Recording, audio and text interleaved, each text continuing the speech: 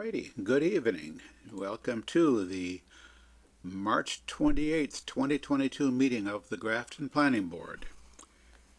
Pursuant to Chapter 20 of the Acts of 2021, this meeting of the Grafton Planning Board is being conducted with both in-person and remote participation by board members and members of the public.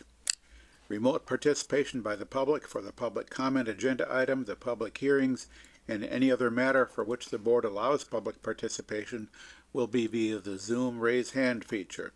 If you raise your hand on Zoom, you will be enabled at an appropriate point to enter the meeting or via voice or video to make a comment or ask a question. In all cases, whether in person or remote, please identify yourself by name and address for the record. As some board members are participating remotely, every vote will be taken by roll call. And please notice that this meeting is being recorded as well as being broadcast live on the Grafton Community Television Government Channel. Easy for me to say. We'll begin by calling the roll of the board members. Justin Wood. Present. Bob Hassinger. I'm here. Linda Hassinger. Here. Prabhu Venkatraman. I'm here. Dave Robbins is here, and Assistant Member Maura McCormack. Here. Thank you. Staff present is Chris McGoldrick, the town planner. Here. And Natalia Allward. Present. Thank you. And Ginny just joined Zoom as well. Yes. Ginny Kramer is here, and other participants will be entering the meeting at appropriate times for appropriate agenda items. So Can Ginny hear us, and can we hear her? I can hear you. Can you hear me? We Yes. can. yes. Hi. Wouldn't it be interesting if you said, "Can you hear me?" and everybody answered no? Bunch of wise guys, come on. All right, so our first agenda item, as always, is public input. If any member of the public is attending the meeting and wishes to speak on a matter that is not already on the agenda, now would be the time to raise your hand and ask to speak.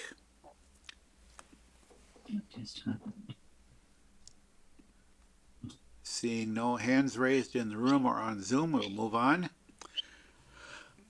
Our first action item is the draft decision on the request for a special permit and site plan approval at 29 Hawthorne Street. Staff has drafted a decision, and let me call up my notes. I think I had a note on that. Yeah, so I did. I know I sent the draft decision kind of early this afternoon, and I know that's not a lot of time for review, but I'm happy to kind of walk through that draft decision if that's beneficial, or if the board members want to, however you. I had one comment on it. Would anybody like to kind of go through that? It's a pretty straightforward thing. Yeah, I find it straightforward. So the comment I had was on finding F5. There is a double negative in that sentence. Did not feel the proposed business did not meet the criteria. I suspect the intent was did not feel that the proposed business met the criteria for a heavy industry, or felt it did not meet. So either there's a couple of alternative wordings, but the double negative looks awkward. Okay. It's the only thing I picked out on that. Everything else looks straightforward and consistent with what I remember of the hearing.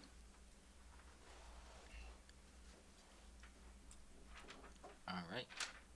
I'll move that we find favorably on the decision, including approving all the waivers and a final approval of the whole decision.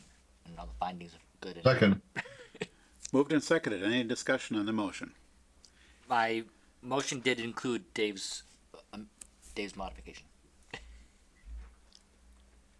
As did my second. The usual understanding being as written, including any changes during discussion. Yes, sir. Yeah, we almost don't have to say that.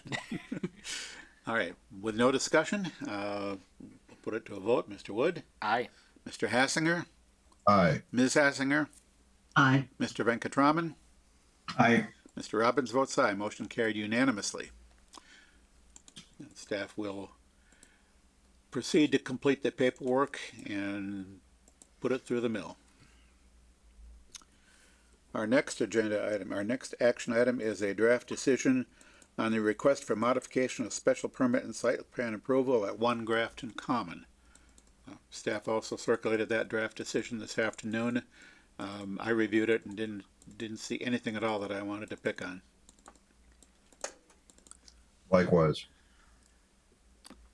Yeah, my one comment on this is that I'm concerned a bit with the overall increase in capacity, along with the fine, which doesn't exactly fit with finding 5 by reading it, which is that the previous decision does say the on-site parking not required per the section which allows parking within 300 feet and loading provided by box truck, etc.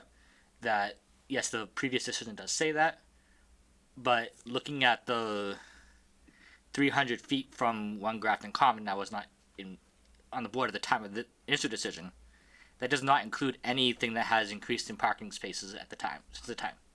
So that does not reach all the way to the parking lot at the library. So that increase in parking concerns me with this project. The tavern does have access from inside, which is reached by the front door. Yeah, I measured from Well, the it's well bounds of canceled 1 there. Grafton Commons lot.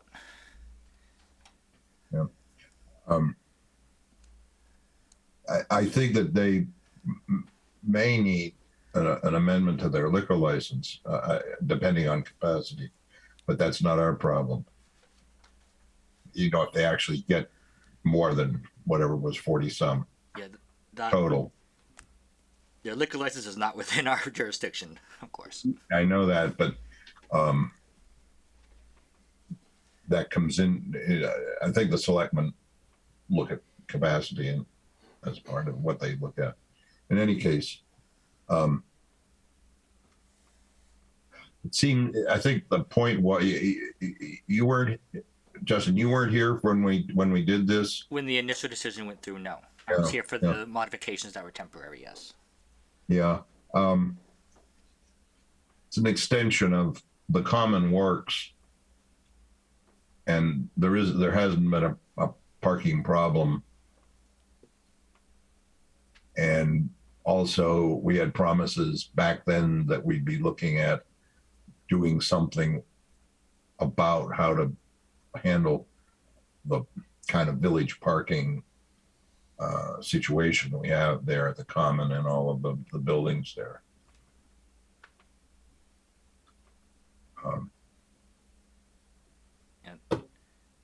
The other mental concern that I don't think is our jurisdiction, so to speak, as well, is just to say it out loud, is the idea that the Townhouse Tavern leases from 1 Grafton Common in the town itself the space for their business, and this common area is not part of their business. So does that allow them to actually expand their business to this space, even with us voting a decision on this? I don't know the answer to that, but I think that doesn't feel like it's within our jurisdiction to say. No, I think that's the selectmen, both as to the liquor license, because it's a question of premises, and because it's a question of the multi-tiered lease Yeah. entanglements there. But that's outside of our scope. Okay. I think I'm okay moving forward based on your description of what the original decision reasoning was. So I'm okay to move forward. Any other thoughts, comments? No, I think that kind of sums it up. So that that finding F5, what I tried to capture in that, and may have been a little too brief in it, was at the previous meeting the board had discussed that parking waiver that was provided with the original decision. So since this is a modification of that decision, my understanding is that waiver is still somewhat in effect, Yep. at least to some extent. Makes sense. I just wanted to articulate the concern I had and go from there. Absolutely.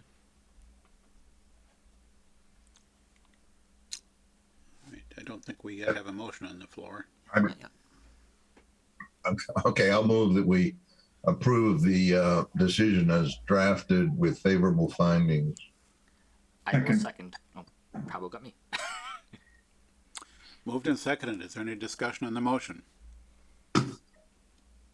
Hearing none. Put it to a vote. Justin? Aye. Bob? Aye. Linda? Aye. Prabu? Aye. And Dave votes aye. Motion carried unanimously. Staff will complete the paperwork and get it pushed through the mill. Moving on then, we have our third action item, which is the draft decision on the reopened public hearing, the remand for special permit and site plan approval of Brigade Village. Staff has prepared a draft decision. Open for discussion as to whether the board is satisfied with the language of the draft decision. I will make one comment on F5A, that the membership of the board has in fact not changed since the decision was made, voted in 2019. We're all still here from then. But on the other hand, the membership of the board has almost completely changed from that earlier 2003 decision that was referenced. We need to correct the 2019 reference then. I wonder if Ginny has any input on this. So Chris and I worked on this together over the last couple of weeks based upon the board's last meeting. And, I think that what we tried to do is keep it tight to what the judge remanded as this board did in its hearing. And also at the board's direction, keep it neutral as to the board's, setting forth the votes on the various findings. So, or not votes, but on the findings. So distilled down to what is necessary for the board to examine and find in order to meet the requirements of the judge's remand decision. As I read over it, it appeared to me to be responsive to the remand decision. In line with the sense I got from the board when we last discussed that the board was unlikely to change its mind on the waiver, which is sort of the key point. I think the language of the draft is sort of neutral on that, because we do have to re-vote on that. But on the assumption that the board members' opinions have not changed since we last voted on this, I think this seems to me like it's responsive to the remand decision or the remand order. Right. Top of page 4, there's a question, expand on discussion of safety. I'd say no. I'd say no. Okay. I think we're pretty. Now, who knows? Ginny knows how these things work out, but I. What do you think, Ginny? I have stopped making any predictions in Judge Vay's courtroom. Just full stop. So, Chris and I did discuss this a lot. Obviously, this case has been going on for a long time, and it just comes down to where the board goes with the ultimate waiver decision, which is informed by the various findings that are set out. So we didn't want to make any assumptions. I know I was not at the last meeting. Chris and I did discuss it, but we just, wanted to make sure that it was all set forth in neutral language. So it was really, the board and not anybody else weighing in on those factual findings. Well, I think I could make do without any additional expansion on that. I don't think it's a plus. Yeah, I agree.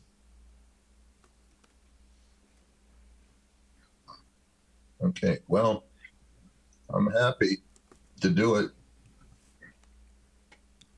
Confirming our previous, with the choices that are consistent with confirming what we did before. Someone can poke through all of these did not, whatevers. Yeah, I want to make, we want to look kind of carefully at these found, did not find, to make sure that those are consistent with the denial of a waiver.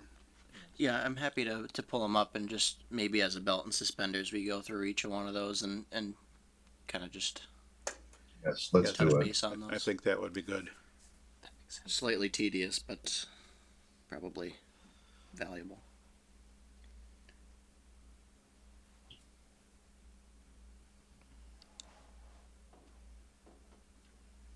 Let me just see if there's any before. These are no.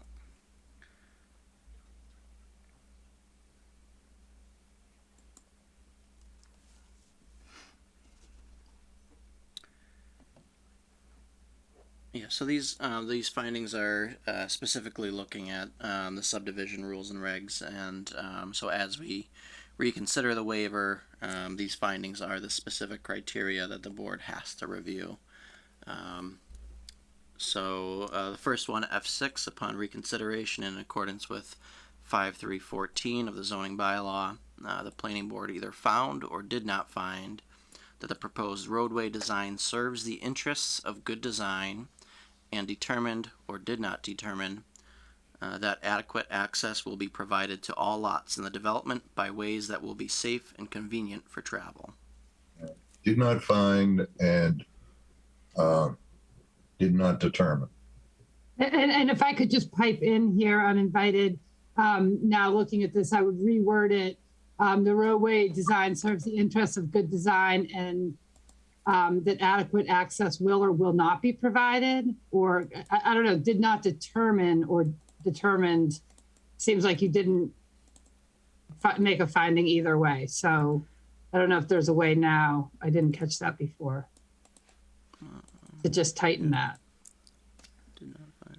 Yeah, I think In the maybe event the board says did not determine would be the, Yeah, the a perhaps a slightly clearer wording would be the planning board found that the proposed roadway design does not serve the interests of good design and determined that adequate access will not be provided. better. I want. Make it so, number one. Should we vote on these individually, Ginny? Or You know, I think that there's no harm in voting. I know it takes longer to do it that way, but there's certainly no harm in doing it. All right, I move what I just said. Second. Second. Moved and seconded the revised wording of F6, revised per the discussion. Discussion on the motion. Hearing none. Justin. I'm trying to see what, explicitly what I voted last time. You know what? Move to Bob and then I'll come back to me. Bob. Aye. Linda. Aye. Prabhu. Aye.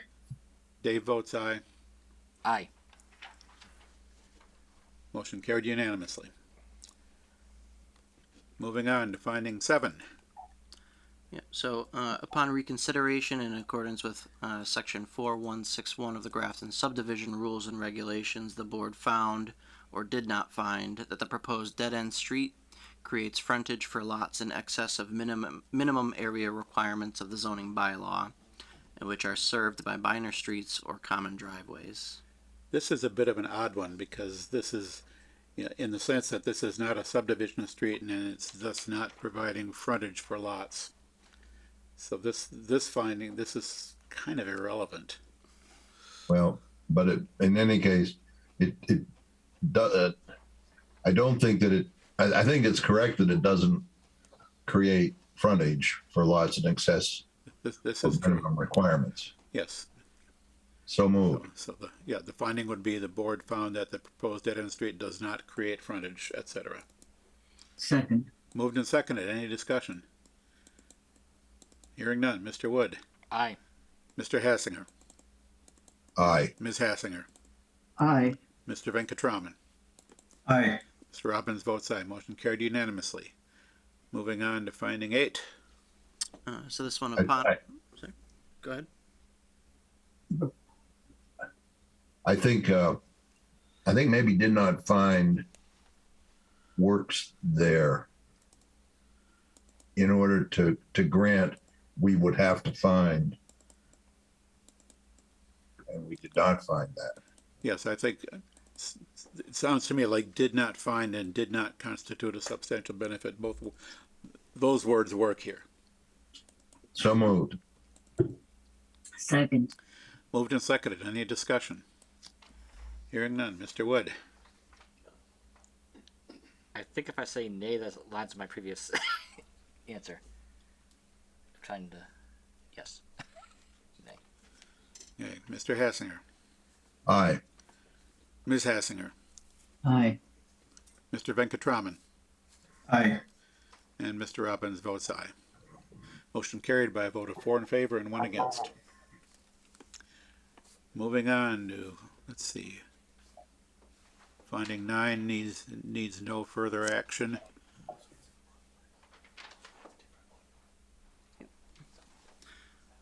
So now, Are we missing a vote on the waiver here? no, so that's the final, so this, final decision, is okay. specifically for the waiver, Right, the decision is on the waiver. That which, is a slightly different form than we normally see in a decision. Yeah. Okie dokie. So this would be a vote to grant or deny the applicant's request for a waiver. I move that we deny, as outlined in the draft. It's documented. Second. Moved and seconded. Any discussion of the motion?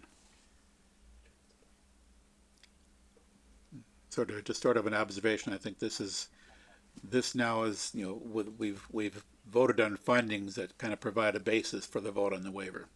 correct. So with that said, any other discussion? Hearing none. Once I again, have a question, Dave. yes, So if we say aye, we are accepting the denial of the waiver, right? right. The motion is to deny the waiver. So a vote aye is in favor of, a vote aye is a vote against the waiver. Sort of, it's backwards in a sense from what we might be used to. But yeah, the motion on the floor is to deny the waiver. Okay. Any further discussion? Hearing none. Justin, Nay. Bob, Aye. Linda, Aye. Prabhu, Aye. and Dave votes aye. Motion carried again by a vote of 4 in favor and 1 against. I believe that concludes the action we need to take on this. Correct.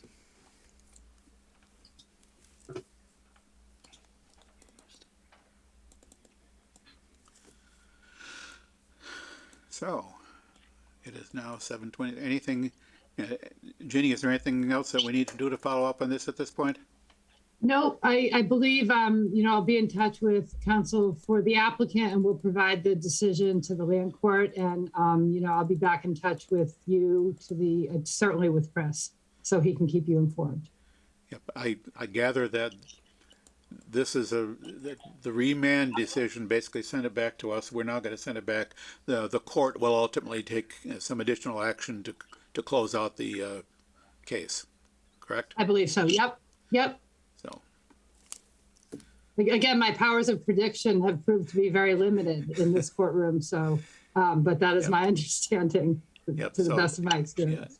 at this point, the paperwork will flow through back to the court, and sooner or later we will hear back from the court without making any predictions about what we will hear back from the court, right? Exactly. Well said. Good. Okay, thank you. Thank you, Ginny. Okay, bye-bye. And we have one more action item, and we have 5.5 minutes in which to do it. This is a determination of a minor modification at 135 Westboro Road. Sorry, let me just pull up the If you can, application. I don't know if anybody else is here to speak for this. If not, Chris, you can just pull the plan up and we can, this is a pretty straightforward type of thing. It's I think in my mind, it's little more than a cosmetic change to the exterior of the building. Yeah. Without changing the footprint or really anything else, and without changing anything inside the building. I was slightly puzzled about where the Pecorino door is in that drawing, because they, you can, I thought it was clear where some of the doors were. Maybe, yeah, it says door for, it says door twice for the business, the owners. But it does, I don't think it says door anyplace for the retail. The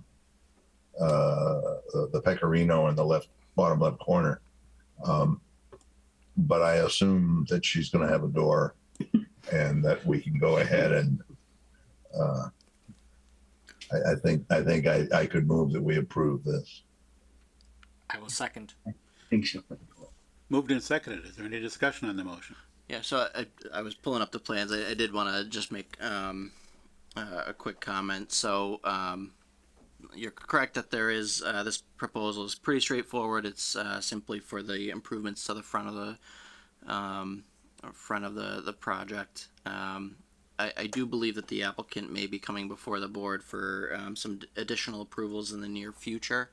Most notably, the interior layout on this plan is slightly different from what was previously proposed. So there may be some adjustments, and the owner has also changed. So there will be additional approvals, but in discussing with the applicant, they wanted to move forward with these cosmetic modifications and then circle back on the additional approvals at a later date. So. But Okay, that's fine. so we may see this again soon. Yes. At least. Anyway, Yeah. I moved. I think I moved, didn't Yes, there is a motion and it's been seconded. Is there any further discussion? Hearing none. Mr. Wood, Aye. Mr. Hassinger, I? Aye.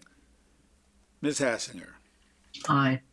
Mr. Venkatraman, Aye. and Mr. Robbins votes aye. Motion carried unanimously. The board has determined that this is a minor modification and staff will issue the appropriate paperwork.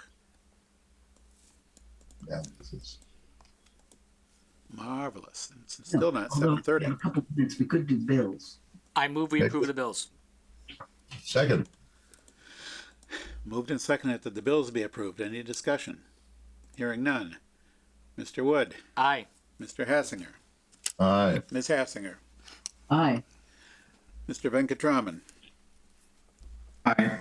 and Mr. Robbins votes aye. Motion carried unanimously on the bills. Is the Complete Streets Prioritization Plan something that that will only take a couple of minutes to discuss? Yeah, I think we can. So the Complete Streets Prioritization Plan, the documents that I included for that is the memorandum of understanding that was submitted from CMRPC in relation to doing that work for us, the development of the prioritization plan. The deadline to submit the application for that funding is April 1st, so I did want to touch base with the planning board and get your thoughts on that. I think the memorandum is fairly straightforward, but obviously I wanted to give some time for comments if there was anything that the board saw that they'd like to see. If not, the process moving forward would be to send that over to the town administrator for his signature to enter into that memorandum of understanding. And then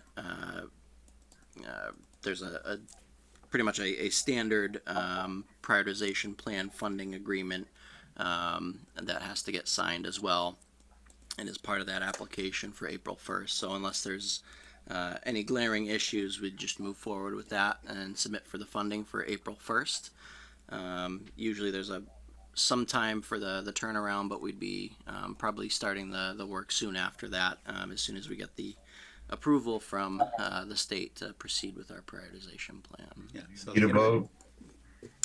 No, it's more just procedural. I wanted to make sure that the planning board had some time to comment. Okay. the interesting part comes when we actually get to work on developing the plan. Correct. And ultimately, as I understood it, the objective is to come up with a prioritized list of at least 15 improvements that are related to complete streets.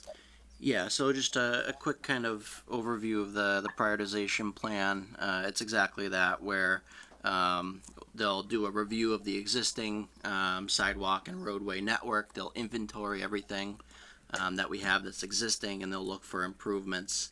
They'll then come up with projects, typically within that $300,000 range, that can be applied for twice. I believe it's twice a year. That you can apply for that on a rolling basis. That process is very similar to Chapter 90 funding, where we have the town is on they pay for the design work, but then they're eligible for up to $300,000 in the actual improvements of the road.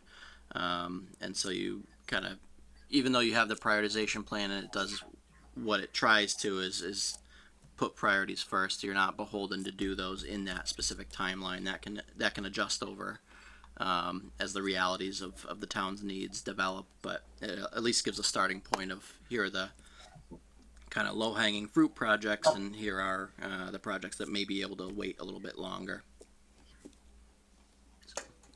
Okay, so we'll see more of that, but for now, Absolutely. full speed ahead with that paperwork. Thank you.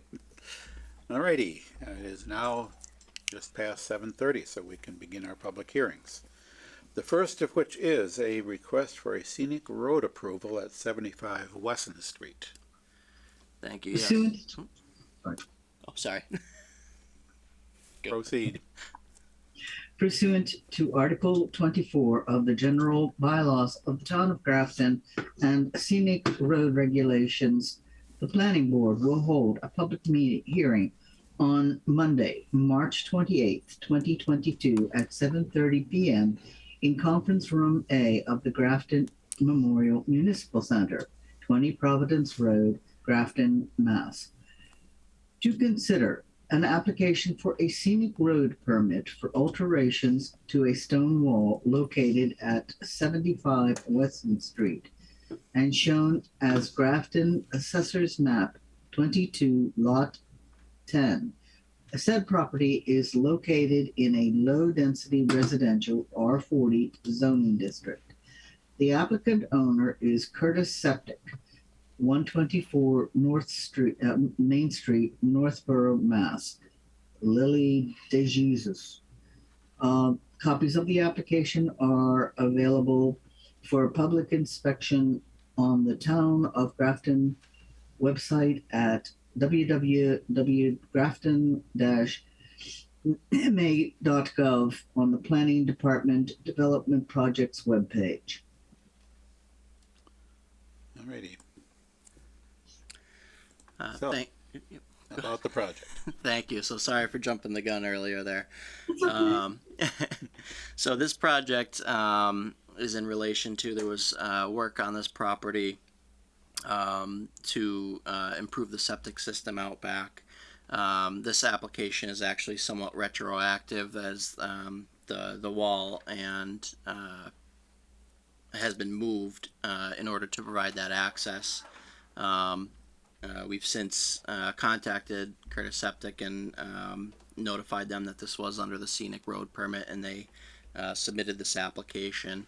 My understanding, and thank you for, I believe, Justin, you provided some photos, is that the stone wall has already been replaced and is largely intact as to what was there previously. So this is a retroactive permit. The work has already been done at this point. But we did want to put it before the board.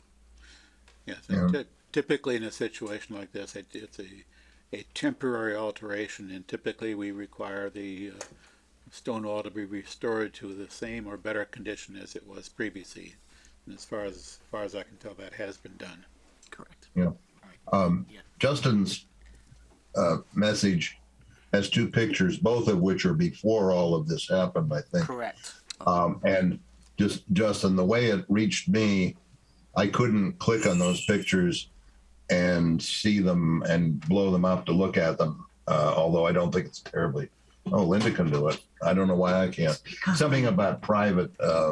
I'm just, All right, because Linda is in greater favor than I am. with this. But okay, well, that's better. Okay, no, I see. I do have a problem with people failing to get a permit, a scenic road permit. Not that they're, not that we're going to do something at this point. I'm not sure what we could do. But I'm a little puzzled. A septic system, a septic company took down the wall and did work on the septic system, but the application seems to say that the septic company is the owner.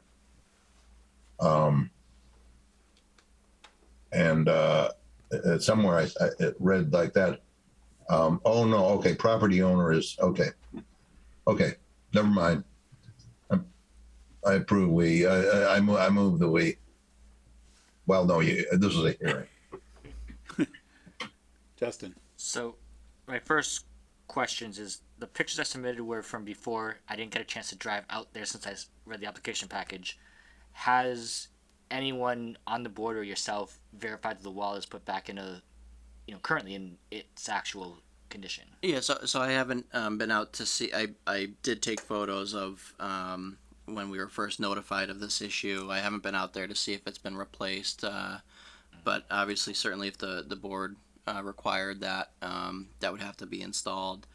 In speaking with the contractor and the timeline of this permitting process, that was one of the concerns that they raised, is that they may already have everything back and installed before we even got through the public hearing. So I'd have to confirm if it has been at this point, but I do know that's the intention of the contractor. My second kind of question is, if this board were to deny this at this point, which I don't know if we would or why, but if we were to deny it, what's the outcome as far as Curtis Septic and the town and this property?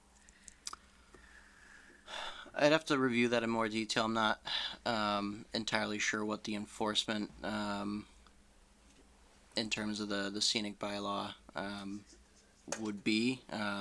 I believe it would most likely be in order to restore the wall to its previous position, but I'd have to review what specifically the board has the powers to require. I suspect that to be the case. As far as moving forward, a decision, assuming that we close the hearing and have a decision issued, the decision would be to require that the wall be restored and to the board's satisfaction, or to the satisfaction of the board or its agent, or something like that. Yeah. Whatever I know we've done this before. Yeah. So I think we've done it after the fact very often. I have a question. Who would be the person that would, or who would be the board or the department, I guess, that would look at the construction and say, yeah, this is good, this is inadequate? It seems to me that wouldn't be us. Board of Health. It is a septic system, right? Yeah, well, the question would be relative to the stone wall. Yeah. Who has the authority to, and that, I don't remember off the top of my head what mechanisms the bylaw provides for that.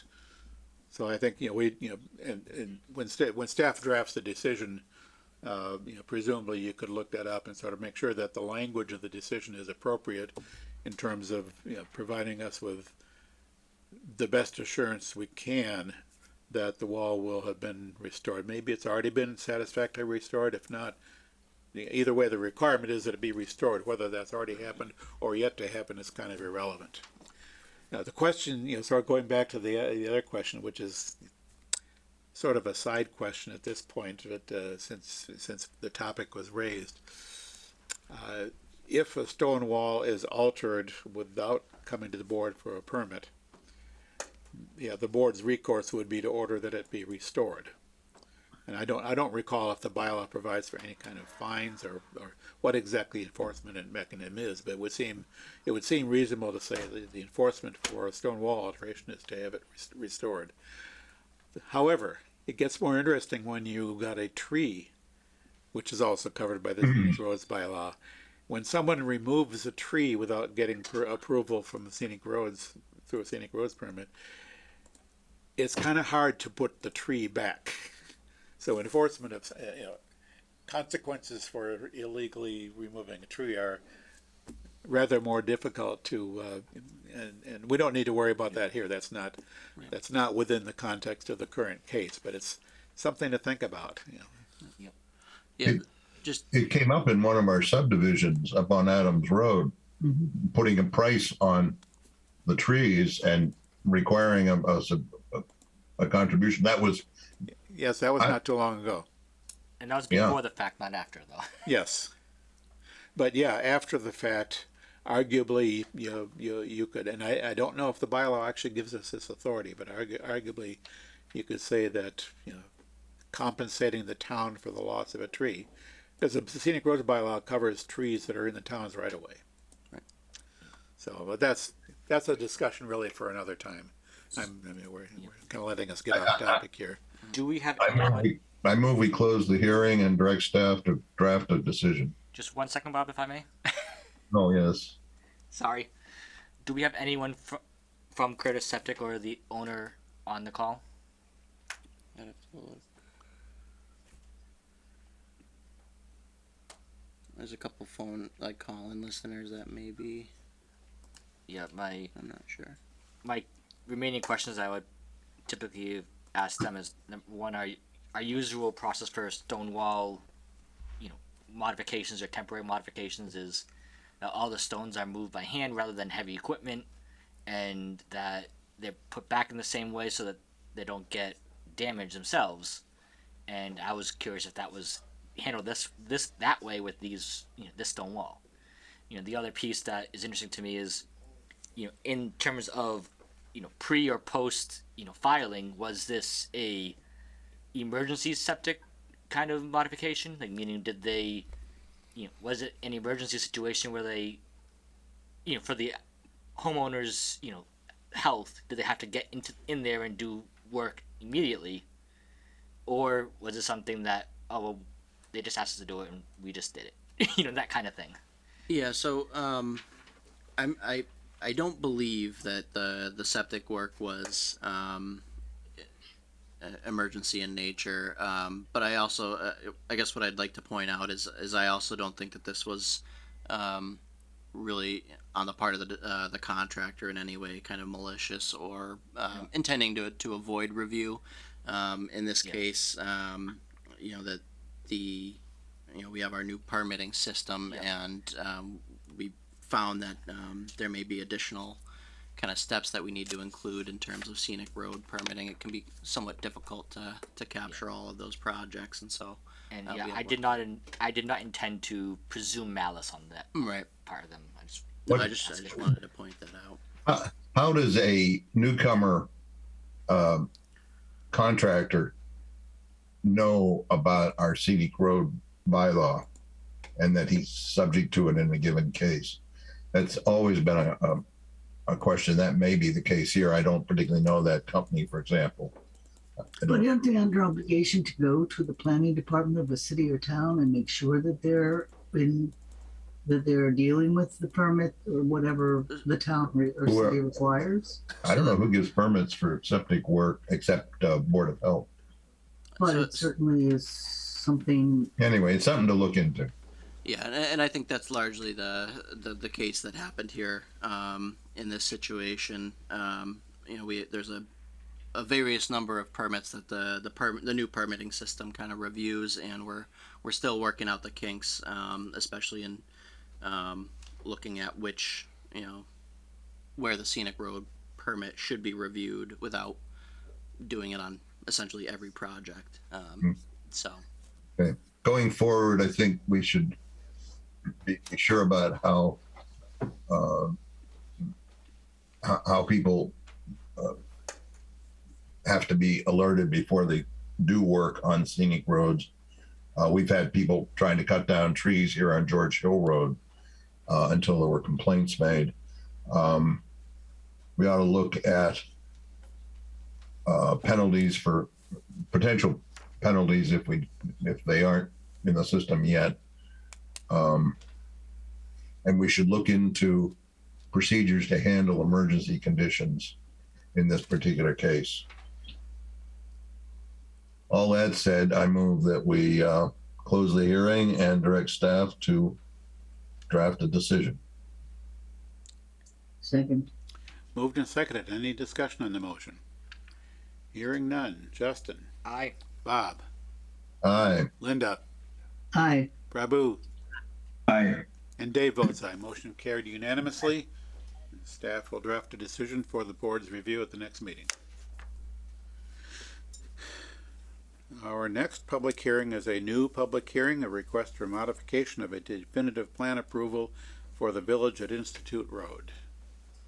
The Grafton Planning Board will hold a public hearing on Monday, March 28th, 2022, commencing at 7:30 p.m. in Conference Room A of the Grafton Memorial Municipal Center, 30 Providence Road, Grafton, MA, to consider an application to modify a definitive plan approval, requesting several adjustments to the approved plans and a 2-year extension to the decision of the Grafton Planning Board dated January 24th, 2018, for the construction of a definitive subdivision plan, Village at Institute Road, a 46 lot conventional subdivision on property located southerly of Westboro Road and westerly of Institute Road, and shown on Grafton Assessor's Map 22, Lot 12.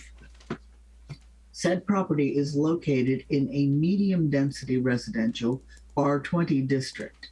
The applicant owner is D&F Alfonso Builders Incorporated. The application and plan are available for public inspection on the Town of Grafton website at www.grafton/mass.gov on the Planning Department Development Projects webpage. All right.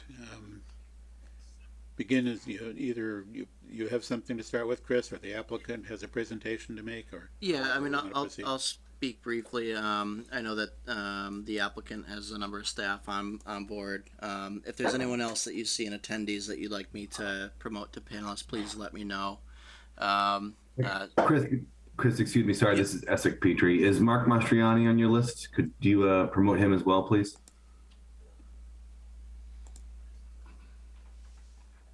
Yes. yeah, he's there. Thank you.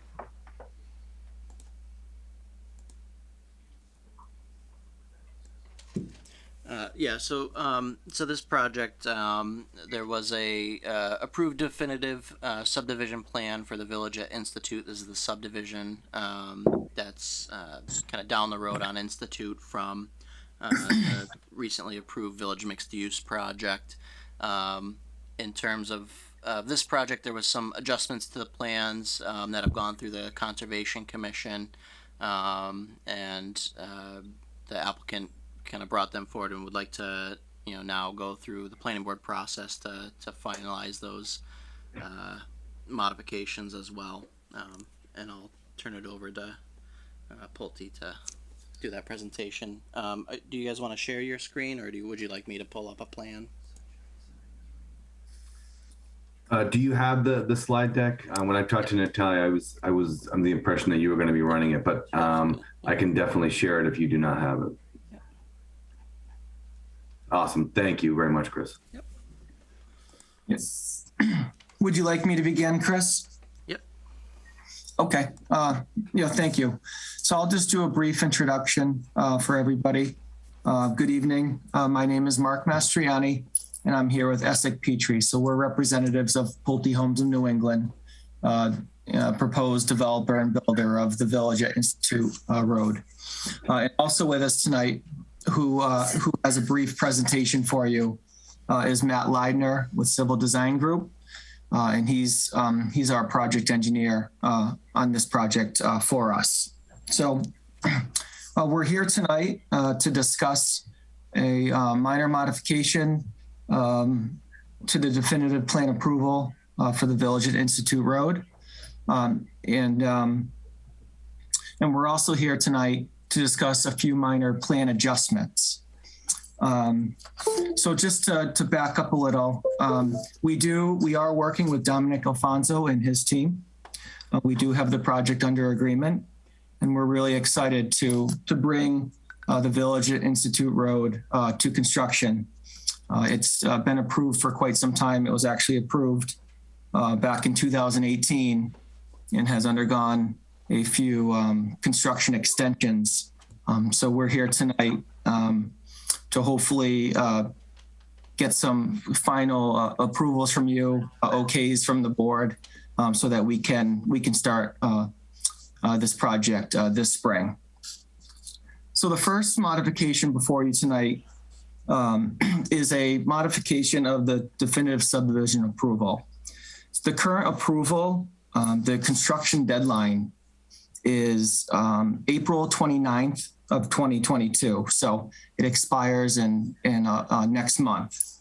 So we've submitted a request to the board for a 2-year modification to extend the construction deadline of that existing active definitive subdivision approval. And then there's 2 other requests that we submitted to you. And I'd like to turn the presentation over to Matt Leidner, and he can better walk you through those requests that we've submitted to the board.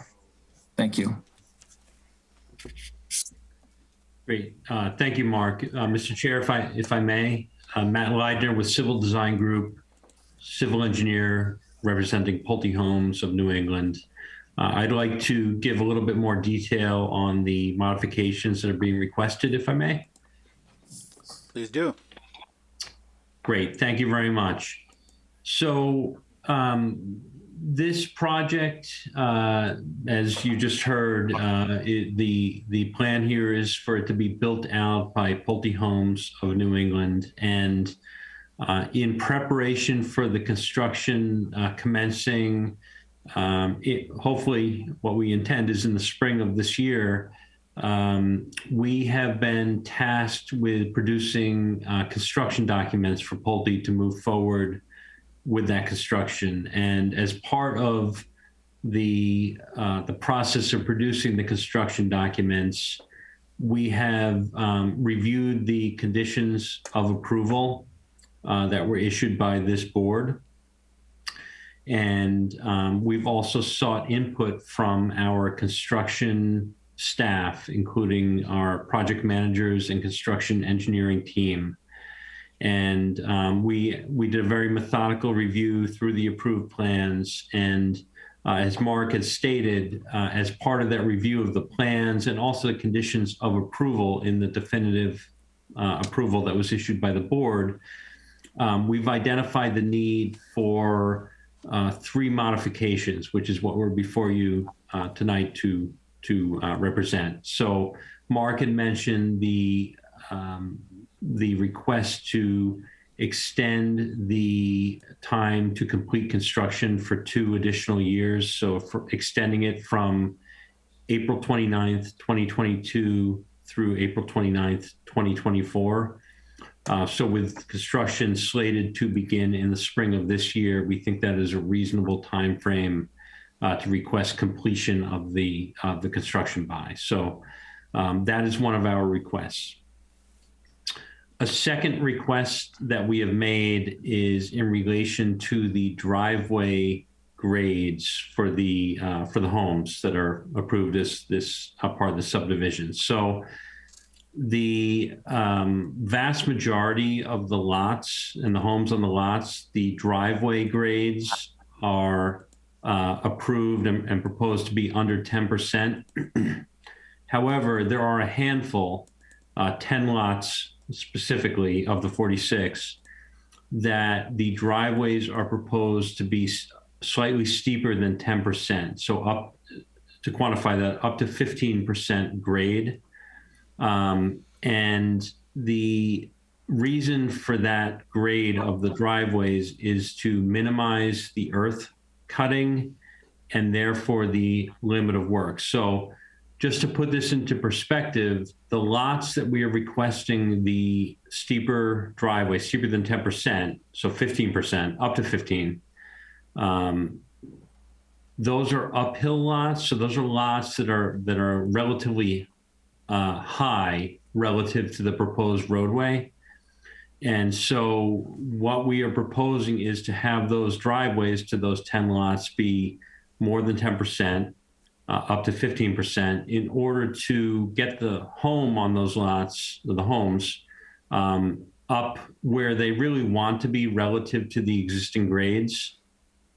And by doing that, by putting the homes where they want to be relative to the existing grades and sort of more in harmony with the existing grades, we minimize the earth cutting for the homes themselves, but also the what we'd call the catch-up grading. So if we're up around existing grade, the grading of the yard areas and sort of the catch-up zone for those is much more in harmony with the land than if we artificially have to keep the homes lower than they really want to be. So we're proposing up to 15% on these 10 lots. They're not all 15%, but that's the steepest. What I will say is that those driveway grades are actually consistent with what was approved and endorsed by the planning board. So the endorsed plans have driveway grades as steep, and actually in some cases steeper than what we are proposing. I believe they went up to about 17% on the endorsed plans. And really the only reason that we are bringing this up tonight is there is specifically a condition in the board's approval of the definitive plan that any driveway steeper than 10% needs to have the written approval of the planning board. So I guess, again, just to state it again, what we're proposing is consistent with what the endorsed plans show. And we're just bringing this up because there is a condition in the decision that says any driveway greater than 10% shall be approved by the board. We did not see a specific approval of that, and therefore we thought it best to bring it to your attention and request that approval in order to be consistent with the endorsed plans. So again, just to recap the time frame extending, we're requesting extension of 2 years. We're requesting to document your approval of the driveway grades per the endorsed plan. And then lastly, the third modification that we're requesting is in relation to the approved phasing plan. So the endorsed definitive plan set included a phasing plan, sheet number 27 of that plan set. The decision also references that plan. And in our role in preparing construction documents for Pulte to actually commence construction of this development, we took a very detailed look at that phasing plan.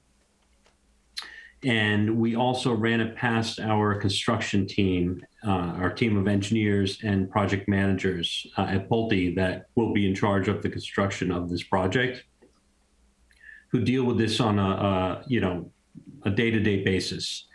And so they took a very detailed, very methodical look at this phasing plan that was included as part of the definitive plan set that was approved. And they've identified a slightly revised approach to the phasing that we believe will result in a more efficient build out of the project, meaning less time for active construction to get this project built.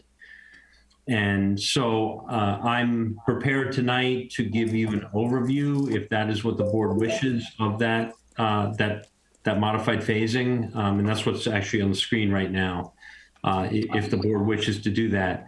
I would also like to note, though, before doing that, that the updated sheet number 27 phasing plan that we've submitted for approval, it also, as is standard practice and protocol with producing a construction plan set of this nature based on an approved definitive plan set, we've also swapped out the sort of the placeholder building footprints that were included in the definitive plan. So basically included these rectangular boxes for homes that were sort of placeholder footprints for homes. We've swapped those out for the actual proposed footprints for the project. And so what we've also done, besides update the phasing to be more, what we believe to be more efficient, is actually represent the footprints that we're proposing to build along with the associated limit of work. So the footprints result in an actual grading plan based on those footprints. And so that is all represented on the proposed modified phasing plan. So the road grades, what was approved, nothing about that has changed. The grading on the lots relative to the proposed building footprints, the actual building footprints that Pulte intends to construct, that has been tweaked, all very minor, but tweaked to account for the actual footprints of the home. So that's represented on the sheet as well. Again, I'm prepared, and I'm happy to talk through the proposed grading if that's what the board wishes, or if the proposed phasing, that is, or if you'd prefer to ask questions, I'm happy to do that as well. So whatever the board wishes. I will say that this proposed modified phasing plan has also been presented in great detail to the Conservation Commission. While much of the phasing and much of the project actually in general is outside their 100-foot buffer zone, as you are aware, they are also the permitting authority for stormwater management permits. And so they've taken a hard look at this. We presented it to them. And actually, we are going to be back before them at the beginning of next month. They had some questions relative to the method of stabilization of some of these areas, and just the areas in general, quantifying the areas. So we are prepared to go back before them. They did not ask us specifically to change any of the phasing. They just needed a little bit more information on what this proposal is in order to be comfortable with it. So I'd be happy at this point to go through some of the phasing on this plan, or answer any questions if the board. Yeah, why don't you, you can start up, sort of explain the phasing to us, walk us through the phasing, and then if the board has any questions related to that or anything else, we can follow up with questions. But I suspect we'll all be interested in understanding the proposed phasing. Okay, all right, that sounds great. And I suspect that you will find it's not a great deal different than what was approved. We're just kind of refining it based on what we think will be most efficient and get this project built as quickly and efficiently as possible, to disturb the land for as little time as possible. So, and by the way, I appreciate the colored diagram here. I read the one with the hatching on it, and I can figure it out, but it's easier to see with the colors. Right. So yes, I understand completely what you're saying. So what you're looking at on the screen right now is just a colored up version of what was submitted as the revised sheet 27. It's exactly the same, but for the colors, which make it a little bit easier to decipher, especially for this forum here for the meeting tonight. So phase one, I guess, as I'm looking at on my screen, the top of the sheet is cut off slightly. I don't know if Mr. McGoldrick, yes, perfect. So phase one is the red at the top of the page. So just to orientate everybody, Westboro Road is the road running east-west, left-right along the top of the page. So north is generally up on this page. So that's Westboro Road, and then Institute Road is the road running top to bottom, yes, along this page. And so the first phase of construction, which is the red, the two areas that you see along Westboro Road, those are the sewer pump station, which is the left where the cursor is right now, the left area of red, the construction of a sewer pump station to support this project. And then the right area of red is the staging area for construction of that sewer pump station, as well as ultimately to help support the development of the subdivision. So the red areas are actually completed at this point. So that we're calling that phase one, and that's completed. So that's done. So we've checked that box off. So now Pulte has stepped into the picture to complete the build out of this project. So phase 2, which is the blue area, is really the first phase that Pulte will be involved in, and the first phase of proposed work that hasn't actually been done at this point. What I will say is that phase 2 involves the clearing of the trees for the entire remainder of the subdivision. So all the blue, the green, and the purple and orange shading. So what we intend to do is clear all the trees for everything to remaining to be built for the project. However, and this was very important with the Conservation Commission, is we don't plan to remove all the stumps at that time. So the trees will be cleared. However, the stumps will remain in place for most of the area, but for the blue area. And so the phase 2 is the blue area, which entails building out the stormwater management area. So on the left side, there's actually 2 basins. One sort of that's a larger basin, and just below it, yes, is a smaller basin. So those basins actually support the vast majority of stormwater runoff from this development. It's very critical that those basins be built up front with this project. I will say that they will be maintained as temporary stormwater basins in the sense that they will not be finalized until the project is complete. However, they will be shaped and they will function as the temporary stormwater best management practices during the majority of the development of the project. So it's imperative that they be built up front to support the remainder of the build out of the project. Dave, should we ask as we go along in the different steps here? Sure. I've got a question here about, you're talking about clearing everything? Yes. Chris, don't we have a rule about not clearing more than a certain amount? Chris, I can also address that after you do. Yeah, go ahead. Okay, sure. So that, thank you for that question. That's a great question.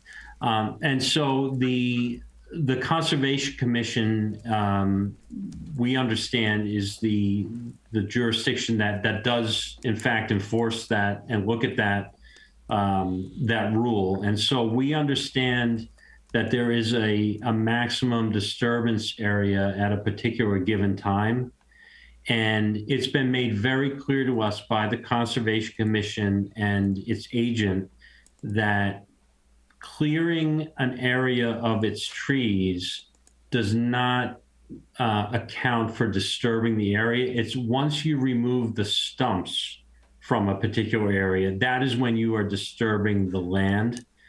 So our understanding is they meaning the Conservation Commission, is okay with clearing trees from any given area as long as we don't necessarily remove all those stumps. That's when the ground gets disturbed and is sort of open and exposed at that point. So we've looked very hard at this and come up with a plan that we've been presenting to the Conservation Commission to adhere to that requirement. So, or that rule, that policy. So that is something that has been discussed in detail with the Conservation Commission. Yeah, just a small follow-up on that. Are we talking about, are you intending, are you clearing everything, or you're clearing the areas of the lots that are going to be built on? So in other words, when the houses are built, will they have trees around them? So everything within the limit of work, so everything that you see colored on this plan, whether it be blue, green, purple, orange, those will be cleared of the trees. So the grading in those areas, and this is not unlike what was approved. I mean, this is along the lines and very consistent with what was approved. The trees within those areas will be cleared just just as a function of the grading that needs to occur to support those lots. And so everything outside those areas will be preserved, but everything within those areas will be cut. But again, the areas that will be cut up front, which is all the colors that you see here, they will not all be de-stumped at the same time. There's a very orderly fashion and proposal that Pulte would move through this development and de-stump these areas and then start grading and moving earth around in order to respect, minimizing the area exposed at any given time. Cool. Any other questions at this point from the board? If not, Well, I'm gonna be having problems. I'm looking at the next page where there's a comparison of the old and the new, and the colors don't match completely. So we're gonna have some questions when we get down there. And we appreciate that. I mean, that's totally understandable. They don't match completely. That's why we're here before you tonight, is because they don't match completely. And I don't mean that you've changed where things are. I mean that blue on the one side is different than blue on the other. So I don't know I'm having trouble reading it, but we'll get a little closer to that in a minute. Okay. All right. Fair enough. Absolutely. So, my goal tonight is to get through any and all questions you have so that you don't leave this meeting with any further questions on this phasing. So, we think it's very logical and methodical and makes total sense relative to building this project, but are happy to entertain any questions and feedback and take it from there. So, if I may, phase 2, which is the blue area here, it includes the stormwater basins, which are essential for the remainder of the build out, getting those done. It also includes the sewer connection from this project up to the north to Westboro Road. So there's a sort of a blue strip up toward Westboro Road. That is a sewer connection for this project. So that's sort of a lifeline for this project. That's also included as our phase 2, which is the first moving forward, the first phase of work to be done, because phase 1 has already been completed. you kind of want the sewer connection in place so you can start building houses after you get the street put in. That's right. Yeah, that's right. Thank you. And then phase 2, the first portion of the actual development of roadway and building out lots, as you can see, the blue area is Audrina Lane.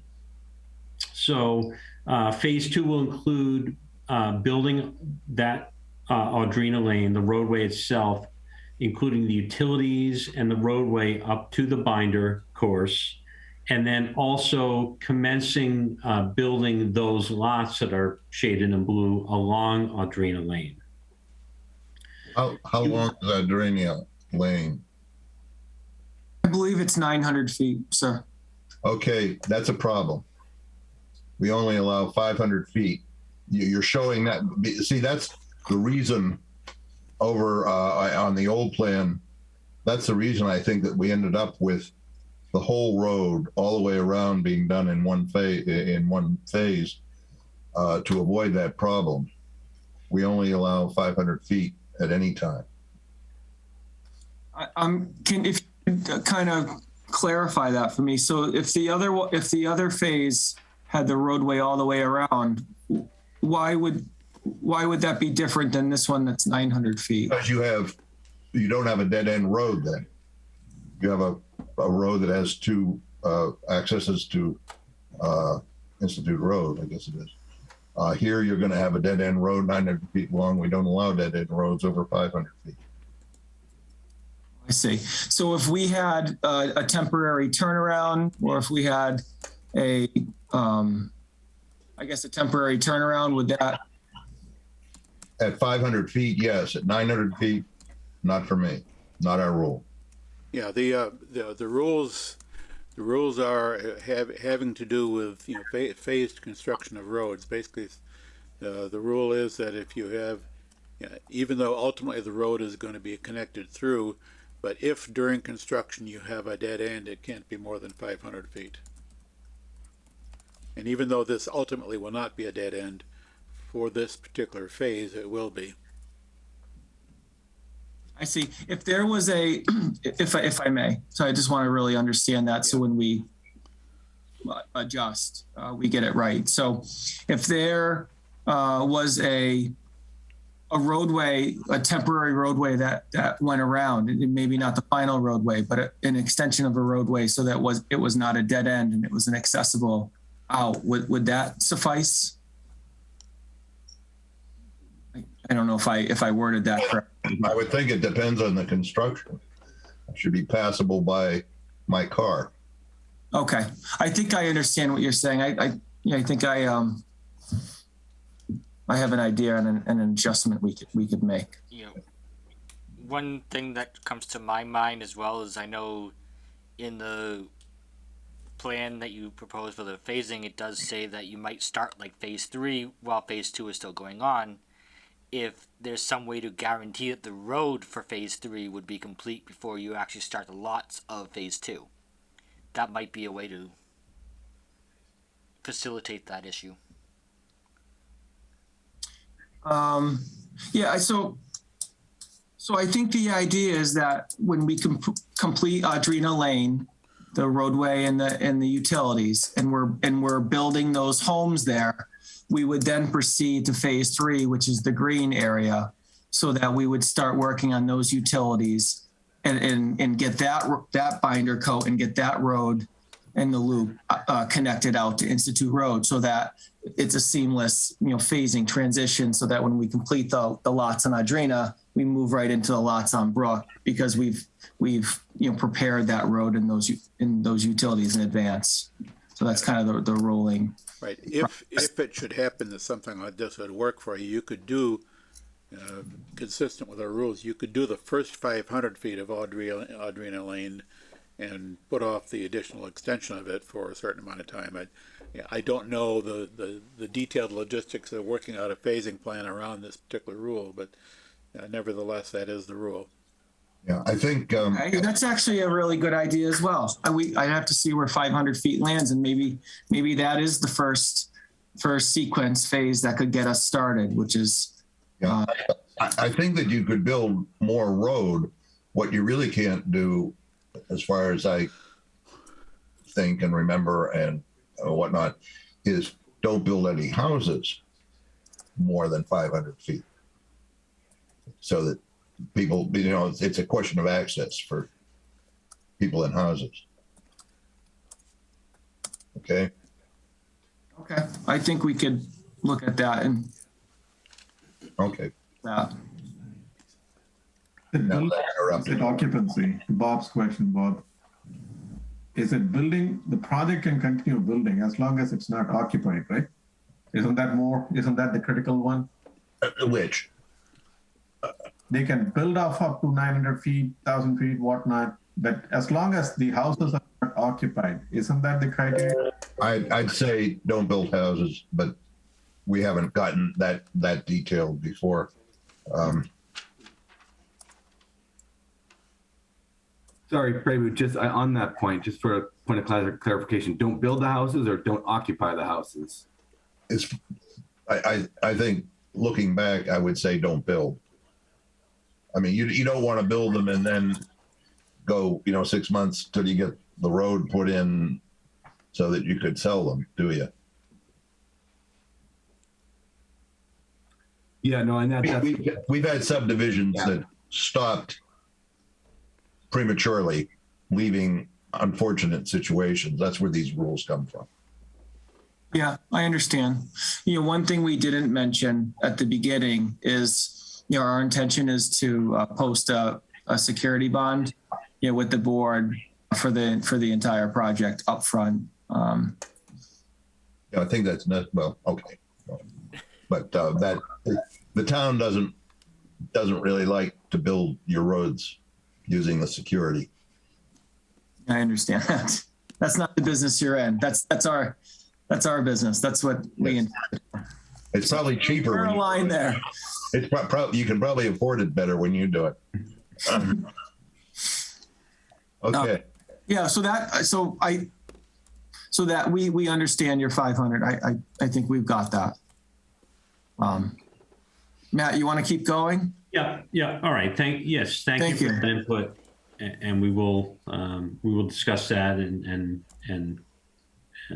respond accordingly. So the next phase here on this plan is the green phase, which is phase 3, which is Brook Street. So that involves continuing removing the stumps and building out Brook Street back out to Institute Road, and then also commencing building the lots along Brook Street.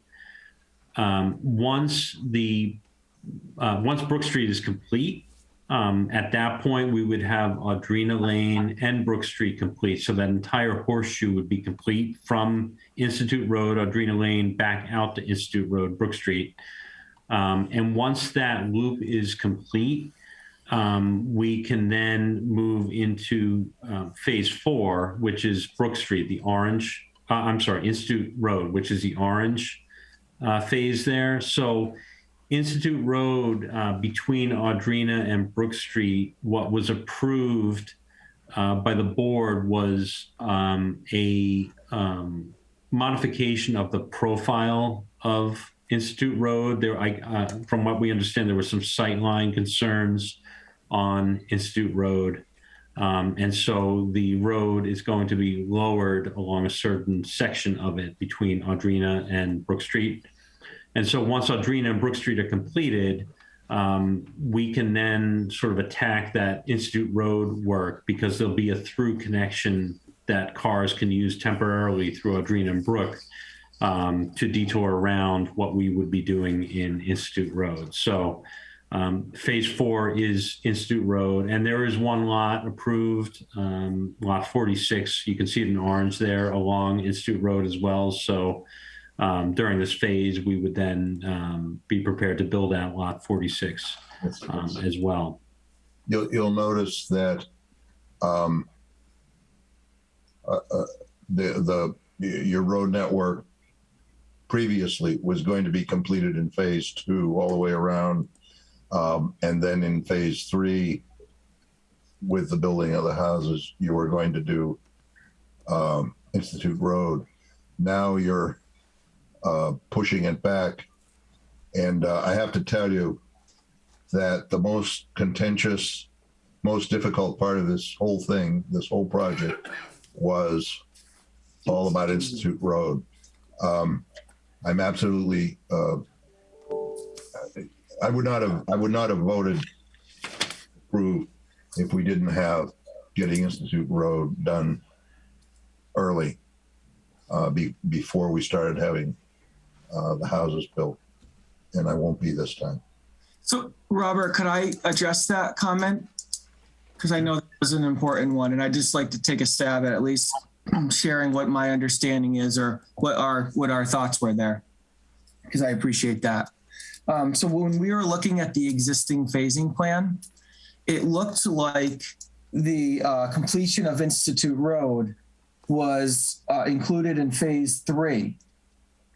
And at the same time, and basically at the same time as all of those lots were being built that we're showing being built. And it was being done before phase 4 and phase 5, which was the lot 46, which we have in orange on our phasing plan there, and also the 13 lots on Dillon Way, and also the 5 lots up at the end of Brook Street. So we knew that this was a key component and critical time, and this was a key component of the current approval. And we tried to match the timing exactly with the way it previously was. So we specifically put Institute Road before lot 46 and before the 13 homes on Dillon Way and the end of Brook Street. So I will tell you that,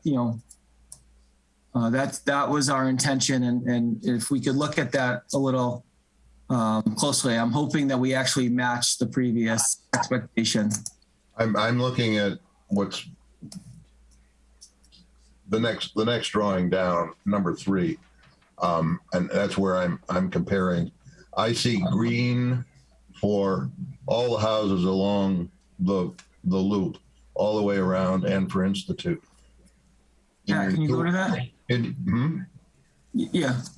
And now in your new one, you've got phase 2 houses on Adriana, and you've got most all the rest of the houses, except for those 2 cul-de-sacs in green. So they're all built, or they're all going ahead before the yellow in phase 4. That's not the same, and it's not the intent that we had. Okay, so maybe we can take another stab at this too, but I'm looking at the wording on the approved phasing plan, and it says the reconstruction of a portion of Institute Road will be completed during phase 3, which is that green. So it didn't say whether it was going to be done at the beginning of phase 3 or in the middle of phase 3. It just said, it would be done during phase 3. So that's essentially. Yellow is not during phase 3. Yellow is phase 4, after all those houses are built. By the way, it's not just grading. There's some fairly tricky stuff about the width of the road, shoulders, working in and out along through the wetland and all of that. Yeah, we're aware. So maybe it's just the way our color is, because I can, as I just heard you, the intent of our phasing plan was not to complete all of the homes on Brook Street in green before doing Institute. So if I could go back to that rolling sequence phase again. So, we build Audrina Lane and we start building homes on Audrina Lane. And then you roll into building Brook Street to complete that loop and do the utilities and the roadway of Brook Street to complete the loop, so that then we could start building homes on Brook Street. But once that loop is complete, then we would move into completing the off-site Institute Road improvements as shown on the plan. No, in no way, and maybe our plan didn't communicate it correctly, but in no way were we insisting or desiring to build all of those homes before Institute Road. We actually want to do Institute Road, very early on once we complete that loop, so we can do the traffic management plan and we can route people through the project as intended. That's what I want And to. Mark, you're absolutely right in that the colors represented on the plan were just meant to help inform those phases and just to help the clarity, because it gets a little messy with the hatching on the black and white. But if you read into the narrative that's on that sheet as well, it says exactly that. And the last line of phase 4 does talk about how home construction on those lots will continue after Institute Road is done. So, I appreciate the understanding of the colors. They weren't meant to be represent a timeline or boundaries. They were really just meant as clarity for helping to understand this difficult to read graphic on this medium. My medium here is my home computer screen, and it's impossible, not difficult. And again, that was with the color, the intent was just to ease discussion. But if you read into the details of the narrative that goes along with it on that sheet, it does go into that level of detail. Yep. Basically, we could take in. I'm sorry to jump in, but basically we could take Institute Road and change the color to green, kind of what the existing approved phasing plan did, but it would be the same thing, as that Institute would be part of phase 3, and in the previous Institute was part of phase 3. We could do that. For some reason, we thought we were actually being more clear, but I think maybe that's the change. Institute Road done early. What's that, sir? We wanted, and I want, and I think probably the others still want, Institute Road done early. I hear you. Yep. Yeah, Institute Road should be done as early as possible. Obviously, we can't do Institute Road until Audrina and Brook are completed, at least to a point of being usable as a route around the Institute Road. So, but yeah, I think, as I recall, consistently with what Bob has been saying, is that the idea was sort of the priority was to be put on the roads development as much as possible, and that was another reason for that blue to be all the way around, both Adriana and Brooks shown in the old plan as phase 2. It went around and then Institute Road was ready to go. Yeah, I mean, our plan is very similar. We're getting started on homes on Audrina while we then move to Brook Street to complete that loop and that roadway and those utilities so that we can complete the loop and then we could move to Institute. But certainly, we would be looking to build homes on Audrina Lane while we are continuing with the road construction. But they're pretty similar, pretty similarly aligned, I think. So I hope you can see that.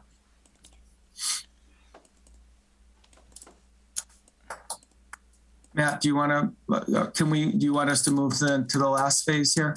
Sure. So then, so we talked about phase 4. So then phase 5, which is the purple color on the right slide there on the screen. So that is to stump and then build out Dillon Way on the right side, actually, and then commence construction of the lots on that road, Dillon Way.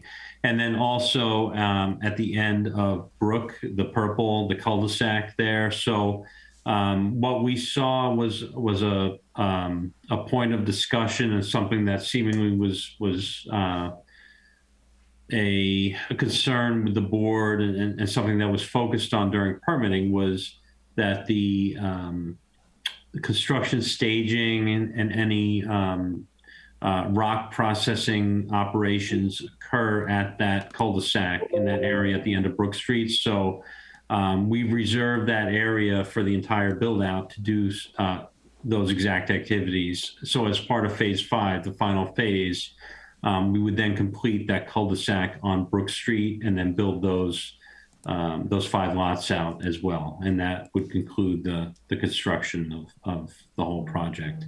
That is sort of adjacent to the sensitive area, right? The wetland or whatever it is. There are some wetlands up, mostly on the property to the north where that stormwater basin is, where the cursor is right now. There's some wetland areas there.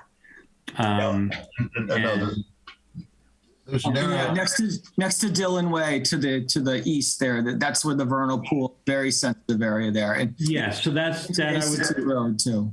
That I'd say is probably the more sensitive area is Dillon Way, and so that is that final build out area. So if you're important to carrying on those activities there, you're going to need a lot of care. Absolutely. Using it.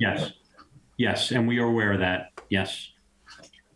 Just to confirm, though, those activities are happening at the Brook Street cul-de-sac, though, not the Dillon Way cul-de-sac. Well, both. So phase 5 is both those cul-de-sacs. No, the rock crushing activities. I'm sorry, Matt. I don't mean to be jumping in, but in particular, the rock processing activities, those will be conducted on the Brook Street cul-de-sac. That was an important note in the approval. It looked like, so we've carried that through. Right. Yes.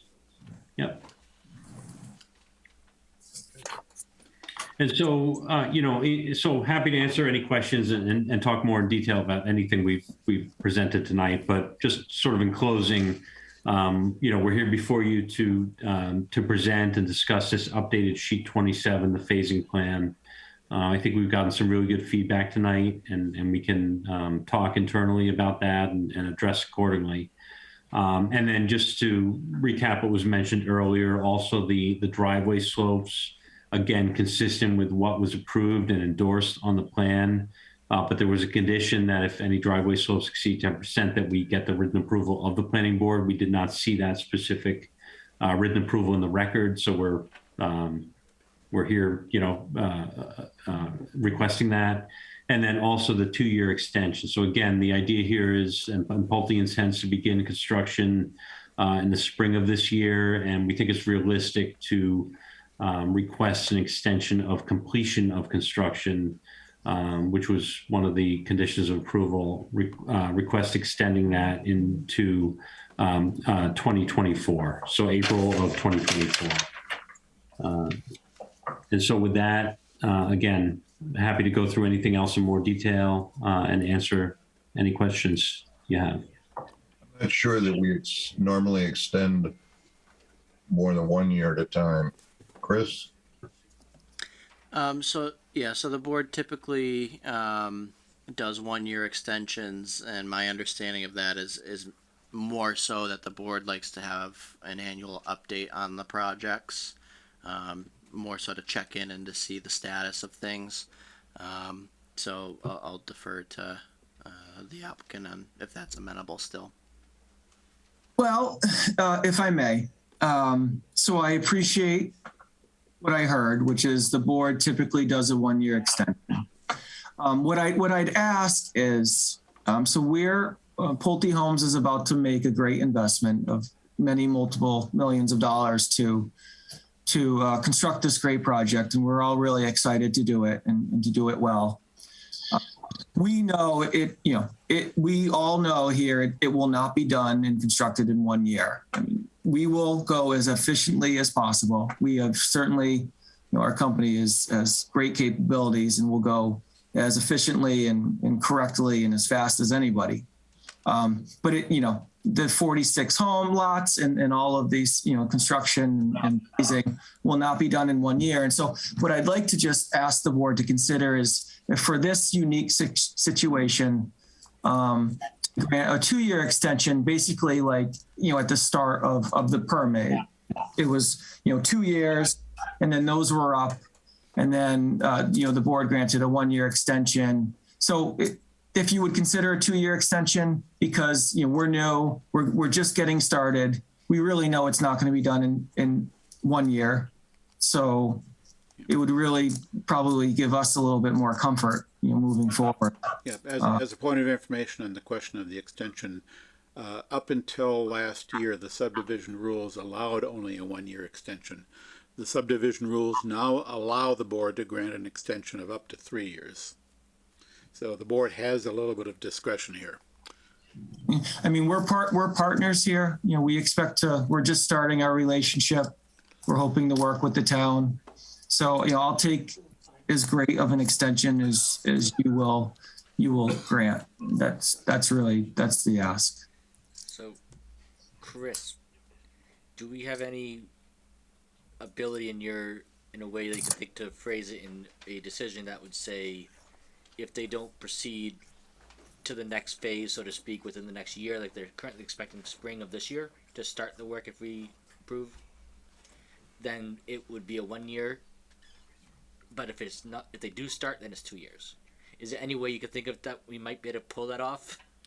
Yeah, so we could potentially craft a decision and work with the applicant on language that would be amenable, that would be tied to the kind of phasing plan that they're proposing.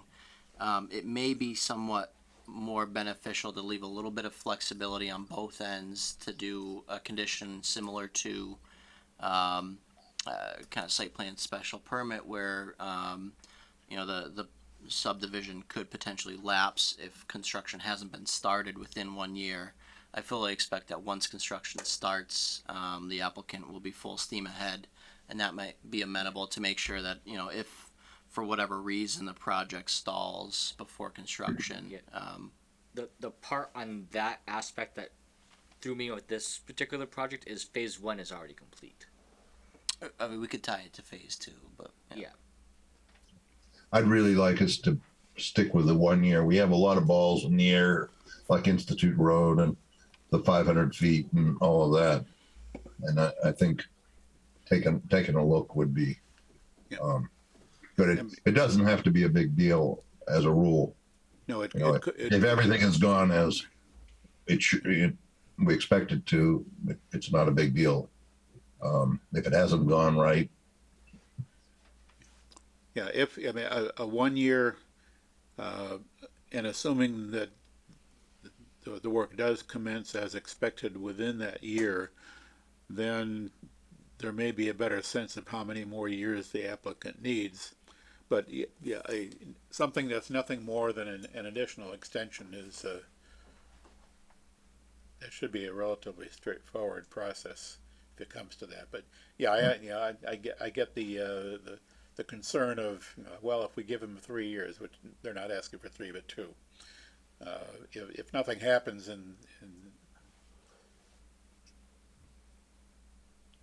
if nothing happens in a year or two, if it's not going to happen in 2 years, it's not going to happen in 1 year.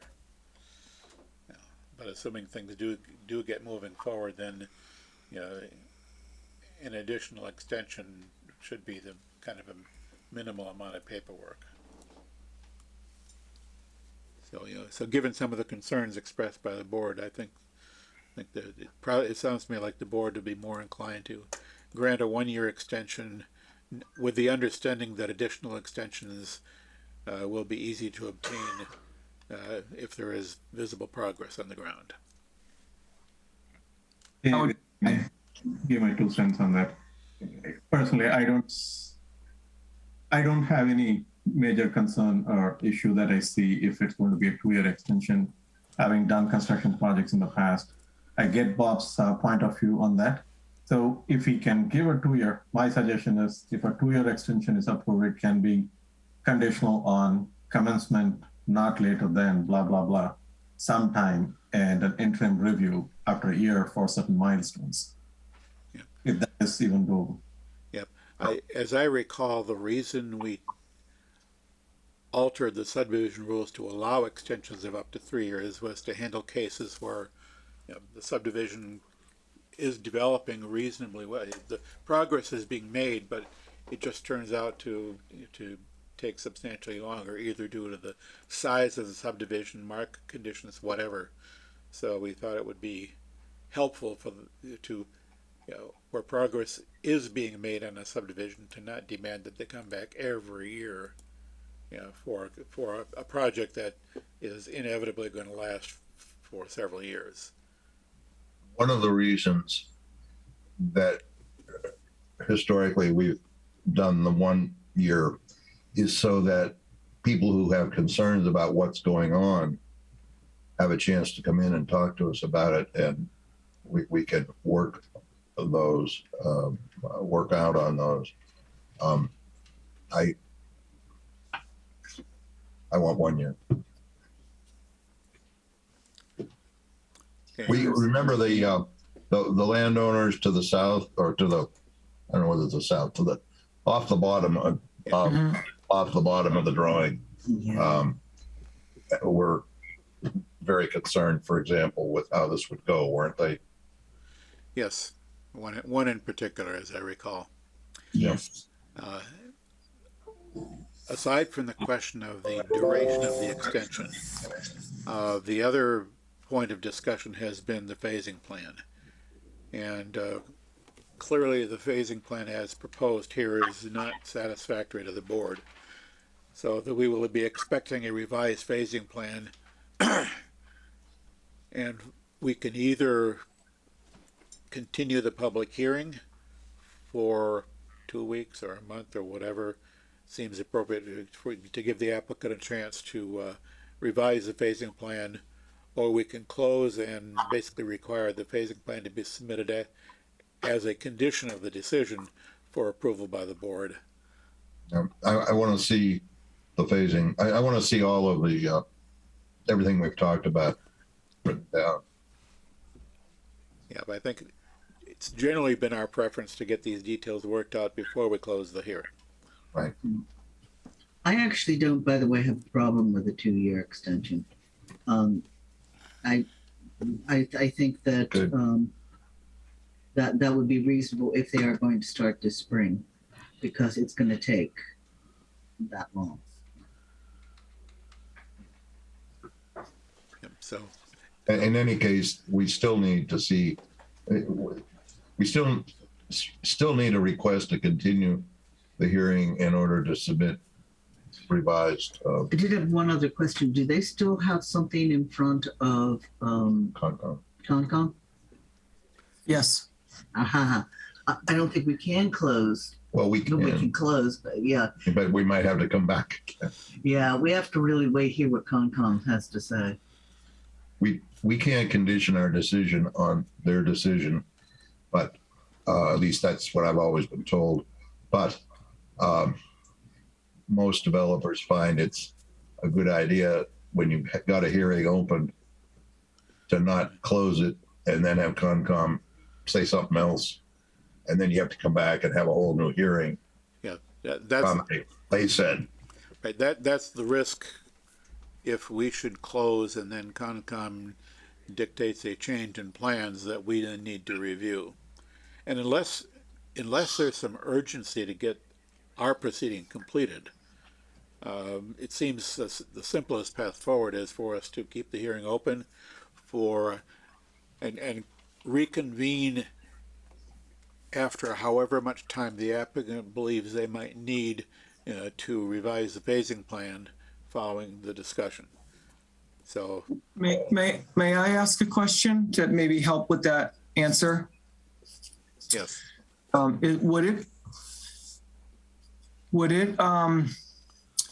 just say, so would it be possible to approve the extension tonight, whether it be 1 or 2 years, so that decision can be drafted and finalized at the next meeting, so that then it can be recorded, and I believe there's an appeal period with it, and we need, and we're hoping to get that appeal period running.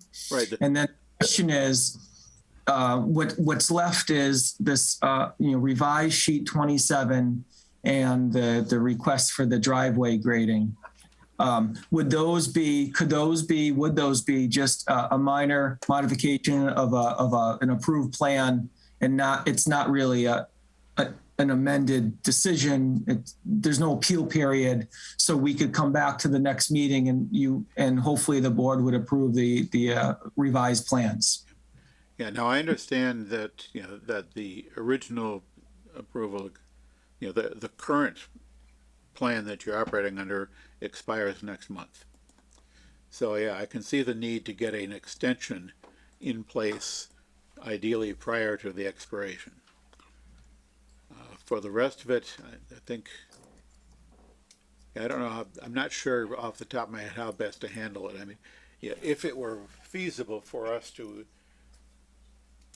keep this hearing open to deal with the phasing plan and the other items, and yet issue a decision that extends the approval.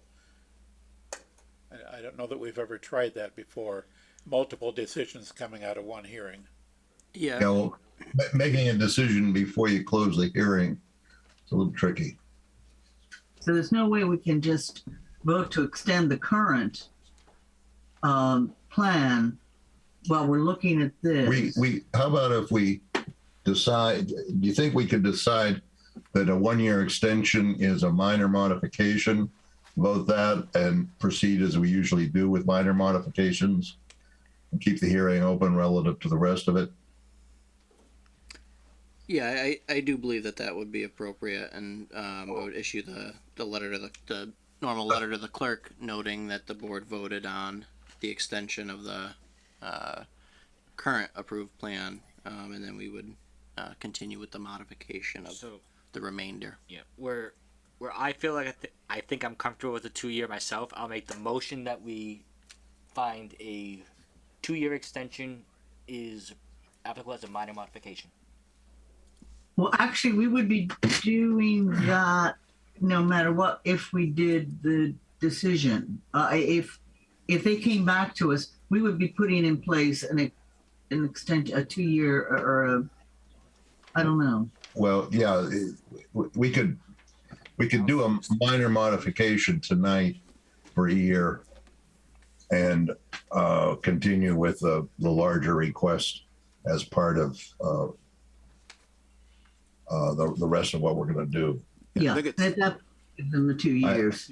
I move that we find that the 1-year extension is a minor modification and granted. Second, means we're not looking at a tight deadline here. We still hope to be in that deadline, but at least that pressure off. And just as a point of order, I did make a motion, was not seconded. I withdraw my motion. Yeah. Alternatively, we can declare that the motion dies for lack of a second. And then you can hear the motion I just made. Yes, so it's been moved and seconded that the board find that a one-year extension is a minor modification and direct staff to issue the necessary documentation. And just as a comment on that motion, I'll say that it's easy to conceive of a one-year extension as a minor modification. A longer extension, you might argue that's something more than minor.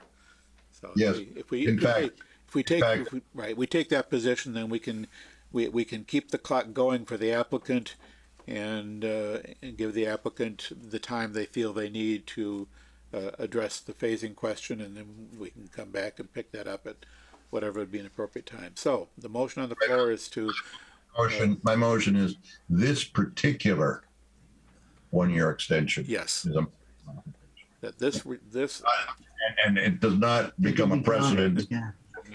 yes, in the interest of expediency, to make sure everything gets done in what we think is the best overall, the best way forward.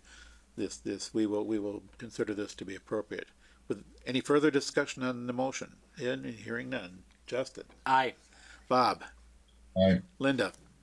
Aye. Prabhu. Aye. And Dave votes aye. Motion carried unanimously. We can kick the extension down the road for a year now, and continue working. I guess at this point I will ask the applicant how much time they think they might need to sort out the phasing. I think we would respectfully ask to be on your next meeting. And before we close tonight, I'd kind of like to recap maybe what I heard for comments tonight. I don't know if we're done here, but I wanted to just recap and make sure we know exactly.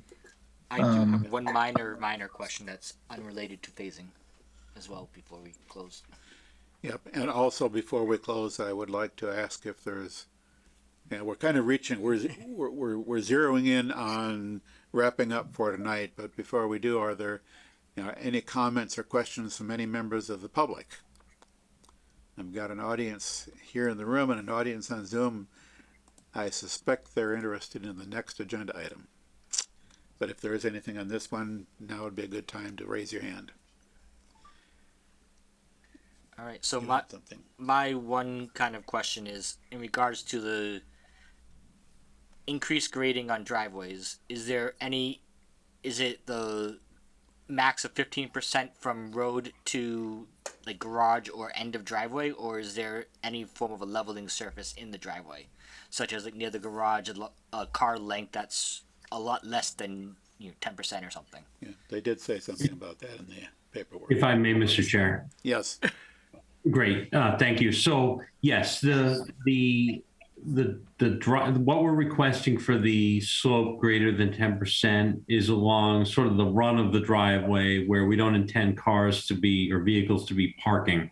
Okay. So in all cases, we maintained a much flatter area up in front of the garages. So we, by no means do we grade at that slope up to or even near the garage doors. Okay. In all cases, we maintain at least a car length of a much flatter grade up against the garage door. So again, Pulte wants to build a project that that customers want to buy a home in. So we wouldn't want to do anything like that. And so in order to work with the grades that were approved and the existing grades of the lot, there's this need to grade steeper, slightly steeper than 10% on a handful of the lots, just to work in harmony with the land. And but yes, to answer your question, we maintain a flatter area outside all the garages so that cars can park outside the garages on a much flatter slope.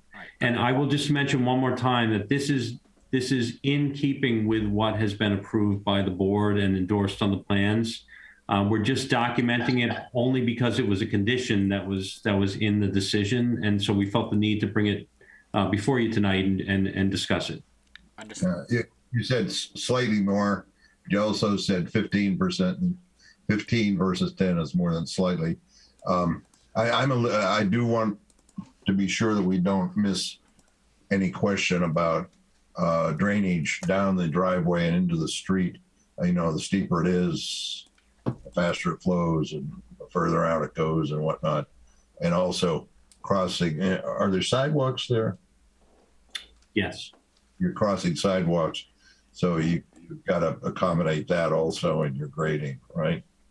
Correct. And so fundamentally, we have not changed any way that the stormwater flows. So where there's sidewalks and drainage crosses the sidewalk, it was approved that way. There are certain driveways where drainage does not cross the sidewalk and actually gets captured in a roadside swale. We've maintained all that. So we have not changed any of the fundamental. I appreciate the question, absolutely.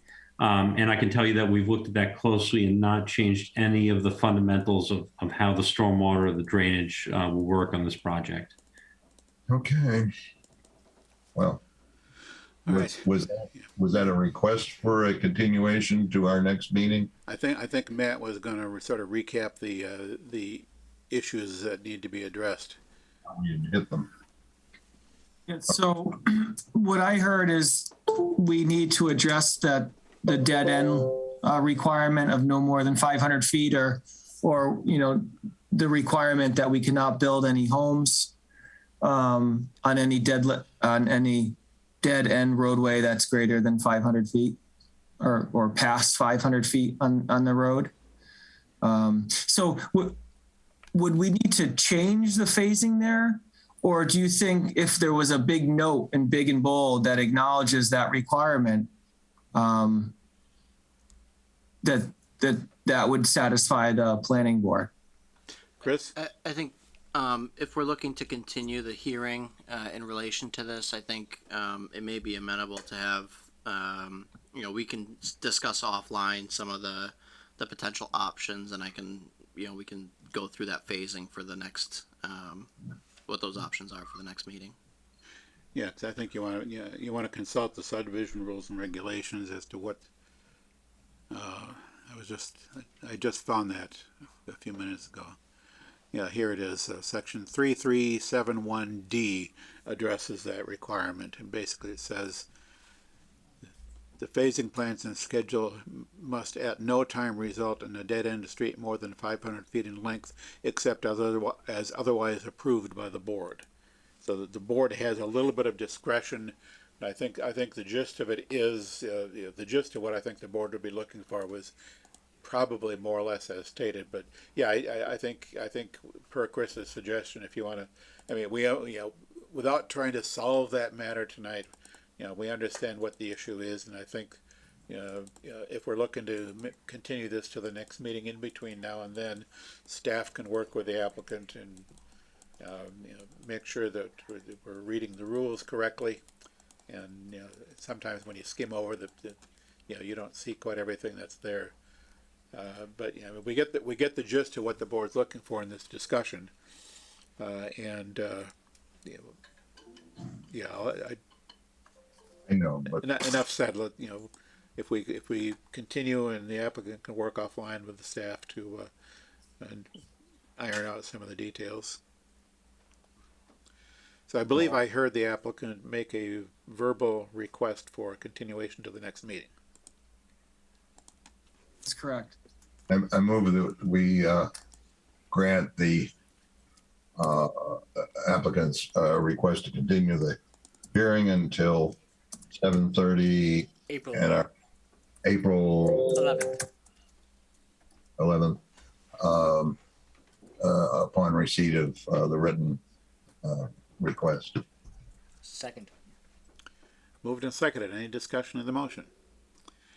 Hearing none. Mr. Wood. Aye. Mr. Hassinger. Aye. Ms. Hassinger. Aye. Mr. Venkatraman. Aye. Mr. Robbins votes aye. Motion carried unanimously. We'll be back here in a couple of weeks, hopefully to wrap it all up. Great. Thank you all. Appreciate Thank it. you very much. Thank you for taking the time to discuss all of this with us. Pleasure. Thank you. Have a good night. Okie dokie. We have one more public hearing on the agenda tonight. This is a continuation of the hearing for a request for special permit and site plan approval at 244 Worcester Street.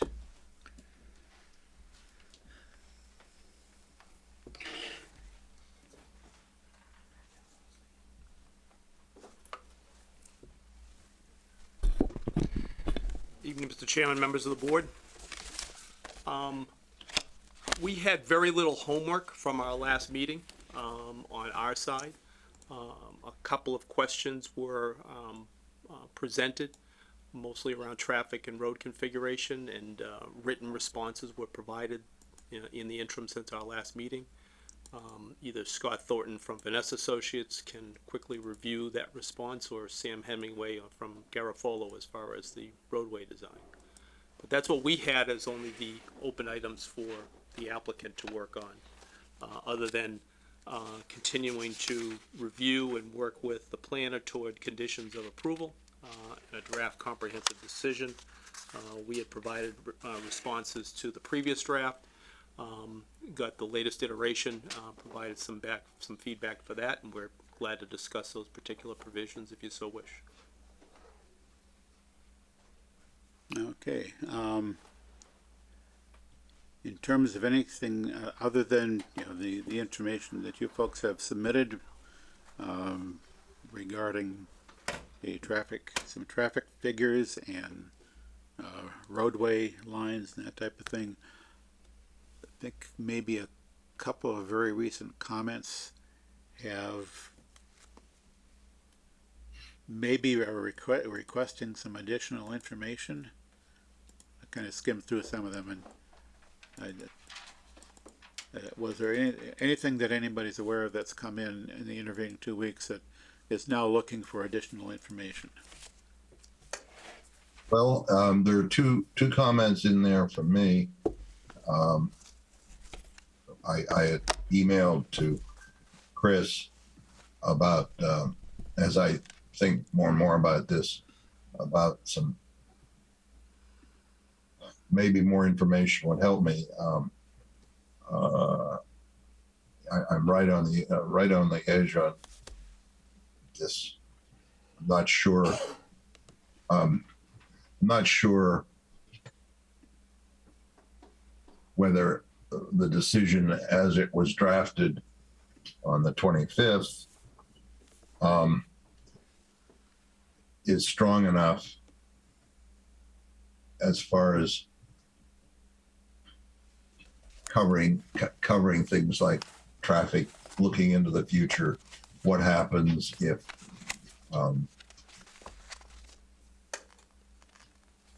what the studies that we're talking about would do, what would happen, how could they be enforced, or how would they proceed?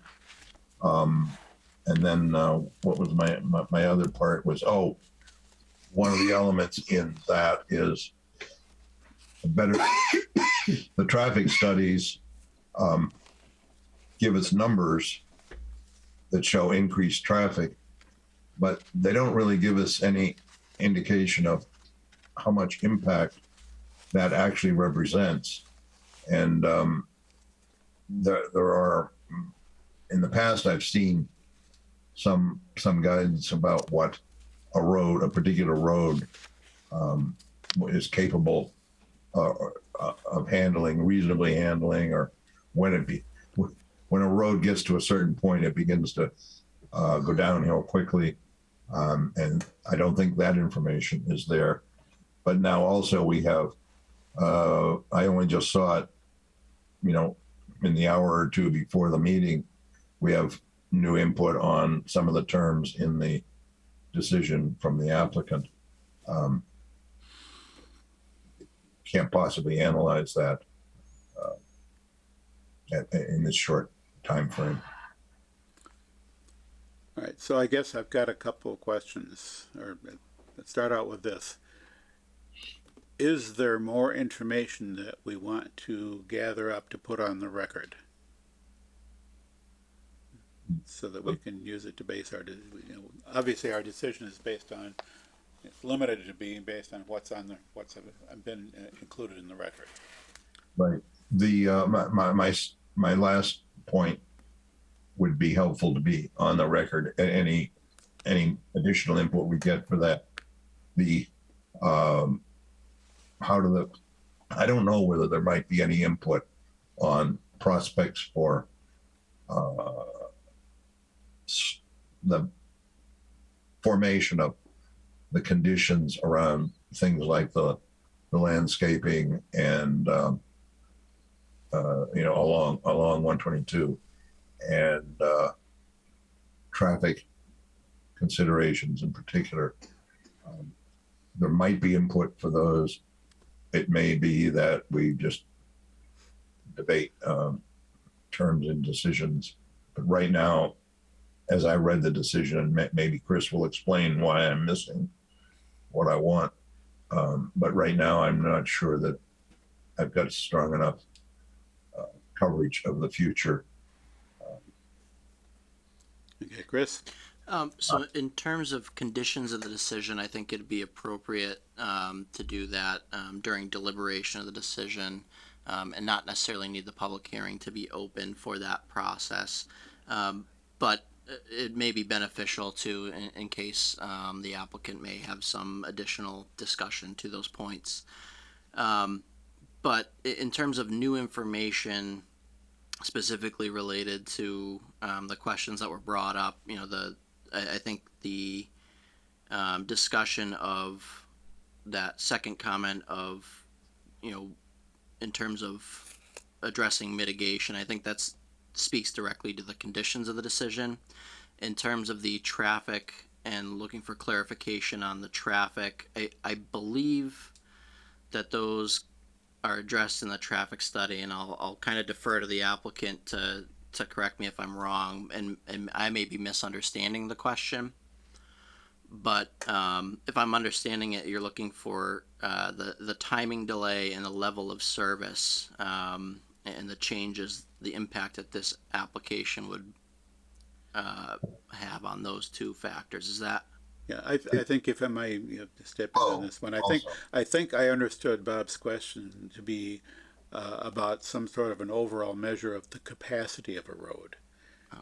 If that is a concept that's measurable and quantifiable in a manner that's distinct from the type of thing we usually concentrate on level of service at intersections more than anything else, because that's sort of it's typically what's first impacted when traffic goes up. But I think I would defer to a traffic expert for more clarity on that as to whether there is a concept of roadway capacity that we either has been addressed and we're just not seeing it, or maybe it wasn't addressed in quite those terms.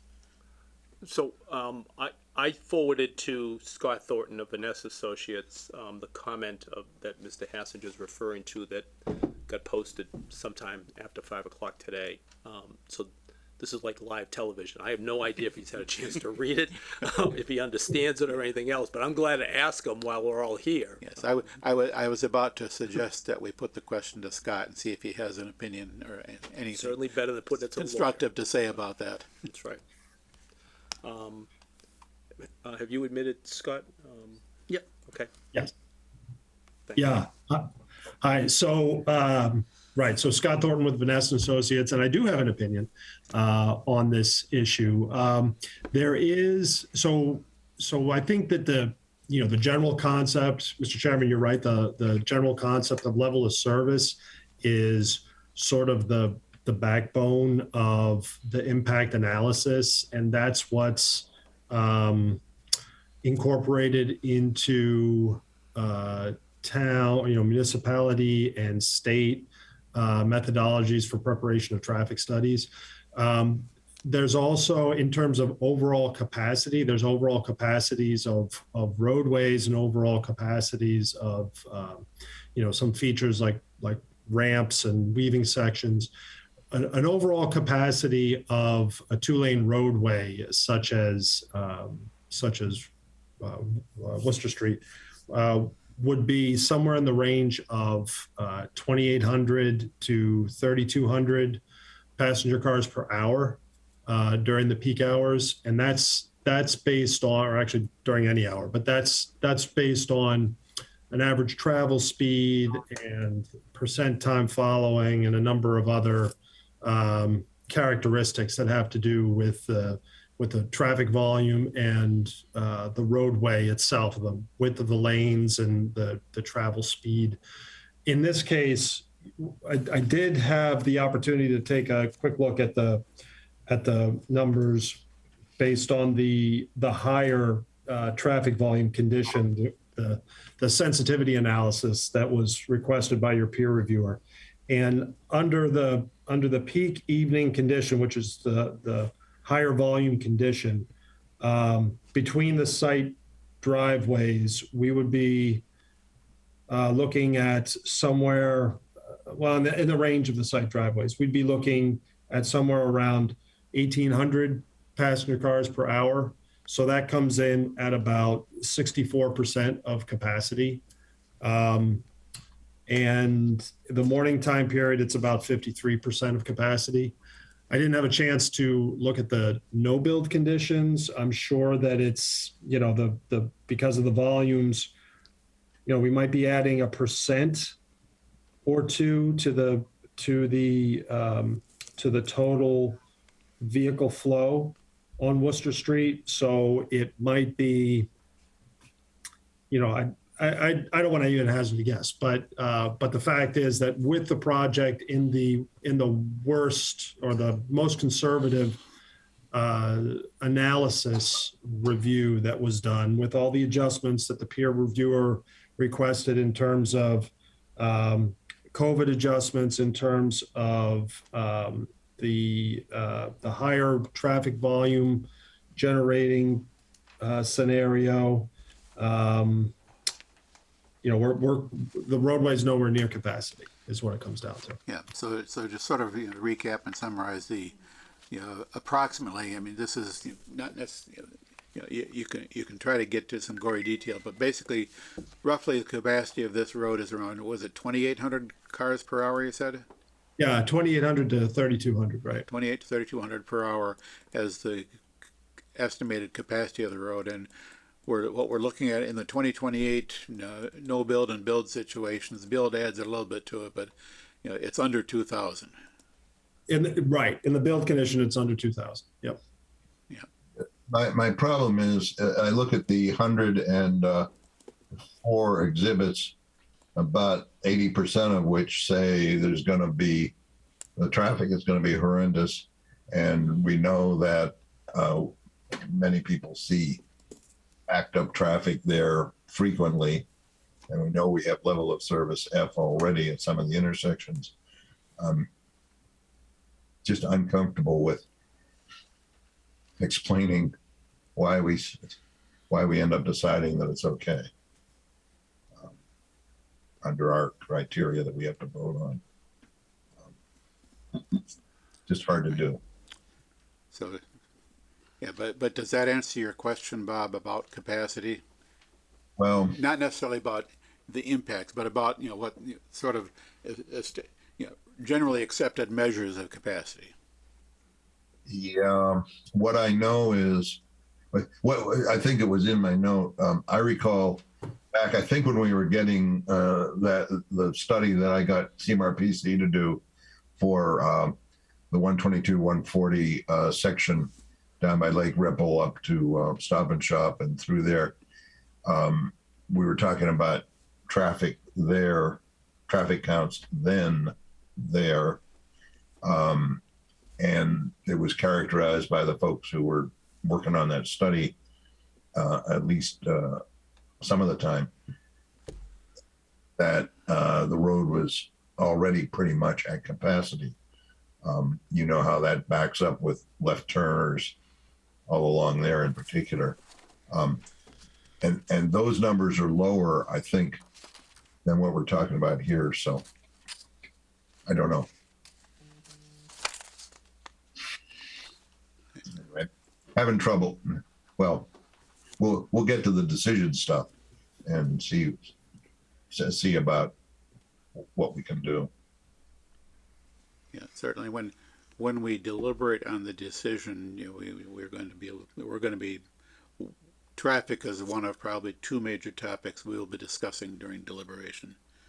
The question for right now is, do we have enough information on the record relative to traffic that we feel like we're ready to go into deliberation? if this testimony is on the record, Yes. I'd like there to be a piece of paper of a file when someone goes in to look, that where did we get our information that we were working on in the future.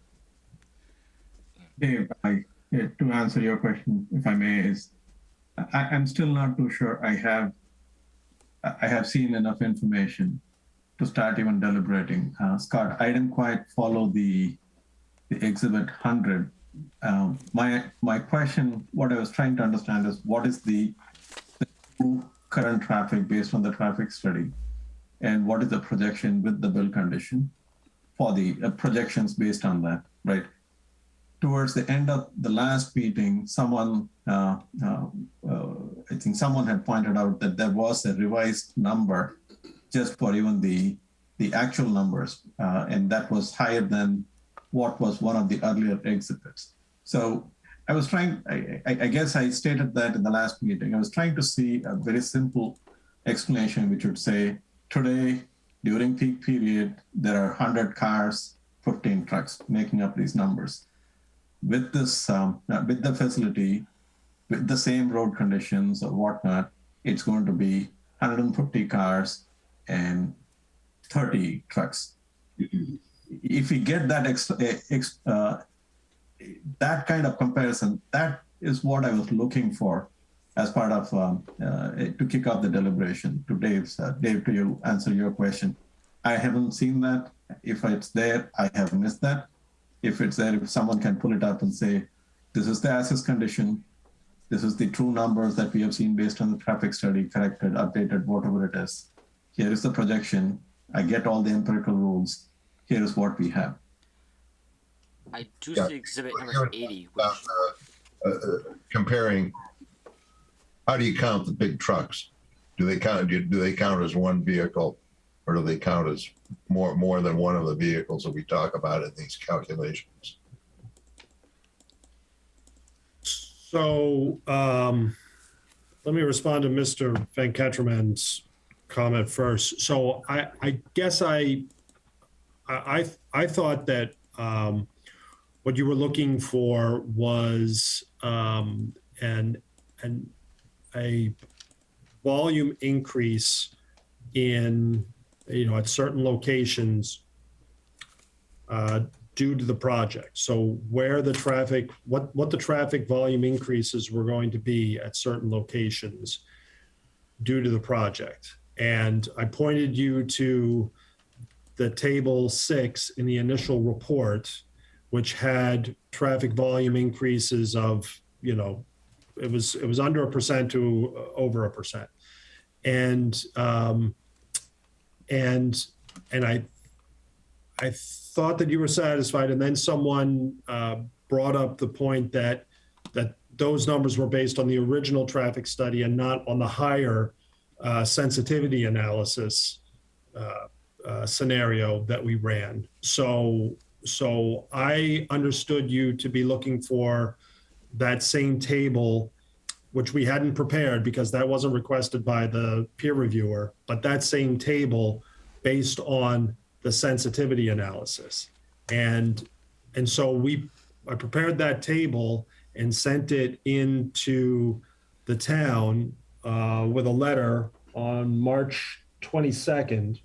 And that showed that the traffic volume increases are 2.1 to 6.7% at the same increases at the same locations that were analyzed in the original traffic study. Is that not what you were looking for? I haven't seen it. I have missed it then. Chris, is that something online? Yes, it is. Exhibit number 80.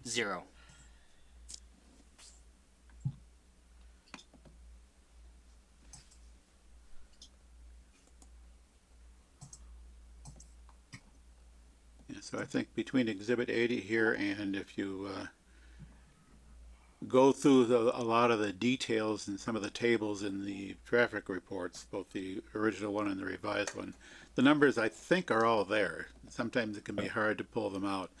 But I was looking at this Exhibit 80 here this afternoon, looking at the numbers there and comparing those to the numbers that are shown, some of the diagrams, and I forget which appendix it was, but I could see, you know, from those diagrams, I could see where these numbers came from. You know, the arrows pointing this way and that way and the other way with the little numbers on them, and if you add all up the arrows in that direction, you get these, you know, these numbers or something close to it. Mm-hmm. So I think the numbers are there. It may take some digging through to find them, but they're there. Right. And so then, in terms of Mr. Hassinger, in terms of the truck effects, again, what we do is we assign the percentage of the trucks or the percentage of heavy vehicles into the traffic analysis methodology or traffic analysis model, and that accounts for that has an adjustment, reduces the capacity of the lane movement based on the number of trucks, and it generates a heavy vehicle factor that reduces the saturation flow, reduces the capacity, and accounts for the movement of the trucks. You know, they're slower takeoff, they're larger size, and some of the other characteristics that they have in terms of deceleration as well. And that's the accepted way of adjusting the vehicles, adjusting the traffic flow for heavy vehicles. It's much more accurate based on studies that have been done over the last 50 years. It's much more accurate to account for it that way. And in the calculations that follow after that percentage is added, than it is to simply assume that every fourth vehicle is a truck, and that truck, you know, has a certain. Then you're just assuming certain characteristics and parameters with each of these vehicles. That's, you know, that can vary widely from my ideas to your ideas to somebody else's ideas. That would be running the analysis. That's why we do it the way we do it. And it's worth pointing out that methodology was authenticated or certainly agreed to, might be the better term, by your peer review consultant. There was no criticism to that effort. So it is industry standard, and it's the way that not just in Grafton, but projects throughout the Commonwealth try to anticipate traffic impacts to a community. If I may, where do those adjustments show up? I'm looking at your peak hour traffic volume increases. That's not where they show up. They show up level of service F or A. Right. They show up in the delay calculations. Right.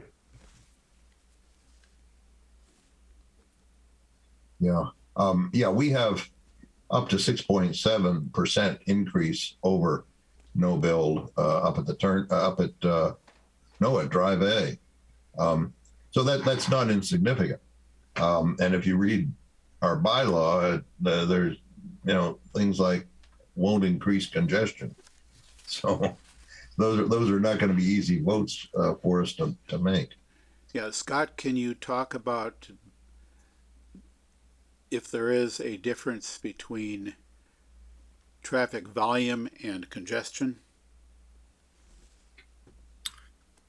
So, sure. So the volume is just a flow rate, just a number of vehicles per some unit of time, whereas congestion is related to delay that those vehicles would experience. So I think that's part of why the whole capacity analysis model for traffic engineering has been developed and refined over, you know, I hate to say it, but it's over generations now. The idea, because, you know, you can talk about a traffic volume increase and it it may not be, it may be significant or it may not be significant. There may be some cases where you can have a 200% volume increase and it's not significant.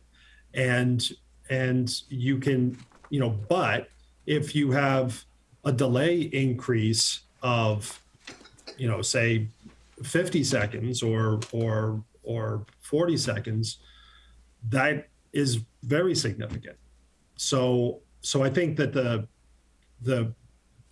delay model and the way the level of service approach has been defined over the recent past is the better way to review impacts of projects from a traffic perspective. And again, that's why it's mandated in most state and municipality documents that regulate this type of analysis. Okay. One other question while I've got the floor. Have you noticed that did you get a chance to read through the comments, all 100 and something of them? Recently, there's been some number of people commenting about actual changes by some of the trucking companies that are near us as to how they're routing traffic. Had someone who analyzed that it was several miles shorter to go through Grafton than it was to take Route 20. But basically, this is the Quinsigamond corner, Bridge Street area, I suppose, where most shows up. Although I'll tell you that back at where Route 30 meets 140 is an issue too. But apparently they feel that there is a movement, policy changes telling truck drivers for some of these larger operations to take paths through Grafton. Yeah, I haven't reviewed those comments. I think that what we're talking about with this project is a short segment of roadway that we would expect to have the trucks travel on. They're and that connection, that segment, with the left turn lane into the site, I think that we can accommodate that traffic movement and have less of an impact on Worcester Street traffic because of it. When we get to the conditions, there are a lot of people asking, how are you actually going to control that the trucks only go one way, or whatever we've been talking about? And that's fine.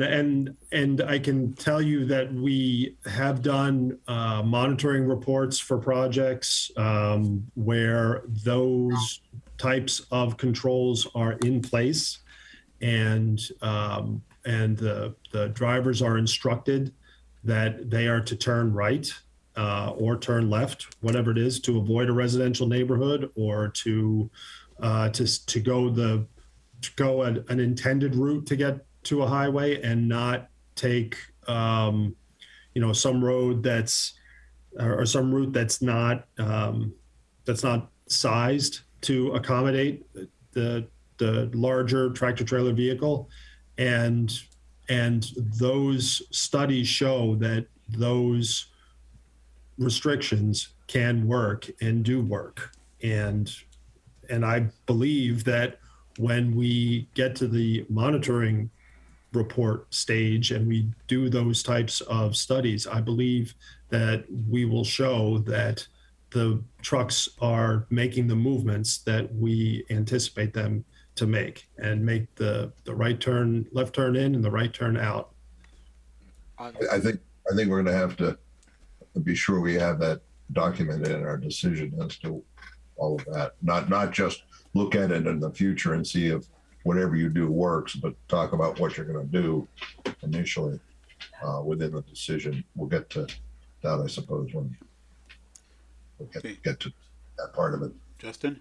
So, Mr. Thornton, can you just talk very briefly to how that monitoring report works? Is it something that is consistently running throughout the life of the project over so number of years, or is it something that is spot checked along with like another traffic study at different year marks? You know, how does that like roughly work? Yeah, it's the latter. So it's at some moment in time, it could be 6 months after occupancy or a year after occupancy, the traffic count is done, and it could be for a day, morning and evening peak hours. It could be for a few days.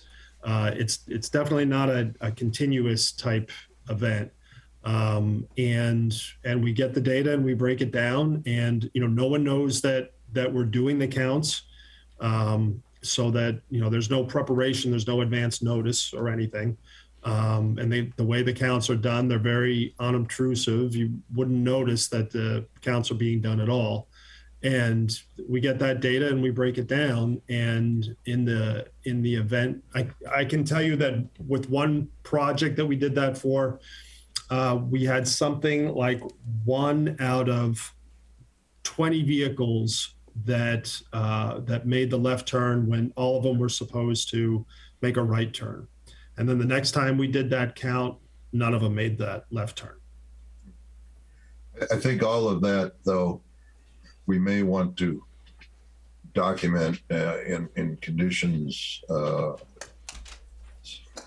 as to what that constitutes, not just say somebody's idea of a study will be done at some point, but we'll have that better nailed down.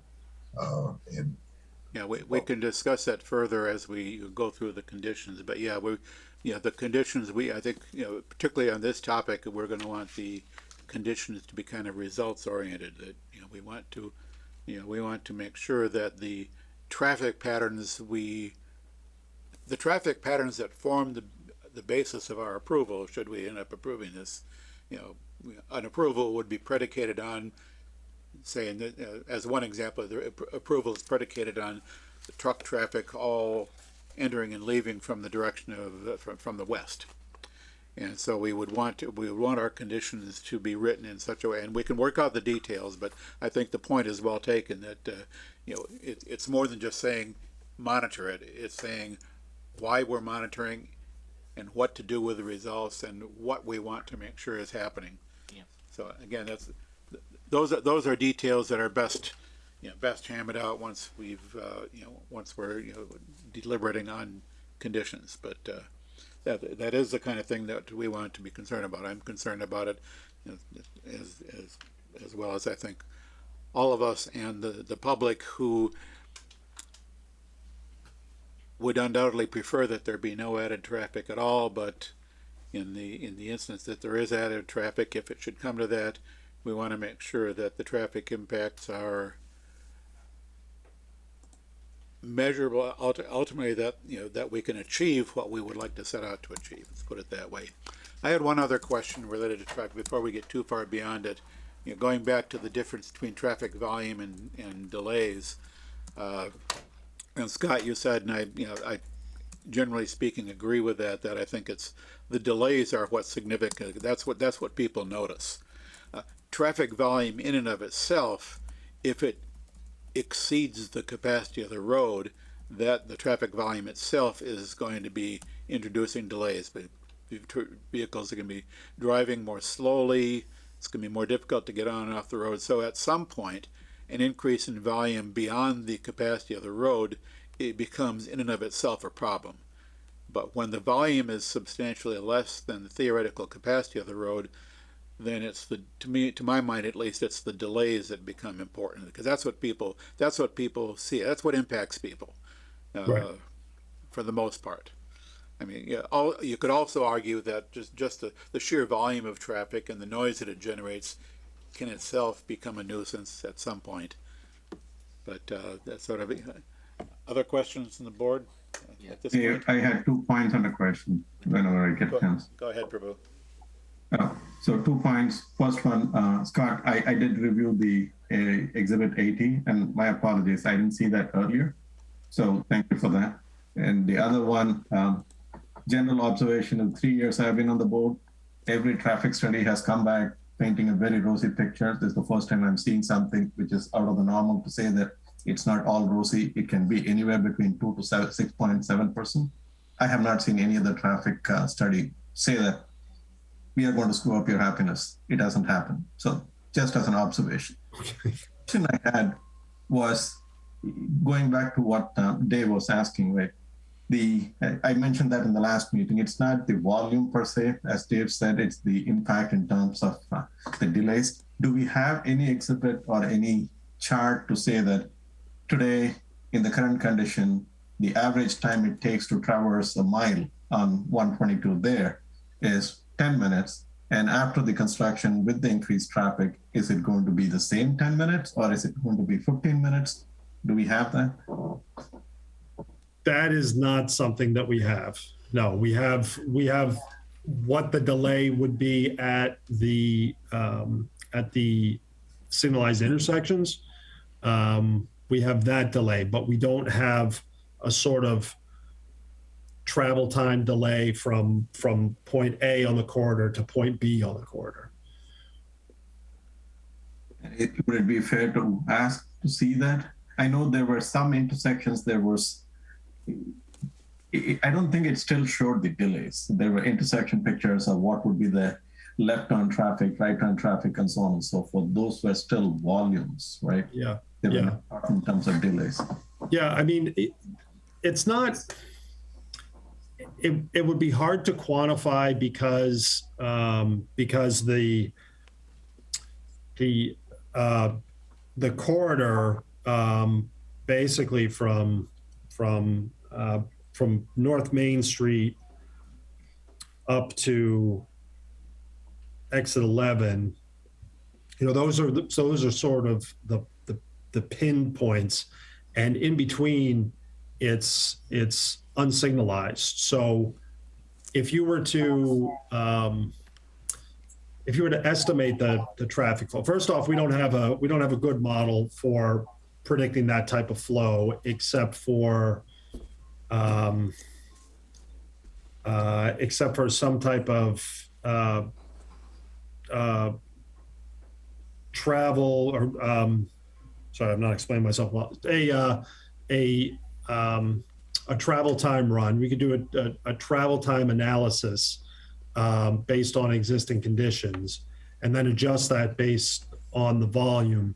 But since there are unsignalized locations and the corridor movement doesn't really stop at all. It slows in some areas if someone pulls in or pulls out, but it doesn't really stop. So the overall travel time would probably not change much. It may only change by a few seconds in that stretch between North Main and exit 11, because there wouldn't be, the only times that traffic should stop would be at the traffic signals.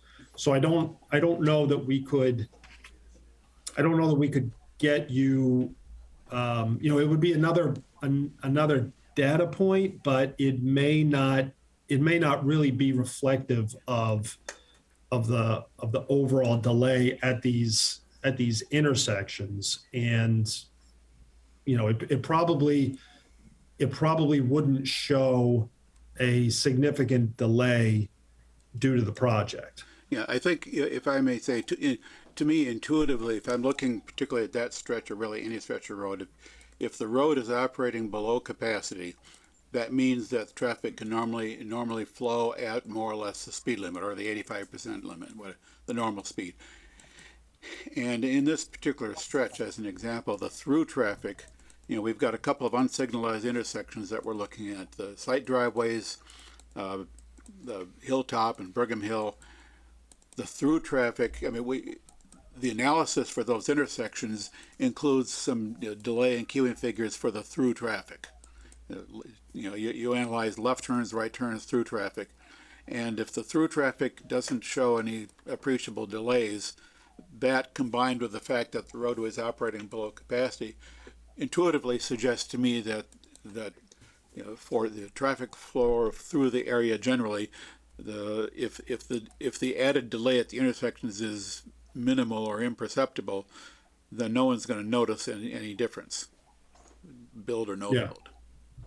Yeah, I think that's probably a better way of putting it. It's just that the traffic volume, because it's already moving at a fair rate of speed. I mean, we observe speeds out there in front of the site that indicate it's nowhere near capacity, because capacity would have the travel speed drop down, far below what it's posted for and far below what we observed. And so because the traffic is moving now, it doesn't show that it's a capacity problem. And in the future, we're not showing that it's a capacity problem. So the average travel time increases is not likely to be significant.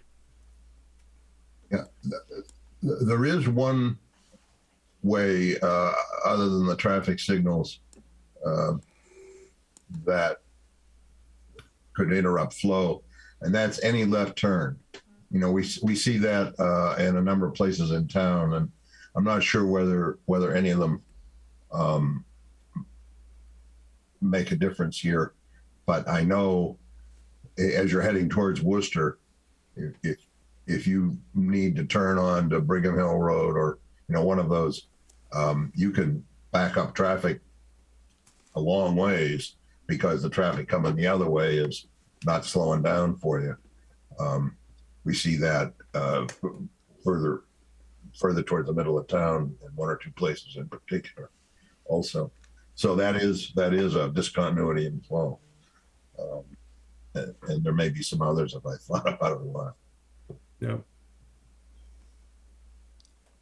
Yeah, but again, the main increase in traffic would be in this area is the site, right? And we're adding the left turn at the east side driveway in order to pull that traffic out of the traffic stream. So, that it's not going to interfere.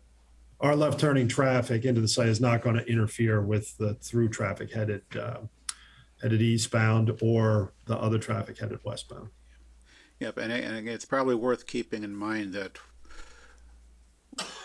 in the context of this project, what we're looking at is the impact that this project has on the existing traffic.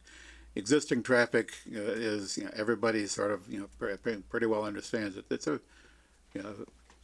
it's not the busiest road in the whole region, but it is a busy enough road that people do experience traffic delays. Bob mentioned the left turn situation.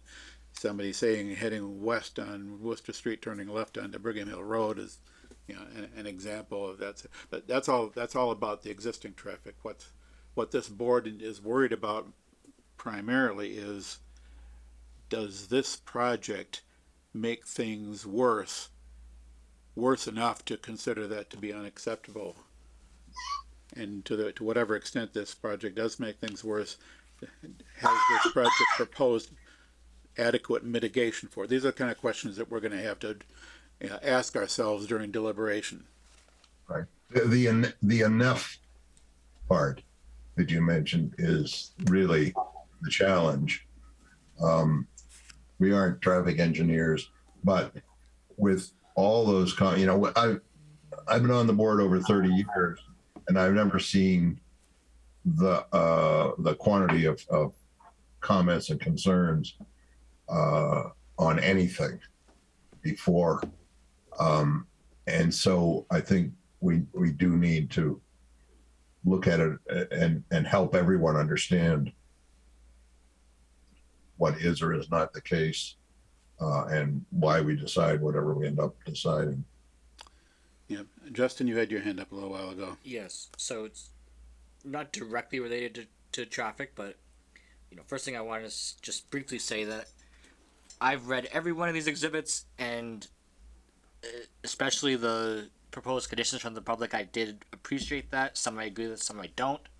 But while the public hearing is still open, I do have one question mainly for Chris, and depending on your answer, it may be for me to ask Mr. Donahue or someone a question. But in regards to the idea of signs to the nature of no through truck traffic on side roads? Is that something that the planning board would have the authority to approve?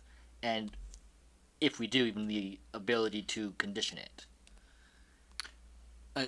I don't believe so. Are you saying to put signage for no through traffic on the No, towards the yeah, no tractor trailer trucks, no whatever, something along those lines on like Brigham Hill Road, Hilltop Street. right? I don't think so, but I wasn't certain. That's why I wanted to ask. My understanding is that it is the select board that has the authority to impose restrictions, weight restrictions, or truck restrictions on certain roads. That it's come up occasionally over the years of wanting to keep trucks off of certain streets. And the traffic safety committee generally gets involved in looking at situations like that and advising the select board, who is the ultimate authority for doing that. So that's I didn't think we had the authority for that, but I wanted to ask. Yeah, well, if you're wondering about it and you don't know, the appropriate thing to do is ask. Exactly. That's exactly. I sat through many selectmen meetings over the years where they were talking about the few weight restrictions that we have or truck restrictions that we have, and they didn't come easily, I'll tell you. It's now 15 minutes of 10, and I have to move that we vote to take the meeting past 10 o'clock. Second. Because Moved and seconded. We'll put it to a vote. Justin. Aye. Bob. Reluctantly, Reluctant aye, right? Linda. Aye. Prabhu. Aye. And Dave votes aye. In hopes that this doesn't run till like midnight or later. And I think we'll give every effort not to have it run that late. Let's see. Any other questions or comments from the board about traffic or anything else? Nothing. One last question, Dave. Sorry, someone. Go ahead. Justin, sorry. Go ahead, Ruth. Last question. Going back to the traffic impact, I call it time and motion analysis, right? All the data points that you qualified, if there is a way to depict it, I think the larger public, the citizens in Grafton, would have a better appreciation that it's not just traffic volume. Right now, the only data point is that can be up to 7%, 6.7% increase in traffic. But all the other conversation is all lost in the recording, right? If there is a way you can still put that in a picture or some representation to say that here is what it is, the capacity of the road can take in more, so it's not going to cause an impact. If there is some model analysis, I would still suggest that try to analyze that, present that as one of the inputs. That way we'll have a couple more data points, not just for the planning board, for the larger public also. Okay. Anything else? Well, just to follow up, because I don't want this hanging if it's really out there. I think I understand the tenor of where that's trying to get to, but I don't know, based upon what Scott said before, whether it's even possible to try to frame it in a meaningful fashion. If the desire is that the information that Scott provided relative to road capacity get documented into the record, then we're glad to do that in a written fashion, tomorrow.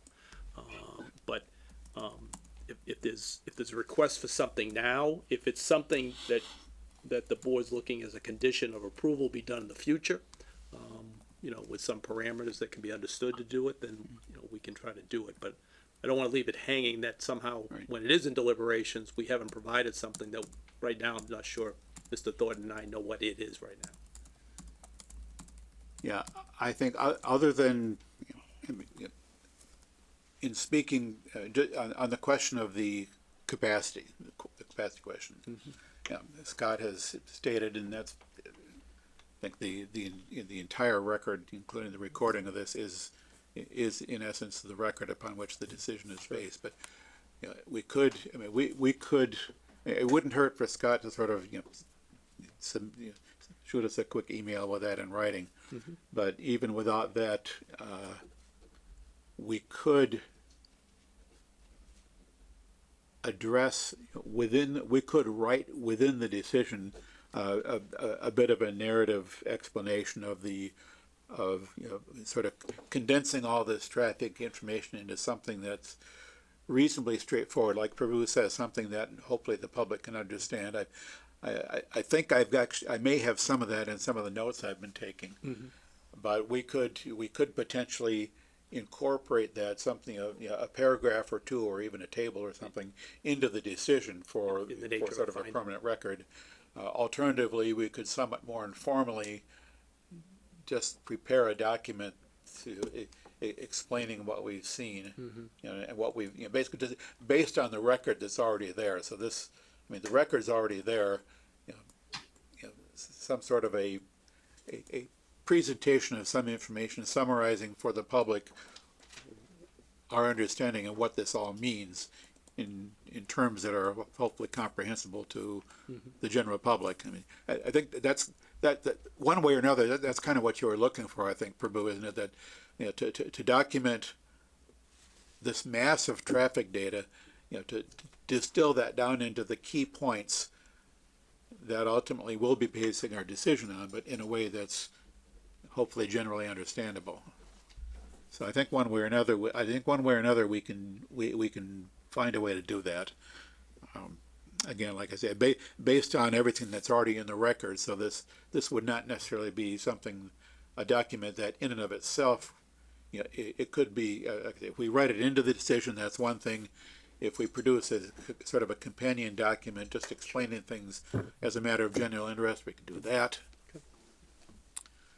But I think, Prabhu, your point is well taken, though. One way or another, to document all this in a way that's hopefully informative to the public. Anything else from the board? This is a public hearing, and I see one hand up on Zoom. The name is Rebecca. And again, I would emphasize that everything that's already been submitted to us in writing or spoken about at previous meetings, it's on the record. Please, given the lateness of the hour, particularly be respectful of everybody's time, and don't repeat anything that we've already heard.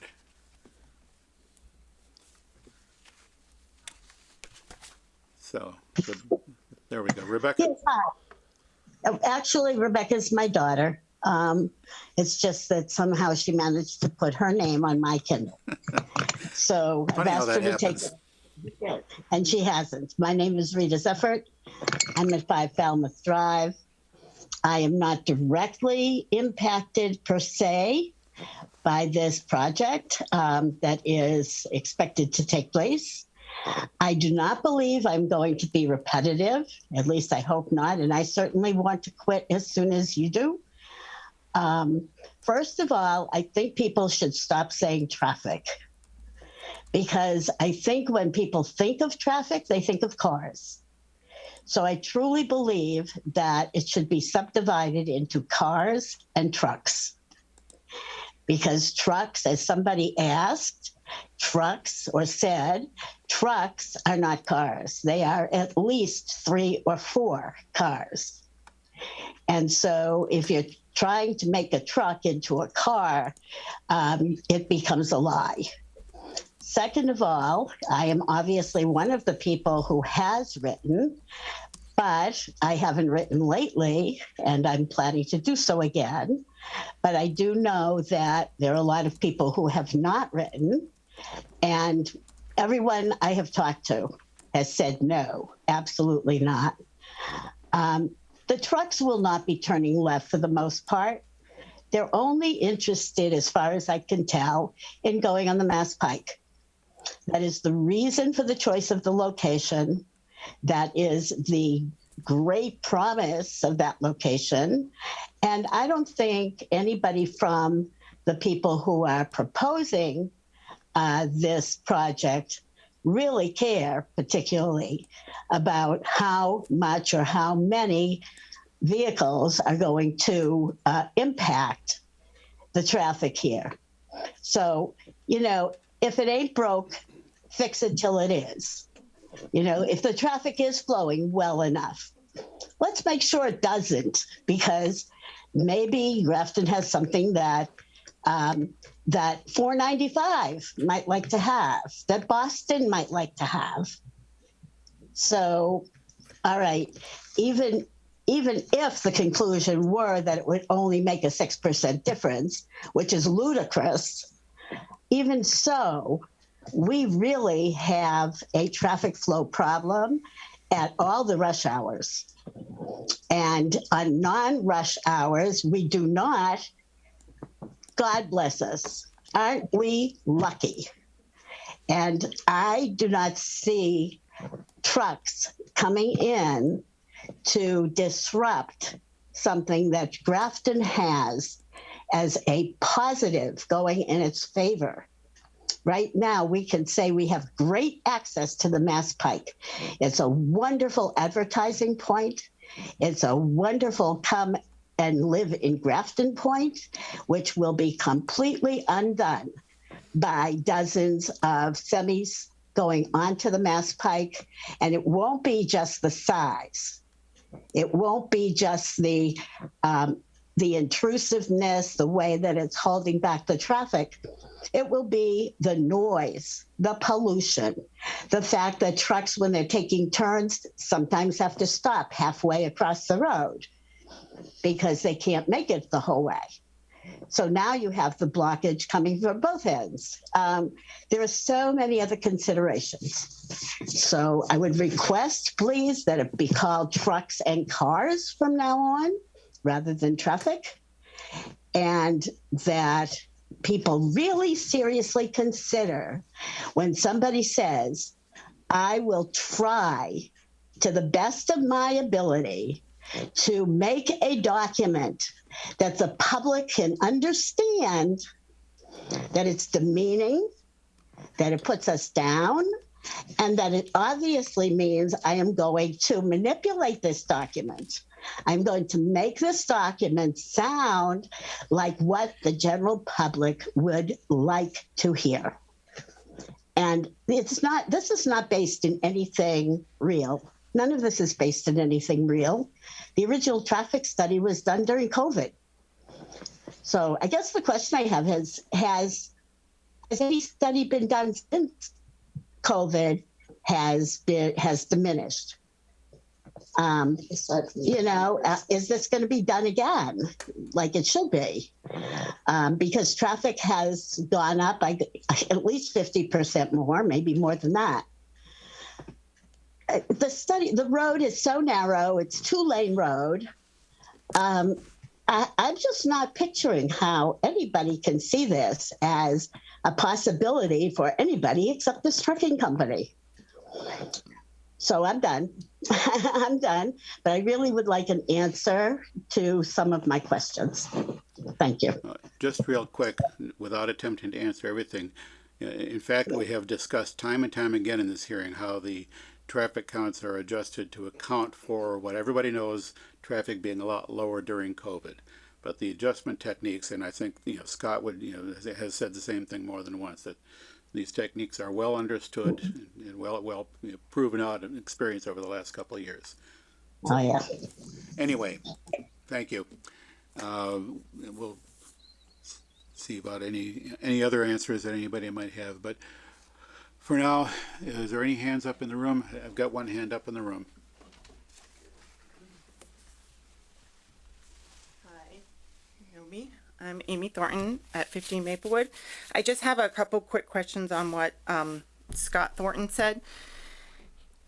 Just so I'm clear that you can do a volume and a delay study, but the delay study wasn't done.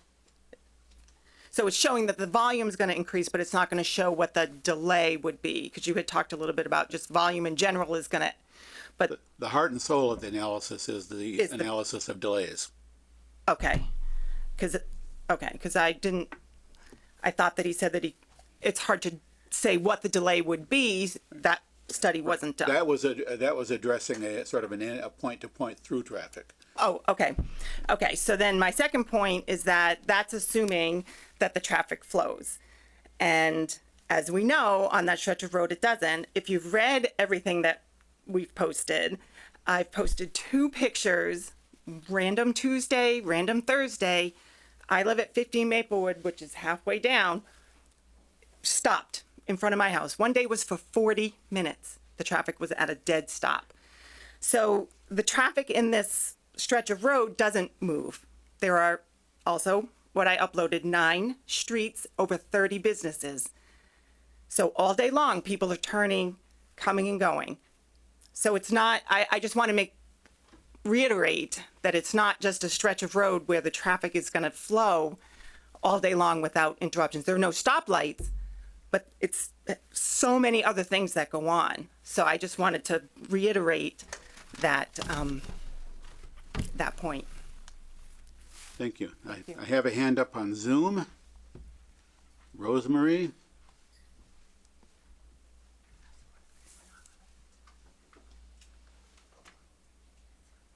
Can you hear me now?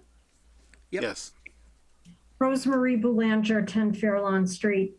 One word about the traffic. I don't feel like the traffic study is as holistic as it needs to be. The biggest impact that we're going to have on the traffic in front of all the houses is warehouse operations, and no one can control that. So we don't really know if there's going to be congestion, which is obviously going to add more to the hazard of diesel pollution, which of course hazard is mentioned in the bylaw. The other thing that I want to mention, I'm an Auburn native, and I went back to Auburn as an adult and took a great interest in the development projects in Auburn. So I was one of those people who would watch the Zoning Board of Appeals meetings on cable TV. I found them fascinating. I don't know if people remember when Lowe's wanted to put a warehouse at the old Yankee Drummer site at the intersection of, right at the ramp of Exit 10 in Auburn. And there's a very modest little neighborhood behind the Yankee Drummer, and they were very concerned. So the Zoning Board of Appeals denied the project, and Lowe's lost $11 million on that deal. So I find it amazing that most of the questions to the developer, other than on traffic, have been, who is the end user going to be? The developer knows who the end user is going to be. We all know that it's a big box end user. So it could be BJ's, could be Lowe's, could be Home Depot, Best Buy, whatever. But the lack of transparency and the lack of questioning to the developer, it's very discouraging. The other thing I want to say is the only people for this project are the people in 01560 and 01519. You're a few miles or 5 miles away from this project. It's not going to be affecting people. That's why I put NIMBY in my comments, because it's not going to be in your backyard. This is a public nuisance. It's a hazard. It has no place in the neighborhood. And I am shocked that you are considering approving this project. Shocked. I wish at this point I never would have moved to Grafton. It's a gorgeous town, but it's going to be ruined. And you're hearing the emotion in my voice because this is the last public hearing. And I cannot believe that this monstrosity is going to be on the street. It's going to ruin the value of all of Maplewood and Worcester Street. I just don't get it. So what I'm left with, and I've never had this in any other community that I've lived, is you have the haves and you have the have-nots. It's not enough that we have to smell burnt garbage every day when we go outside.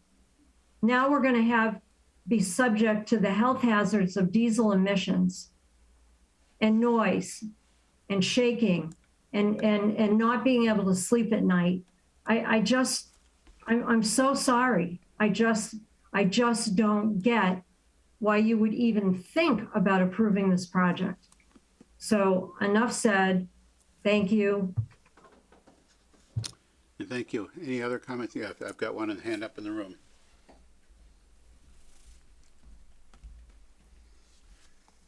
Good evening. Jim Shannon, Brigham Hill Road.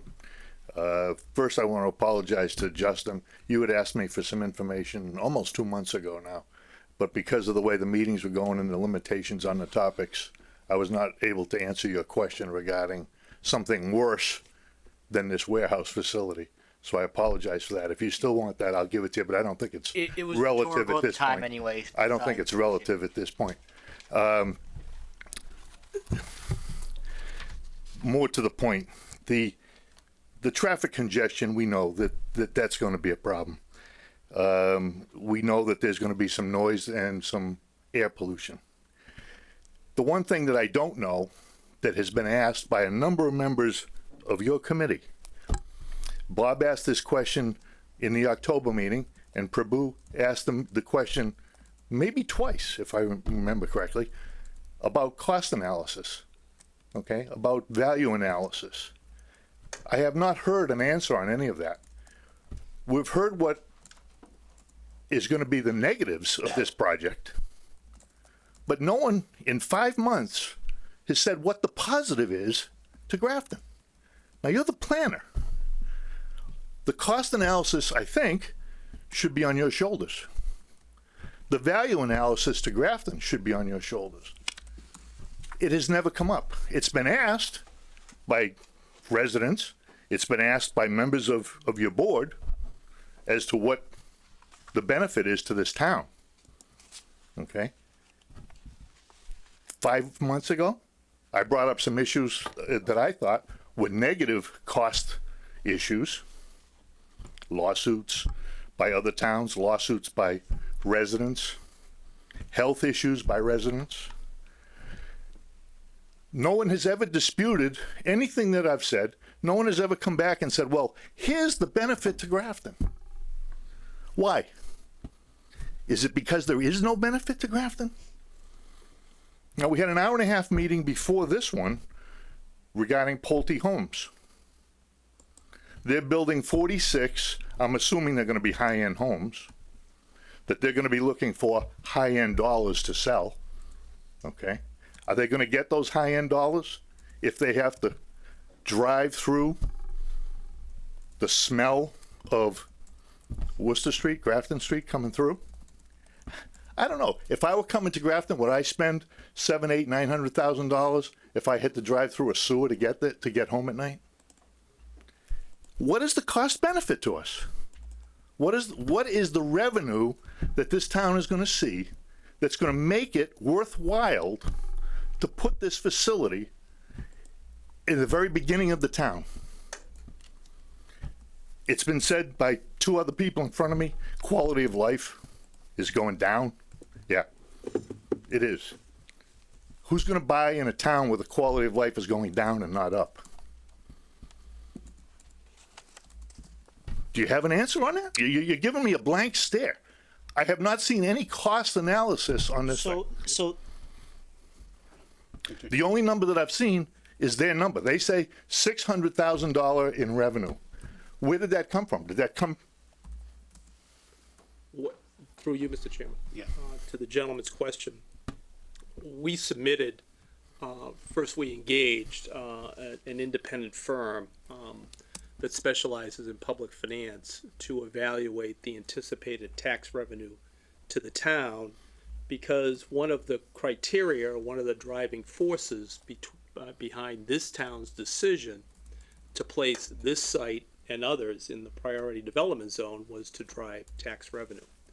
And based upon two different analysis of both income capitalization and comparable properties, they came up with an estimated value of the project in today's dollars, obviously, of when completed, of somewhere between $35.7 and $36.9 million. And applied to your current tax rate, that gets to the income somewhere between $600,000 and $625,000.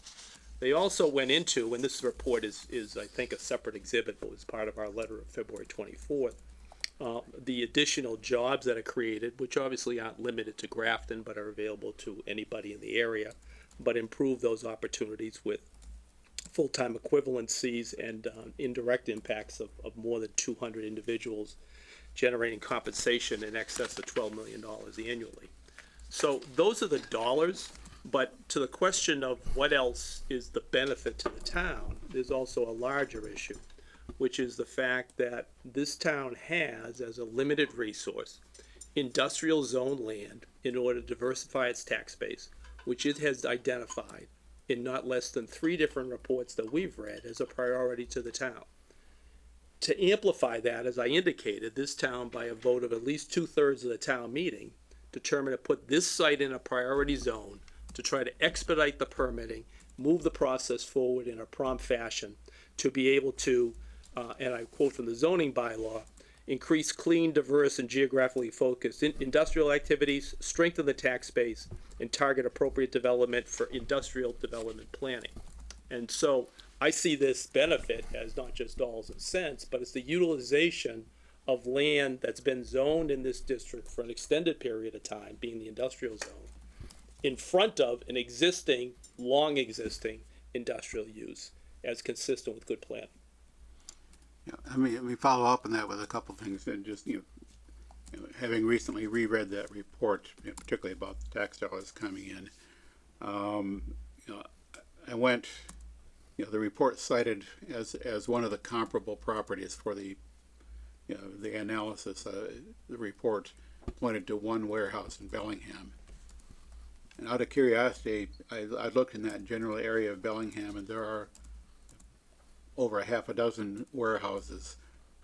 Most of them are somewhat smaller in size, but pretty consistently across all of those, the assessed value per square foot is greater than the average assessed value that you guys use in your report. So, just based on that little bit of investigation, I'm comfortable saying that the estimate of $600,000 in tax revenue is, if anything, low. But to continue on that topic, $600,000 annually in tax revenue is worth $90 on every single family home tax bill. So it's worth $90 to the every year to the homeowners in Grafton. Now the question is, are the cost is that a good trade-off? Is that value worth whatever the cost is? In terms of other dollar costs to this, I don't think any of us have been able to come up with a reliable, credible estimate of the potential dollar cost to the town. You mentioned potential future lawsuits, potential loss of home values, but those are not things that anybody can credibly measure. So we're kind of stuck in terms of a cost-benefit trade-off. If we're looking at strictly at dollars, we can see a dollar benefit. We can't reliably come up with a dollar cost.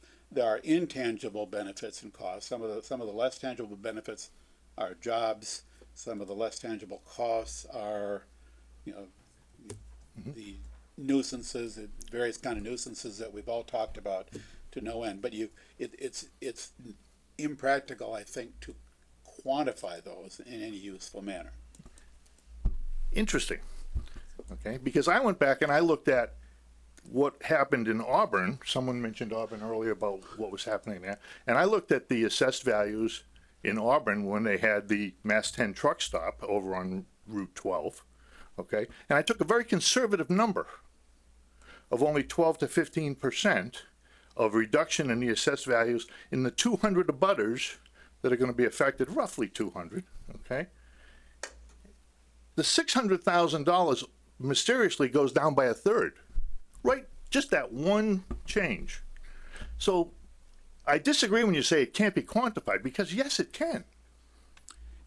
Do you have a rational basis for that 15% reduction in values? Do you have a study that can show that? If you do, please submit it. We'd love to see it. I'm sorry, Dave, I don't have enough money to go out and ask for a study to do that. I took numbers based on what I had heard and talked to people in Auburn and seen in differences in the assessed values in that area. Okay, no, Yeah. I don't have a thing. Why doesn't the board have that? Why can't the planner or the board do that? You're supposedly looking out for the financial well-being of this town, and you're telling me that you haven't taken the time to do the study on the cost analysis of this? Come on, that doesn't make sense. You're putting in a multi-million-dollar facility based on his numbers, and you're taking me and saying, okay, this is going to be good for Grafton, and we don't want to address any of the other issues. Well, the board is looking at a lot of things. The board is going to be.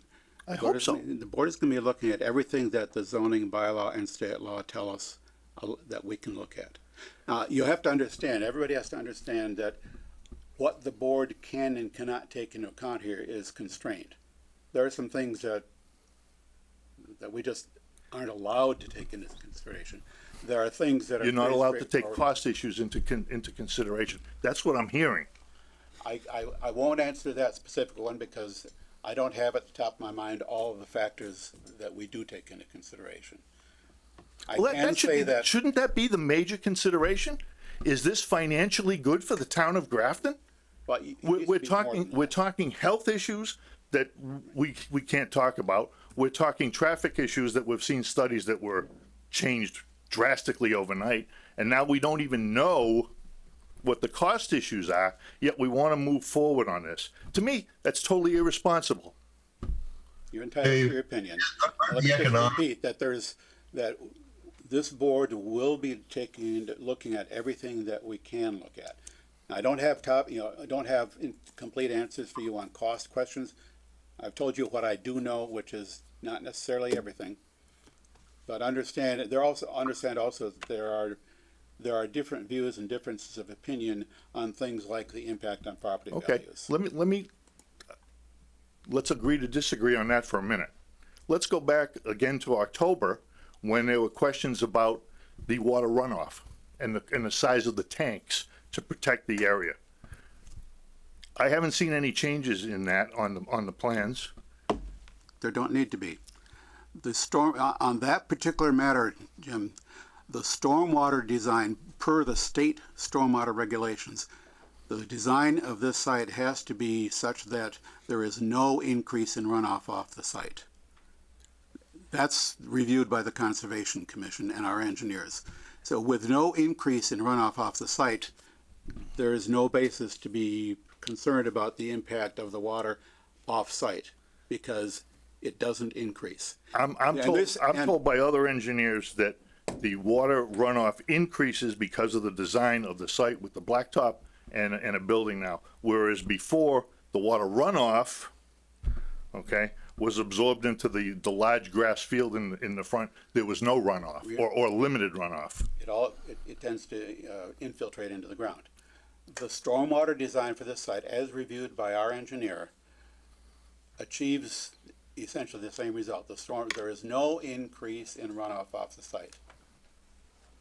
That's required by the stormwater regulations. And if you're unwilling to believe that you're entitled to that, but that's what our engineer says. It's not that I'm unwilling to believe that, Dave. I want to see the data on that. I want to see how that was developed, because it's in the stormwater report. All right, and that's available where? On the exhibits page It's there of the meeting's material. online. Okay. All right. It's exhibit number 5, in fact. And again, that's been reviewed by Grafton's peer reviewer, our engineer. So we don't just take the applicant's word for that. I evidently went by that. I apologize if that I didn't see it. That's my error on that one. because I thought it had not been addressed, quite frankly. I didn't see it. Yeah, that's fundamental. Every project of any size can't go forward without, they're not allowed to increase the runoff off the site. They're not allowed to increase the peak runoff. Isn't that true, Dave? Say that again, Bob, please. The peak runoff, yes. It Yeah, is- Dave knows more than I do about this, Yeah. but no, because I bring this up from time to time. The peak runoff can't be increased.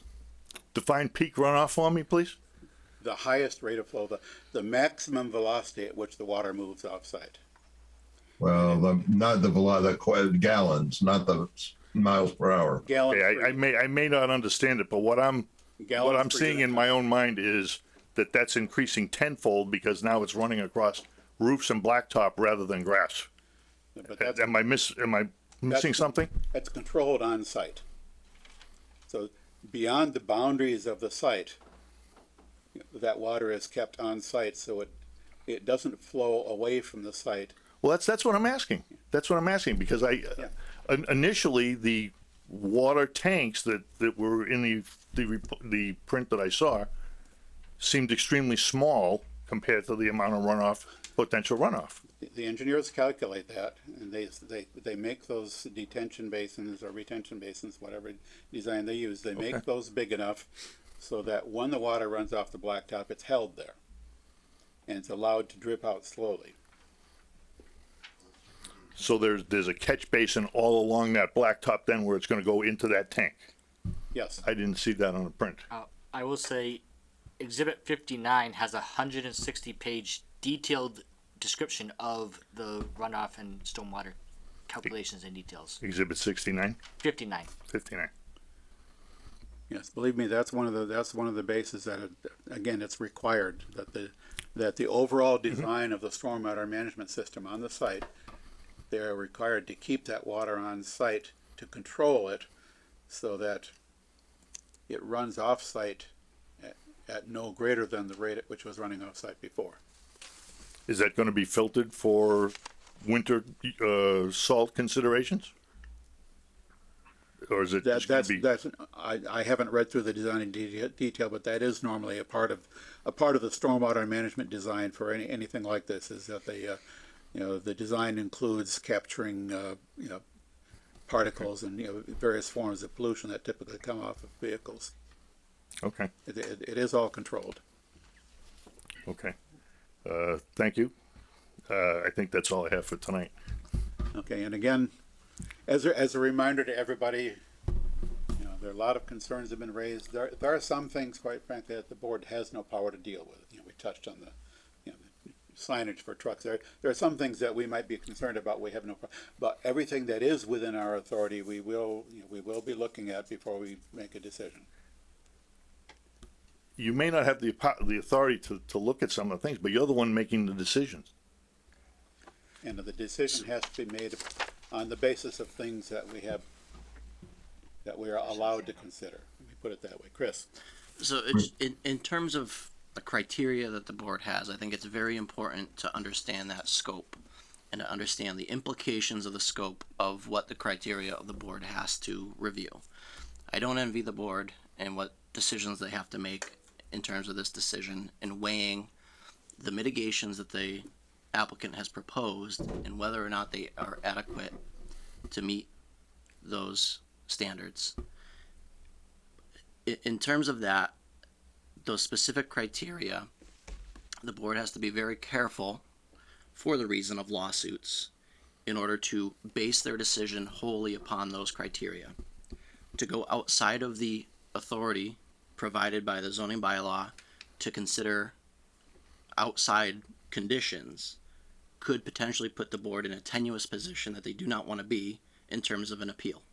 Well, this was my point back in October, if you remember correctly. My point was that we were getting into an area where there may be some hidden things that were going to cost the town and or the board some legal issues. And that was my point from day one on that. I didn't want to bring it up again because I I felt that I had made a point on that back in October. Yeah, I mean, there's. But if you, now you've got me even more worried. Suffice it to say, following up on Chris's comment, that on this project in particular, it seems like there's no matter which way the board decides on this, someone is going to be unhappy, and there's a good chance that it will be appealed. The board is obligated. Yeah, I can guarantee that. The board is obligated to make its decision on the criteria that hopefully will survive an appeal, whichever way it goes. But that's, and there's a lot that goes into that, a lot of thinking that goes into that, and careful, making sure we've taken everything into account, that that we use criteria and parameters that are generally accepted. I mean, if we do something really unusual, there's a good chance the judge will say you can't do that. So that is the kind of thing this is going to take us a while, clearly more than just tonight. It's going to take us to work this all out. And believe me, I do appreciate what you're up against, and I do understand the ramifications, both short term and long term, both from the developer and from the residents of Grafton.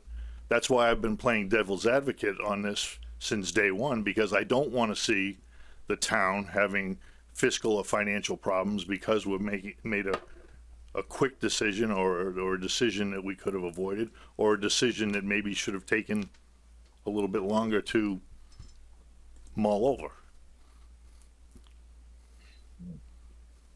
I'd be interested in specifics. Certainly I give, and I think we all give a lot of consideration to this, and look for, like you're talking about, not enough to just say somebody might sue us about something down the road. I think we have to say there's this issue and it could affect us this particular way, and what are the prospects for that? And then is that within our authority? Is it the Concom? Is it the select board? Is it the state? Or all the people above it, above the town, because there's some of that involved in this site, isn't there? Some of the pollution that's pollution or 21E or whatever it is back behind this site. There are others that have the authority and are involved in those things. So anyway, any pointers towards things that we haven't, that we can specifically look at that we haven't, would be helpful. Mm-hmm. I'll say one last thing, that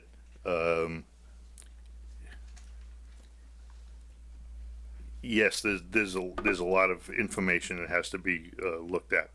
I would say in your consideration on this, number one, remember that this is not the only game in town that could go over there. There are other people out there, other developments out there that could go on that lot.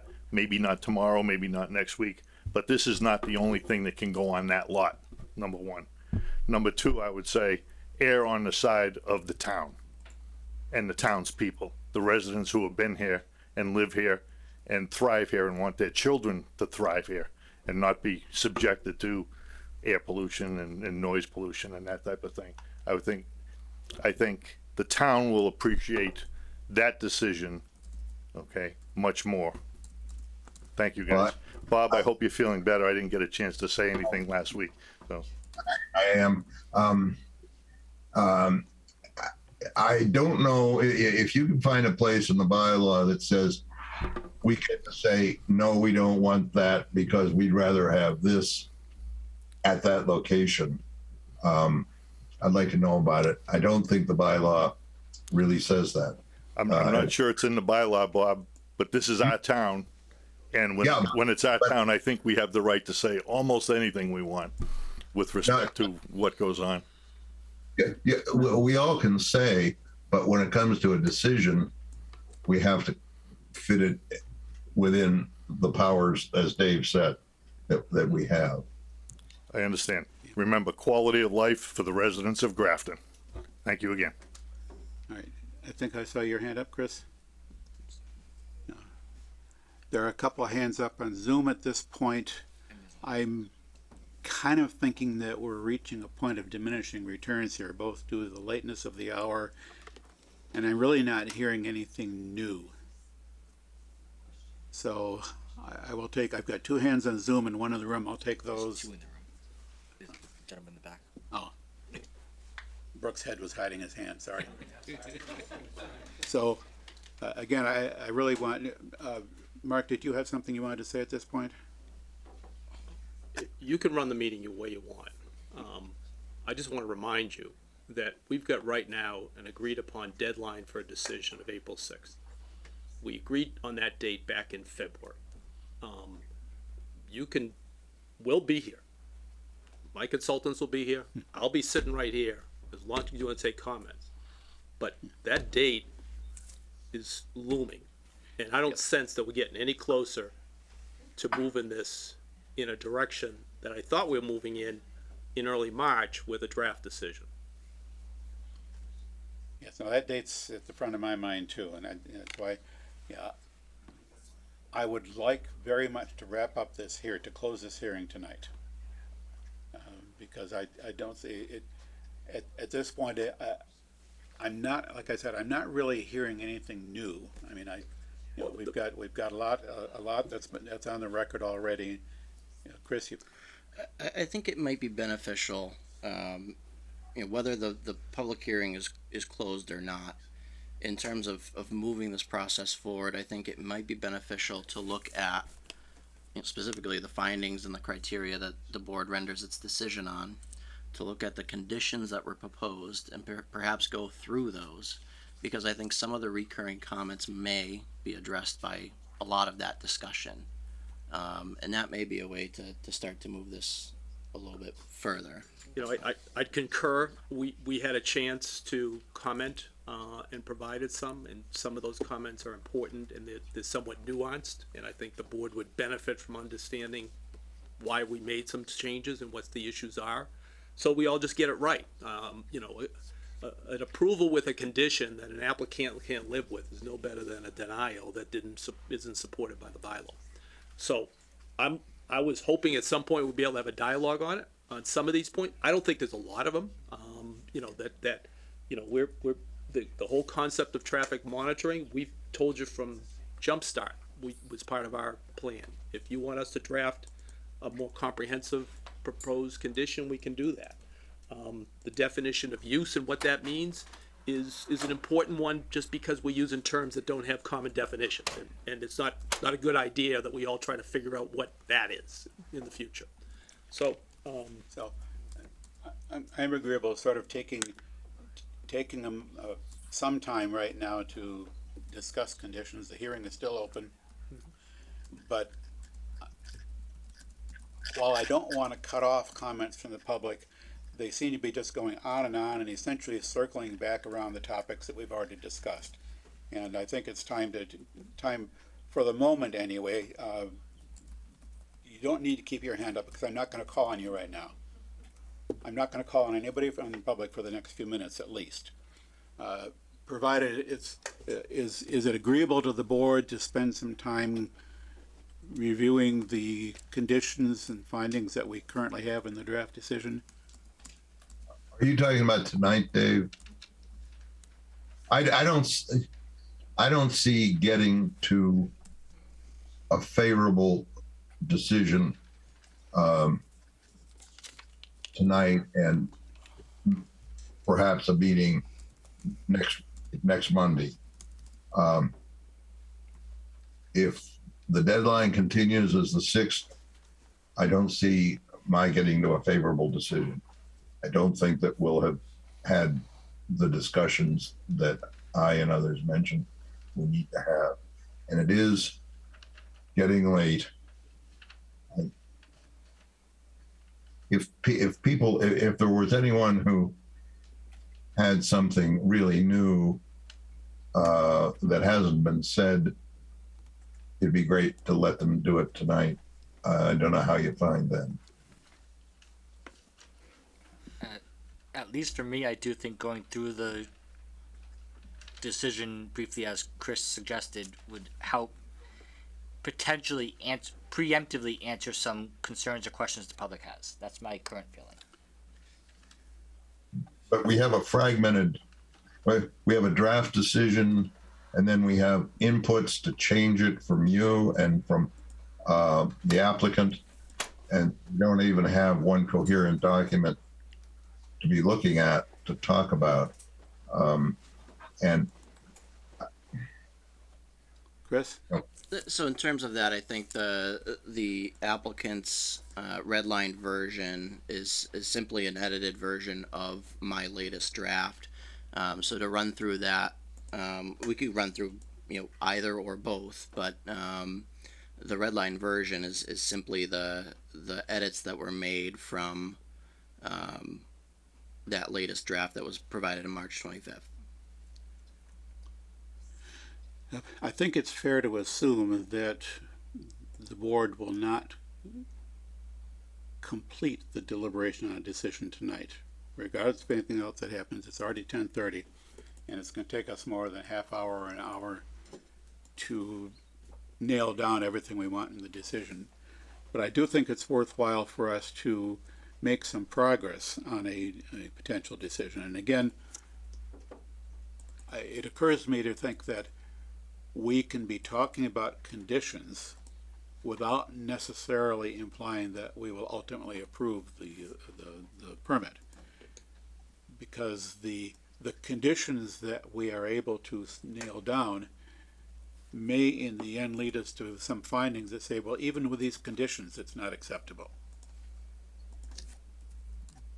But it's worthwhile looking at conditions, which may, thinking about the conditions together with the information upon which that is based, may help us to nail down findings, because the findings really should, to be thorough, the findings should be able to, in certain cases at least, the findings are in the form of, we find that the impacts of this are unacceptable or acceptable, using whatever words we choose, acceptable provided that, acceptable only if the project is conditioned in a certain way.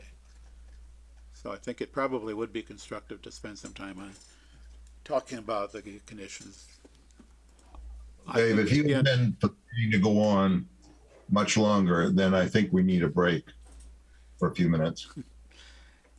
Yeah, and in terms of setting expectations, to finish what I started saying and then got lost off track, was that I don't expect that we'll be comfortable with a complete decision by the end of the night tonight, regardless of how long we run. So in light of the April 6th deadline, we could meet a week from tonight to complete the work on the decision. And if for any reason it turns out that we have difficulty completing that, then there's we either make I'll the be decision. here. We can if we end up there, we can talk about it. Yeah, and then if Try necessary, not to, and right, so- we can talk about kicking the deadline down the road a little bit. But I think we need to be Deadline, clearly not making. the can, David. Okay. Yeah, we need to be clearly making some progress to that end to the best of our ability. That's So fair to per say. Bob's suggestion, if we want to take a 5-minute recess, and then we can, spend some time talking about the conditions. All right, let's call the meeting to order again. And we were starting to talk about conditions.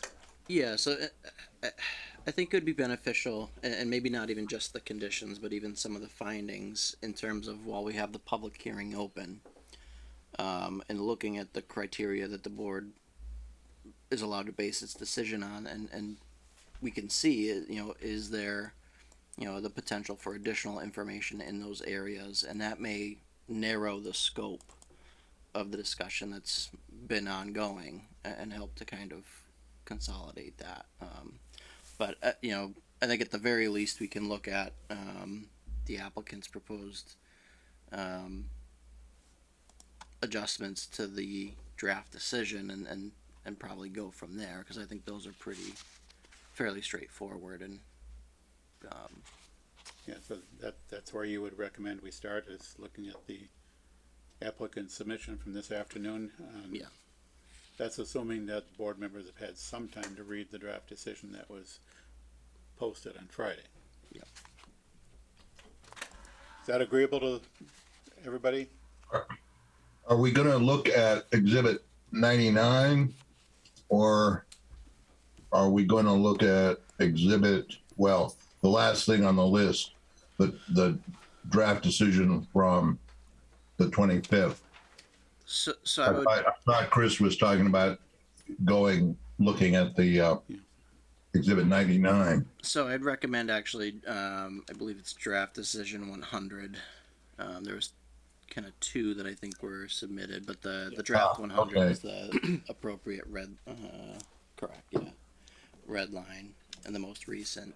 And if you can get past all the change marks that Microsoft Word puts in there. Track changes is never beautiful, but yeah, I can focus down on. Wasn't that serious? What I'll do is I'll pull it up and we'll go past some of the non-substantive. I think you want to start at standard condition A2.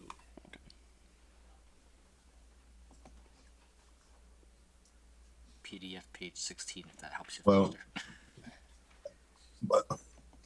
why all the Exhibit 1 under submittals red line? Sorry. I'm looking at what I think you were talking about. Item 2, submittals. There's many red lines. That looks to be an artifact of formatting to me. Yeah. Yes. Because after that, now there's another Exhibit 1, which apparently, I don't know. So I believe what happened there is the exhibits were deleted and re-added, and so it's simply a track changes. All right. I don't believe it's substantive, and it's just the exhibits, which again with public comment will have to be updated even after tonight, I'm sure.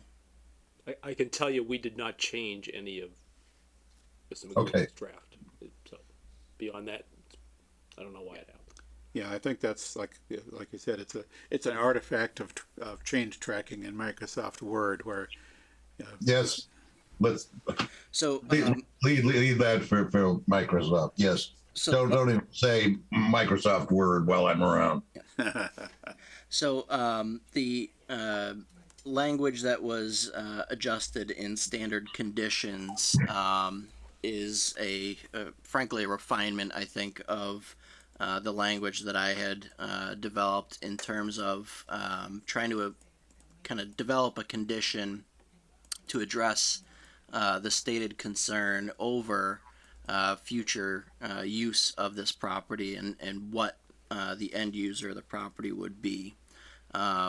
From the applicant's narrative, the idea is not to have what's known as a last mile warehouse or fulfillment center. And so we developed that language, and I would agree that the applicant's language is more refined in terms of defining that and using the ITE standards as this. I think the concern is mainly tied to the traffic study. So if that use were to change in the future, we would certainly have to revise the traffic study and reopen and modify the decision to incorporate that if that was something that was going to move forward. But I think we can kind of discuss that condition in that language and if that meets kind of the standard for addressing that concern. Looks reasonable. My sent letter and stuff on this was in particular about that is I'm not familiar with the ITE definition as for this. Is is that just do you if I could not get tongue tied. Are you familiar enough with it to say that that is basically an accurate description in the decision of what the IT standard says, as well as meaning what we were talking about with the last mile? So I'm not a traffic engineer, so I can't say that I'm that familiar. I have no reason to believe that it's not what's specific. I think the idea of that language was to tie it, and where I was kind of going with that, I was the initial language that cited the ITE, and my kind of reasoning behind that, the rationale, is to tie that condition towards specifically the traffic study and those ITE standards, or not the traffic study, rather the parking standards, and those are specific standards that are related to how they do the traffic study and parking. If I can just amplify, and Scott could probably do a better job than I can, but his entire report is based upon what's referred to as an ITE 150 warehouse, which is referred to here as a conventional warehouse use. That's what it is. The language that was a little bit troublesome was the reference to related to localized distribution of e-commerce. And that's the emerging field, is where the line is on e-commerce. So ITE's now developed different categories of what warehouses are, going all the way up to essentially this kind of last mile facility, which is a particular type of building. It's a different type of building here. It does a certain type of thing, and maybe Scott can talk more, intelligently about it than I can. But it was the real purpose was to not use terms that really didn't have any definition, but tie it to something that is defined, so that any traffic consultant, I think this ties also to condition 24, which is the testing of it, is that, this is all going to be driven by traffic more than anything else. And a traffic consultant, when he says you can't be an IT 156 or this type of thing, is going to know exactly what that is. He's going to know what they do, and going to be able to evaluate in that fashion. Scott, do you have anything to add to that poor description? Yeah, I think that's pretty accurate, Mark, and you're right that there are these different warehouse type land use codes and different functions that are involved with each of them. And when someone says last mile parcel hub or fulfillment center type warehouse, that is a different animal from a standard warehouse, and has completely different traffic characteristics, as you indicated. So I think that this language, clarifies what was intended for the site, what was analyzed in the traffic study, and what specifically was not, and what should happen, if that other use is even contemplated. Yeah. So I'll just briefly say before Bob, if I may, that I completely agree with the idea of further defining this into something that is comprehensible and not left for interpretation as last mile would have been as it stood. My concern is that I'm not sure at this moment if it still follows with the new wording, is that we're not opening it up to another ITE numbers, because this is a not be construed to apply to ITE 156. I don't know if that's saying that there might be something that we might have thought as last mile that is another ITE number that I don't know. You make a fair point that what we said, we're pretty specific of what it's not going to be. Yes. But maybe we're using too generic a term by calling it a conventional warehouse use, and your concern is that's still a pretty broad category. Yeah, maybe we got to tie that closer too.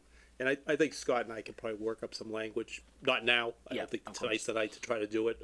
But I think we can come up with something that defines better what the use that's allowed is, and therefore defines what the use is prohibited. Yeah, that would be a better solution to me. Yes. Yeah. That makes sense, Scott? Yep. Yeah. Sounded to me like there are other ITE numbers, at least one other ITE number in this space. And if we could quote that specifically, that would be great. it might also be, I don't know how, but it would be really handy for us to be able to look at what ITE says those things are. You know, how do I, that's the next step down in trying to figure out, is this a good thing to say? Or does this say what I want to say? Yeah, I think in any case, the point we're trying to get to here is that this decision is predicated on a specific, more than anything else. I think the question of type of warehouse is really all about the traffic that it generates. So this decision would be predicated on a specific, basically a specific traffic pattern.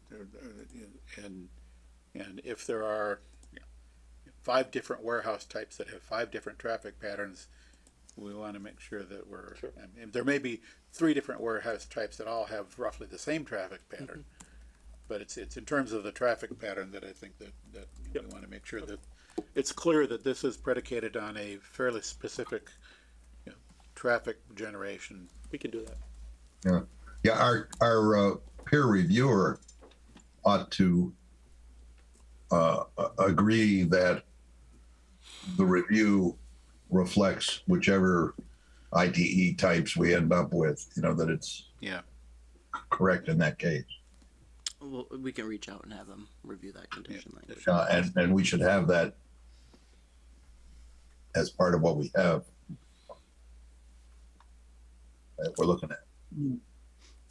All right, so we're good on this. We've got a little bit more investigation to do, maybe to further clarify the language to say what we want it to say.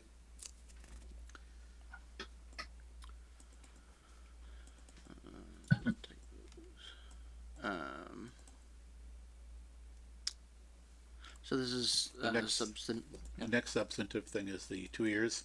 Correct. Yep. Well, there's I think there's a correction that needs to get undone in 4. Fines is redlined and then FMDS replaces it. Noted. Right? FINDS is probably better. Good call. My eyes glossed over that.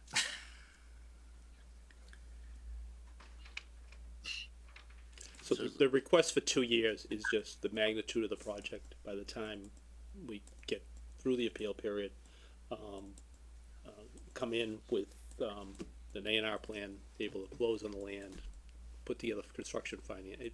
Time has a way to whip by, and we don't want to have to come back right in on top of it. And as we've noted, there are some further approvals that you need to get, such as MassDOT. Exactly. Yeah. So I'm looking for a little bit more than what you might look for traditionally. I am comfortable with that myself. Well, do we say someplace about the 1 year? Is that, by any chance, is there anything in the ZBL about that? We can check on that. Don't need to answer that right now. But yeah, just check the ZBL to make sure that we are allowed to do this as 2 years.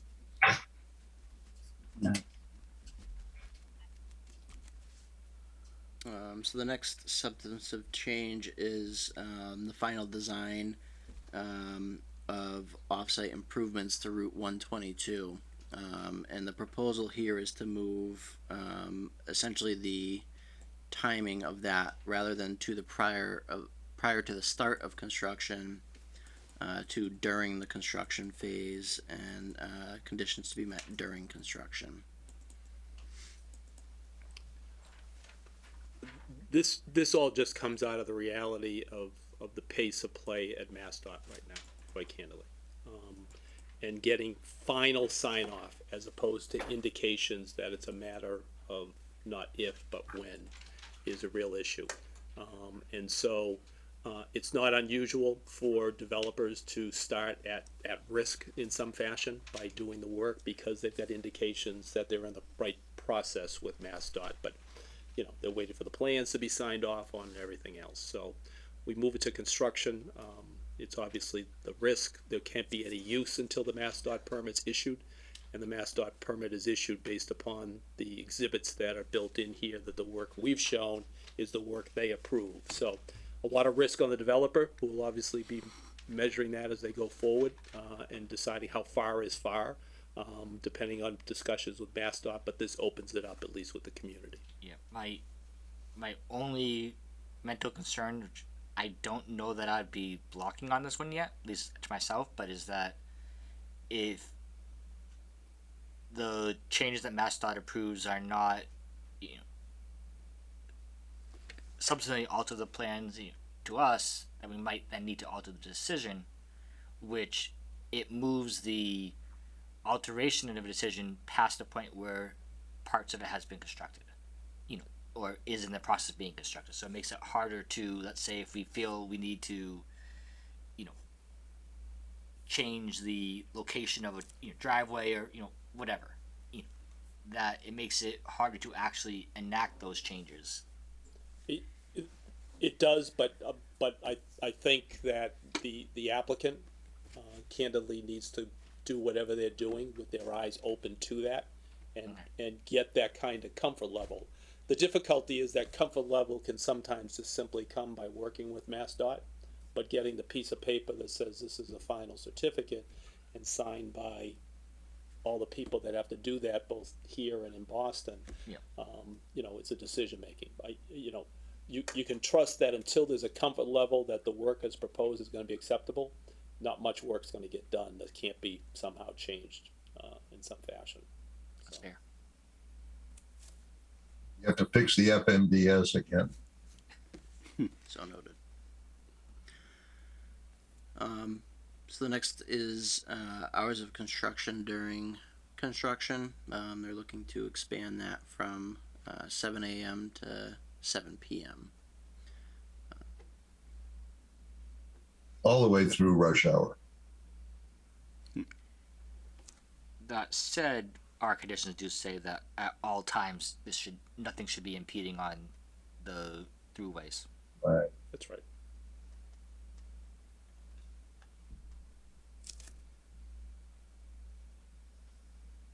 Anything additional there? Anything else on that? Since we're in discussion, I will say that condition number 24, I personally would like to see 1, 3, and 5 years.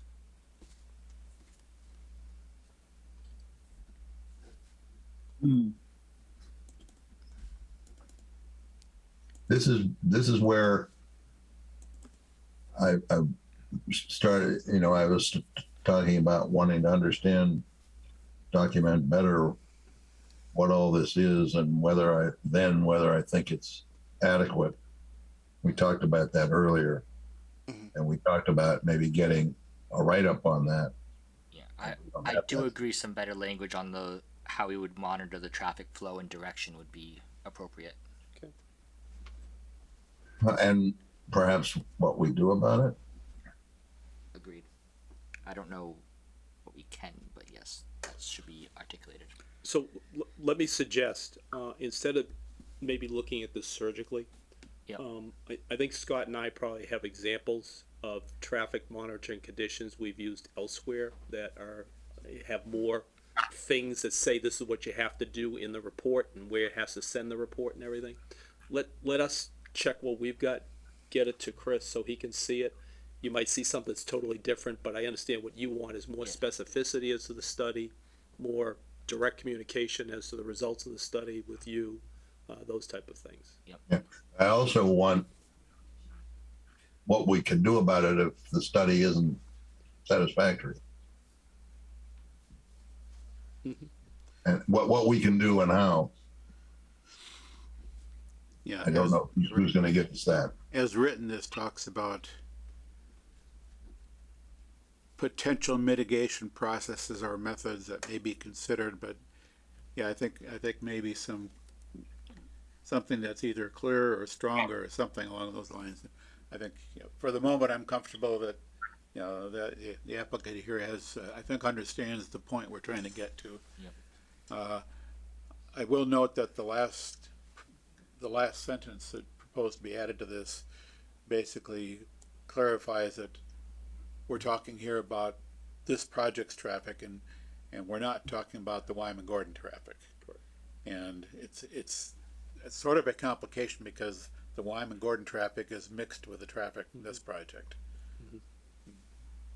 And we obviously, you obviously would have no control over the Wyman Gordon traffic. That's not within your purview.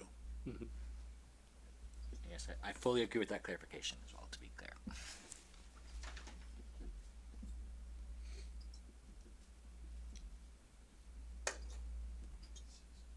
That's basically it as far as our applicants' Okay. suggested changes to the conditions.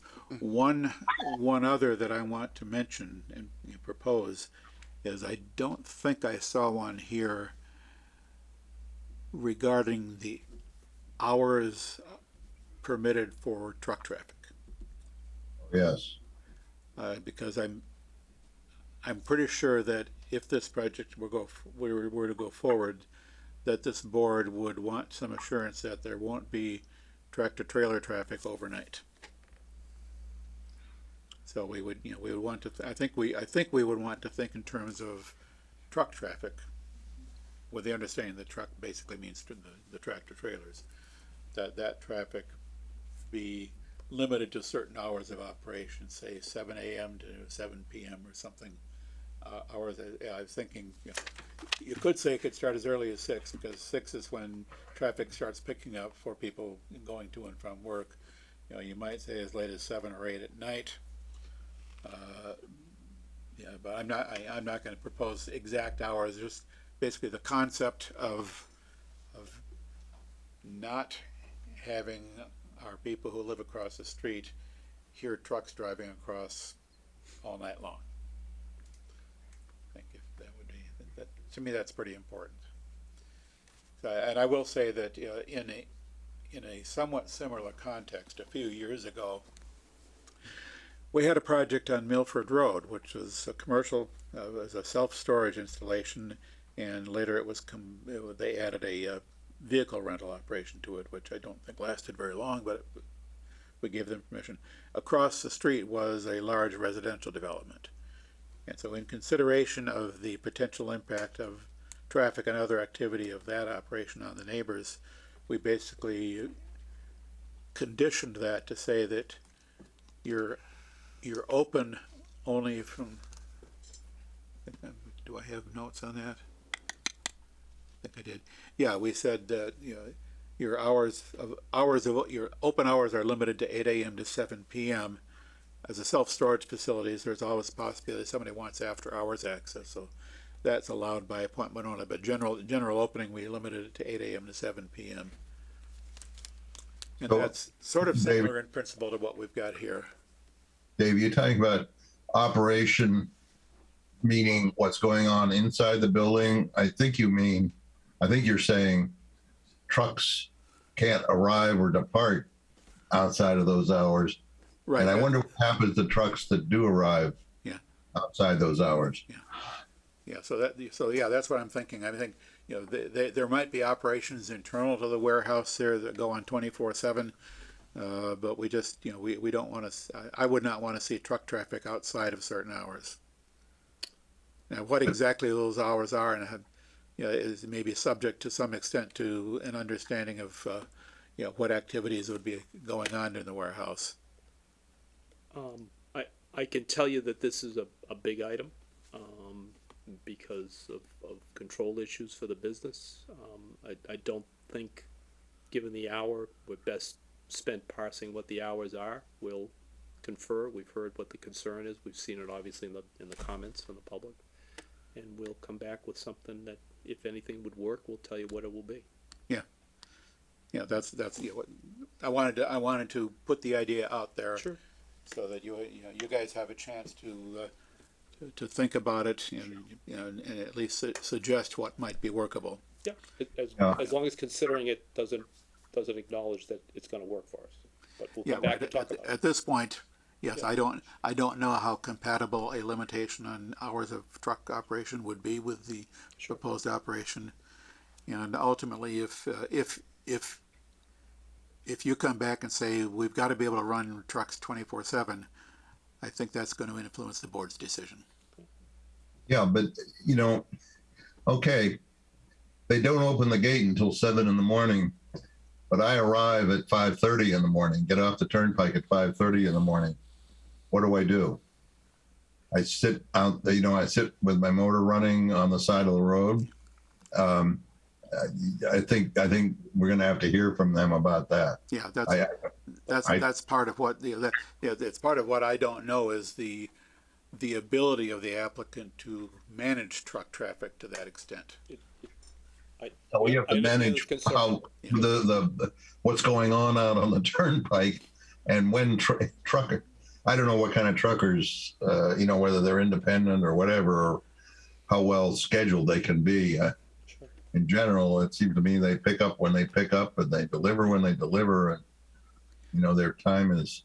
Yeah, if we didn't have the residential area across the street, I wouldn't have a problem with trucks operating 24/7. Mm-hmm. But we do have a residential area across the street. Mm-hmm. And if this is going to happen, I don't want them having to put up with truck traffic all night. Even if it's low volume truck traffic, a truck, 1 or 2 trucks an hour, that's still going to make it hard for some folks to sleep. Yeah, but how many trucks go by going elsewhere? I just see this as potentially being quite a problem. I wonder if it's better for everybody to let them go in. Maybe they can't leave except during those hours, but letting them pull in and get out behind the building might be the best thing for the neighborhood if trucks arrive. Anyway, I guess our applicants will have to see what they can say. They can think about that, and like I said, come back with whether there is anything that's really feasible in that regard. Sure. Yep.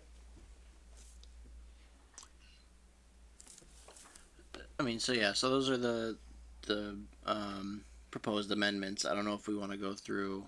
We don't have to go through each of the conditions tonight, or the findings, but unless you find that beneficial. But I think that's been at least some progress for now. Even though it's late, I would like to briefly touch on some of the things I saw the public recommend, and just to briefly talk about some of them. One thing that the public mentioned was a desire for noise barrier, so to speak. And my interpretation of that request is that it be substantive to the plan, that would need to be a change if we wanted that. But with Grafton not having a formal noise ordinance, there's no way to measure a success or lack of success of doing a noise barrier. So I don't think that is, my understanding of things. I don't think that's feasible to require in any way. But that brings me back to, I'm not sure whether, I don't remember if there was ever an answer to my question about policy on how long trucks would run while they're in the facility. I knew something about that. The Mass EPA, requires 5 minutes, no more. Well, maybe Less than 5 minutes. maybe we could reflect that rule. Yes. Did you hear her? Yes. Yep. It was included in a public comment as well. Yeah. So I think maybe that should be. Another point that was mentioned was the public saying we do not want any refueling on site. My understanding as well is that would be a completely different use, as for refueling on site. I don't believe that wouldn't be proposed within the of on-road vehicles, refueling right? of the vehicles at the site. My understanding is that this wouldn't be allowed with our decision as it sits. No. Okay, and then concepts around conditioning emissions. I don't believe we can do that outside emissions from the building itself, which there's none expected. Is that my understanding?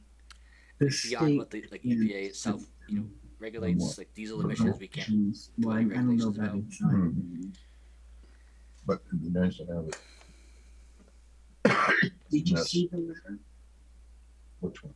from the woman at the? I guess that question goes to the extent of the findings of the board, in terms of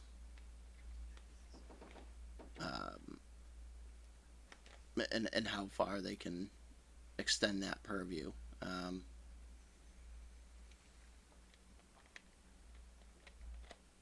I don't know if I'm prepared to answer that adequately tonight, to be honest. I did see a hand shoot up when I said this. Right, you have something that's specific on that topic. Answering Justin's question. Yeah, So please come up to the podium. all right, so I'm Chris Thornton, 15 Maplewood Drive. This pertains to exactly what we're talking about here. We talked about the idling of trucks and whatever. I believe in the, I know it already in the stuff that you have, we have the Board of Health does requirements on stormwater and stuff like that. I remember we asked for a study on air quality study. We did ask about that quite some time ago. One of the earlier meetings, maybe October. So that has to do with what we're talking about. We all knew that we have a 5-minute idle time. That's kind of a national standard nowadays. So, and then as far as like you guys were saying, like where the trucks are going to go, they go wherever they want. I had 26 tractor trailers every time I build a job site. They come from all over the country. You can give them a schedule, time, date. They drive the route that they need to take. They go where they want. I bring stuff in from California all the time. Usually 26 tractor trailers at a time. They drive the route that their trip ticket gives them. So This is kind of off the topic of what we were just discussing. but this was with the emissions and whatnot. We were talking about air quality and idle times. We did ask for a air quality study at one point in these hearings. Thank you. And I think there was something else, but I'm trying to remember it. Let's move on then. The time. Anything else? Nothing I can remember right now. Was there anything specific, Chris, that you thought it'd be worthwhile for us to start talking about on findings? Other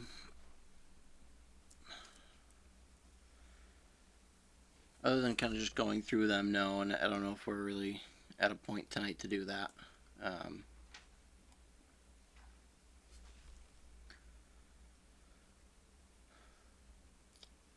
All right, so is there anything else, Mark, that you wanted to discuss with the board tonight as far as, and we've already got some, some work that we're planning and having done for the conditions. I think it's been helpful.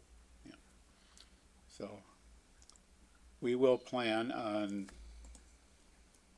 scheduling a meeting a week from tonight for the sole purpose of working on this. Okay. And Assuming a continuation request. Yep, and does anybody on the board want to keep the hearing open for that time? Or do we want to close the hearing and then focus on deliberation? I think it's best to keep it open. Okay, well pardon me? I'd agree. If not, I think some of the material you asked us to put together, I don't know how we get it into you, so. Yep. Right, And exactly. And this is probably worth everybody's while. Then it's almost 11:30. The public has more comments they would like to make, and if we keep the hearing open, I think we're probably running. A lot of us are probably running out of gas tonight. So if we keep the hearing open, then we will have time for further public input at the next meeting. Yep. I would recommend that we continue to 7 o'clock instead of our usual 7:30. Since it's the sole item on the agenda. Right, unless something else comes up that we absolutely positively have to do. But, Oh. You can continue to 7 o'clock, but have things on the agenda ahead of this if you need to, like Right. minutes or I don't know. Yeah, okay, so We would request you to continue the public hearing to Monday, April 4th at 7 p.m. all right. Now, So moved upon receipt of written request. Yeah. all right, Pretty soon I'll say I'm going to send it later on today. Someone might want to second my motion. Second. yeah. I have one hand up in the room. If it's real quick. Otherwise, anything of substance we can deal with. I'm always quick. Leanne Gagnon, 17 Maplewood Drive. It's just around the hours of operation. I thank you so much for bringing that up because that's a big point for us. In September, there was supposed to be a report at the next meeting. Mr. Donahue asked Mr. Thornton to make it about the overnight trucking. I can't find it anywhere. I talked to Mr. Thornton on the phone. He says it doesn't exist. It's around the 3:13 mark on the meeting that day. So, I mean, if we had that, at least we could make a better decision of what the overnight trucking is and what to expect, because that was what was promised, that we would have that information. And second, Bob, I'd just like to say to you, saying that it wasn't going to work with the trucks being left out all night. It's not going to work because it's not compatible with a residential area. That's why it's not going to work.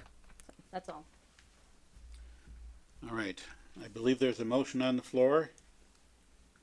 Linda did second.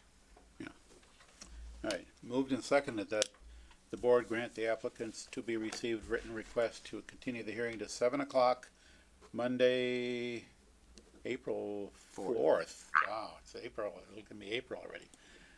Discussion on the motion? Hearing none, we'll put it to a vote. Mr. Wood? Aye. Mr. Hassinger? Aye. Ms. Hassinger? Aye. Mr. Venkatraman? Aye. And Mr. Robbins votes aye. Motion carried unanimously. This hearing is continued. Thank you all for your continued participation and patience sitting through these long hours, and one more meeting, maybe we can wrap it up. We'll see. Thank you for your time. Thank you. Thank you. Okie dokie. We've got that done. Is there any other business that we need to do as a board? There's some other items on the agenda which we can probably put off, maybe to the next regularly scheduled meeting. Is there anything you need to bring to our attention, Chris, as a staff report? There are two discussion items that I think are pertinent to the board tonight. I can try to be fairly brief with them, but in terms of the Yeah, could you folks please take your conversation out in the hall so we can continue our meeting? Oh, I'm sorry. We're not done with our meeting yet, sorry. I know. Thank you very much. but I can try to be fairly brief with those if that. So the MBTA communities mandate, I did provide a memo in terms of that and where we are in that. I was kind of going to give more of a presentation on that, but the deadline for that to submit comments is March 31st. So if there are... You need a from us? No, so if there's any additional comments that you'd like to have included, please send them to me. I will be sending that out shortly, so just that window is closing is pretty much what I wanted to do. I like the map, and if there's any more emphasis we can get into the how negative an impact it would have, on the towns, what the town is trying to do, especially in the absence of state funding for their mandates to the towns. We're trying to pay for them, and we need non-residential development. If you can push that a little more, I'll be perfectly happy. But otherwise, look pretty good. Yep, I had sent you some comments. I've got another one to add to the list. Unless you specifically want to incorporate those into the town comments, I can submit them as an individual. Yeah, we can incorporate them. I think. Okay, so I've got one more to add. I'll send that to you in the morning. Thank you. And then I guess we could propose zoning article. I guess we can wait on that. I do want to get going on that and leave the board enough time to review, looking at that bylaw change. I think the one that was presented in terms of the neighborhood business is pretty straightforward and allowing village mixed use in neighborhood business and commercial business, but the other one I think we may want to spend a little bit more time on. The deadline for the warrant articles with the select board, I believe is April 1. Yeah, so we have to we have to decide tonight, and we have to start getting advertised, and we'll get a bite at it during the hearing on the proposal or on the article, won't we? Yep. Yeah, the mixed use we talked about a bit, a couple meetings back, and I don't remember that we had any particular issues. That it's pretty simple, and you know, I think we can plan on moving forward with that one. The amendments to the marijuana, there's some tricky issues there that we still have to work out. I made a bunch of notes, and I think there's some ambiguities and uncertainties in what you've currently got written proposed. So that we're going to need some more work on. So we want to push that then to the fall. Is that? Do you understand, or do you think we have enough time to? I think we've done a time or two is with an April 1st deadline, we can, if we're confident we'll have it really together in time, we could put a placeholder. We can basically put a placeholder on the warrant for that. If we don't think it's super important to get it on for May, we can relax a little bit, take some time to work on it, and plan for the fall. And off the top of my head, I'd say, to me, that's not a high enough priority to work super hard to get it in for May. Yeah, I think would be nice, but I don't think we should rush it. And I feel like if we would do it for spring, might be feeling like a little rushed. As far as we know, there are no marijuana delivery services looking to come into Grafton at this point. There are. We have a significant interest in that business type. Did you say there are? Yes. Yes. For Grafton located businesses that are currently in town. Yeah. Okay. As well as others. Yeah, so it would be preferable to have that clearly addressed in the bylaw. So we have now scheduled a meeting prior to April 1st, but after this meeting. No, it's not prior. April 1st is this coming Friday. That's right. Time is flying by too fast. So let's inform the select board that we intend to put that on the warrant, but we have at best some rough draft language that we know is going to change. If we come to the point where we realize that we're not going to get it satisfactorily ready to go in time, we can pull it off the warrant. Understood. Or we can leave it there as a placeholder and just ask it to be passed over. Yeah, I'm not sure that we can, after the April 1st deadline, I'm not sure we can actually pull it off the warrant. We can up until the board closes the warrant. True. The April 1st deadline is, they close the warrant a lot later than that. I don't remember the date offhand, but and you might want to, you could double check on that, Chris, as to whether we have the flexibility. But let's just take it as a consensus of the board. Should we vote on it as a formality to vote to put these two articles on the warrant, with the marijuana being understood as a placeholder at this point? I will move that we direct staff to place these two articles onto the warrant with the marijuana zoning in draft language form. Yeah, and I'll spend some time over the next few days looking through my notes and seeing if I can come up with some recommended changes to that to address what I think I see as ambiguities and uncertainties. I mean, looking at it closer, I might find it's really okay, but right now I'm unsure of the language. But I'll spend some time looking at that. Does my motion need to authorize the public hearing notification process? No, I think that'll be done as a normal. That basically, that is technically, it's triggered by the appearance of something on the warrant. Okay, just making sure. Yes, because the same process applies regardless of who puts a zoning bylaw onto the warrant.